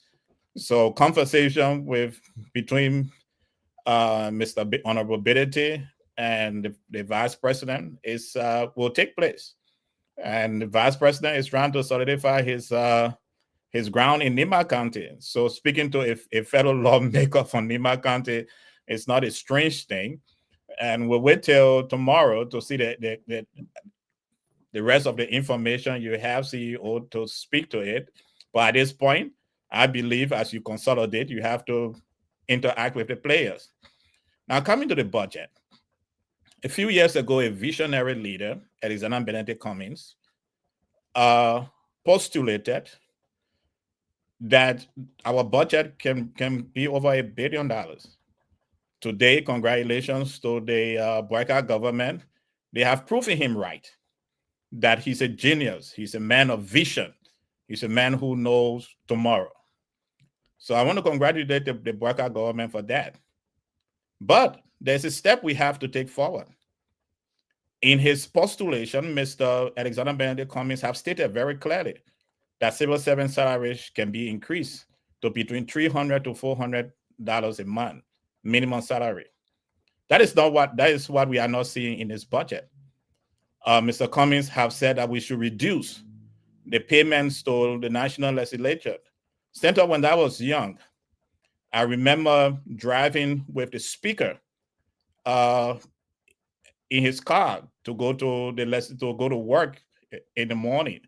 We didn't have a lot of Serenes all around us. It was Speaker Hill and a few of us in his vehicle. The Vice President Moruba at that time drove with only 2 motorbikes in front of him and his single vehicle. But now everybody who is somebody in Monrovia have more than 3 vehicle escorts and spending our money left and right to support their selfish and greedy life. So that can happen. That can happen so that we can increase civil servant salary. So therefore, tonight, as we congratulate the government, we also want to say that Mr. Cummings was right. And to also make the Liberian people aware that this great visionary has a great plan for each and every one of us to take us from where we are right now to where we ought to be as a country and as a people. And we can definitely do it together. We can definitely grow this part. We can definitely all eat in a bowl of rice, and every one of us will be satisfied as we eat in this bowl of rice. Do have a wonderful evening. I look forward to being part of this conversation tomorrow. Thank you. Thank you very much, Dr. George. Russell, take us home now. I'm not closing. Nelson, can you come on? Russell, take us home. Yeah, thank you. Thank you, Stanton. And thanks for the conversation, and to all of the viewers and listeners. We always appreciate you coming on, listening to us, spending time with us. You're using your data but you are devoted to hearing us opine on so many issues, especially issues that concern you and that you are interested in hearing about. So we don't take that for granted and do appreciate your presence every evening here with us. So my closing, I would just first,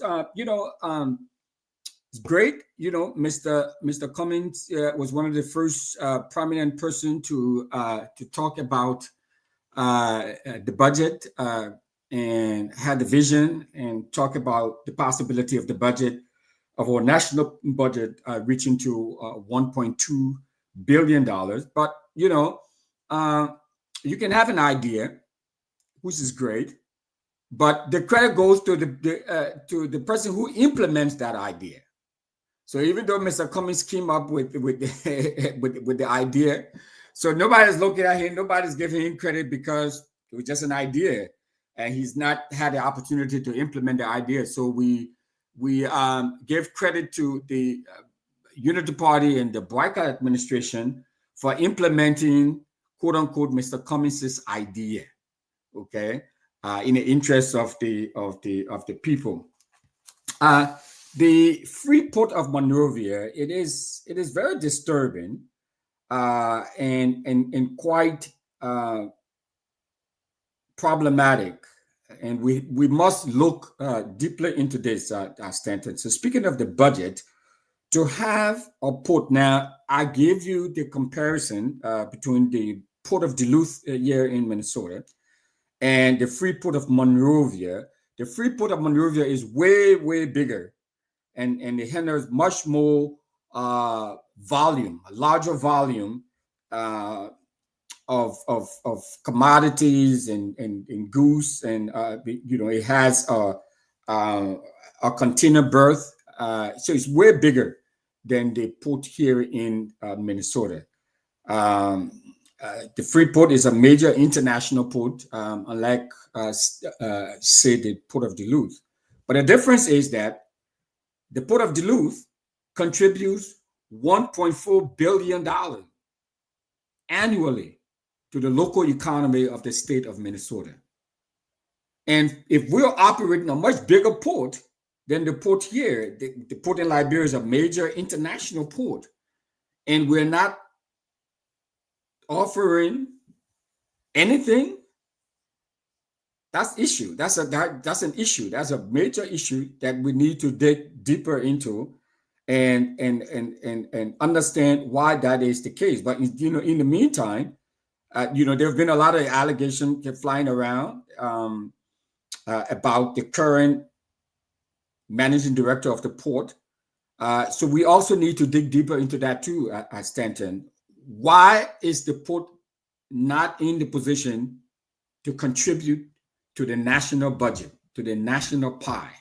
We need to find that out. I mean, there are allegations, that he has shares in all of these companies.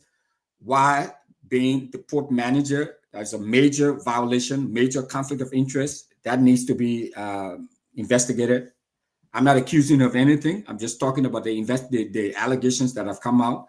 There are also allegations that he's building major properties in Monrovia, especially along the old road, major real estate there. We also need to investigate that, Stanton. Is that why is responsible for why the National Port Authority is not in a position to contribute to our national budget? I don't know. I'm asking questions. I get information and we bring it here, and we need to find that out. So the budget is a good thing, but it would be great if the likes of Mr. Cummings and others who understand budget who come here and unpack this budget and look at the revenues. I mean, the major components of the budget, the revenues and the expenditure, the spending priorities of the government. And we're seeing, some agencies that, budget line has increased, others haven't. So is the government doing any sort of major investment, and why not? So we have to look at a lot of those things. Now, finally, with respect to Musa meeting the vice president, I'm hearing a lot of things and getting a lot of information about the purpose of that meeting. I know, Stanton, you have your information too as well. But is Musa, because one of the things that people are saying and information that is reaching my desk, saying that Musa is well, maybe I shouldn't go there. Let me not. I like you guys say reaching your desk. So go ahead. Let's we have contacts just like you have contacts. No problem. We all have agree. independent contacts and stuff. So since you want to hold your information close to your chest, I don't want to release my sources. I will hold my information close to my chest too and release it. Well, discuss it more. Let's discuss it more, because I think it's only fair, and this is me, right, Emmanuel? What those political leaders are doing, and Musa is part of that group, people need to know. Is Musa sincere? Will Musa run? Will Musa support Unity Party? Will he support CDC? The same thing with the group of Mr. Cummings. Will Mr. Cummings run? Will Mr. Cummings support any one of 2 or 3 of these political parties? Right now, as it stands with Russell, the biggest 2 oppositions, right, in the country, back to back, you can say CDC, who is now in position. Who is now opposition, and Unity Party, who is now in position. Anything short of that, you got to bring other groups together. And what we are hearing from this Musa meeting, it comes with conditions. It's not only just an ordinary meeting, but did Musa tell his people? And Kanyo, I'm not saying it's a bad thing for Musa to meet VP Kundo, but what is in the meeting? What was in the meeting? What are those conditions? Was Musa transparent enough? Did he tell his people that, listen, I'm going to meet vice president and these are the conditions? That's what people want to know. And I hope CMC can come up with a statement. Some CMC member reaching out to me and said they didn't know and they are concerned. I don't know why I broke the news. If Kanyo next time don't tell me, Kanyo told me. And I investigated. I don't know why I broke the news, but it's considered. It's up to CMC. That CMC wahala, not me. Kanyo will be happy and Musa support Unity Party. If Unity Party is doing the right thing and Musa supporting Unity Party, that's fine. Joseph said he doesn't care about Musa. Musa can make Joga to lose the election. Right, Kanyo? That's what Jefferson said. So maybe the smelling that Musa is leaving, who knows? May God bless you. May God keep you. May God save our country. Better days ahead. There are some issues in the budget, some good stuff in the budget. We'll talk about it this week. All is not lost. The budget is still hopeful.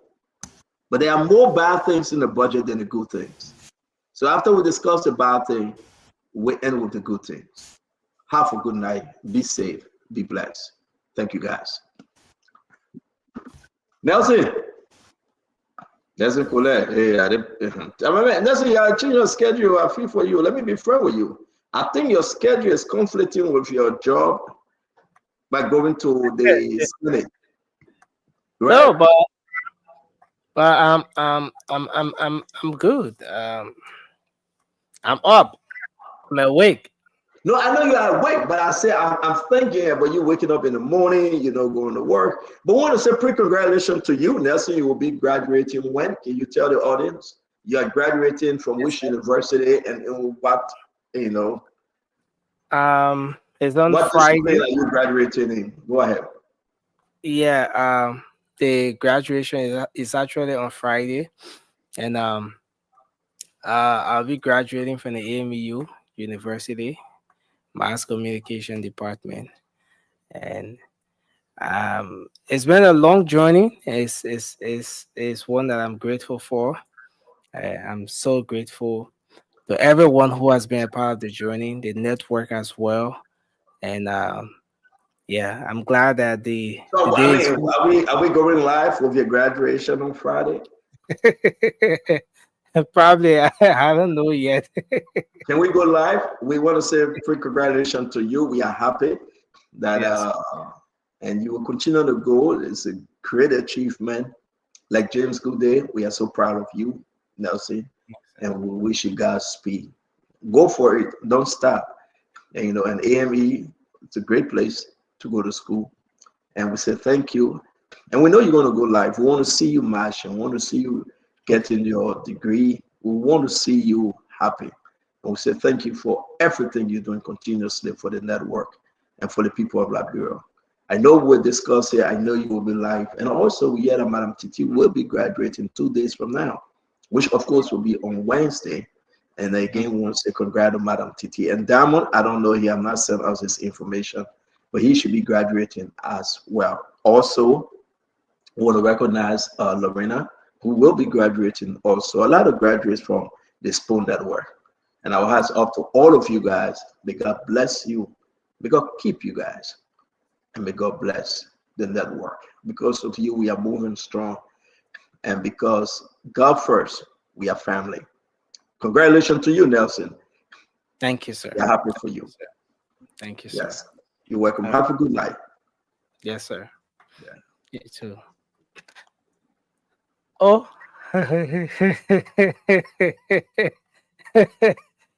Great to see your brother on and left you. Man, I see myself on the double screen. I'm not sure why it's happening. No, Well, it's something we're working on. I think it's something technical. We're working on it. all right. Well, maybe you got us focused on two cameras. Normally, when you have a multiplicity of cameras, sometimes can use one source, and then it produces so many outlets. That is what it is. As far as I know, I don't know if you had to do hardware in Mascom, because when we used to study camera, while going to mass Oh yeah. communication. Oh yeah. Oh yeah. I mean is for the stream, yeah, I think is actually part of the layout and everything. They update the software regularly. So this is a new feature that was just added where you have to go portrait or landscape, and all of that, because there are different gadgets that people use to watch the show, or and all of that. So they try to make sure that the layout fits the different platforms, be it TikTok, Instagram, Facebook, and there are different aspect ratios that are applicable to those platforms. So yeah, it's Are you part of able that. to use have you heard about NDI? Are you able to use your cell phone to Yeah. kiosk through NDI? Okay. Yeah. Well, we have those know-hows as well. Yeah.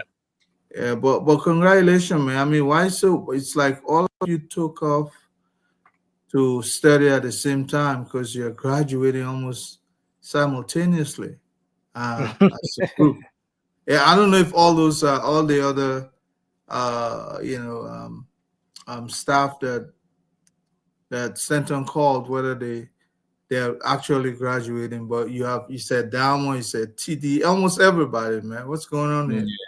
Yeah. That's a huge accomplishment, my man. Yeah. I'm glad. So what are you gonna go do your master where? The plans are still being worked on. Gonna agree. Recently there was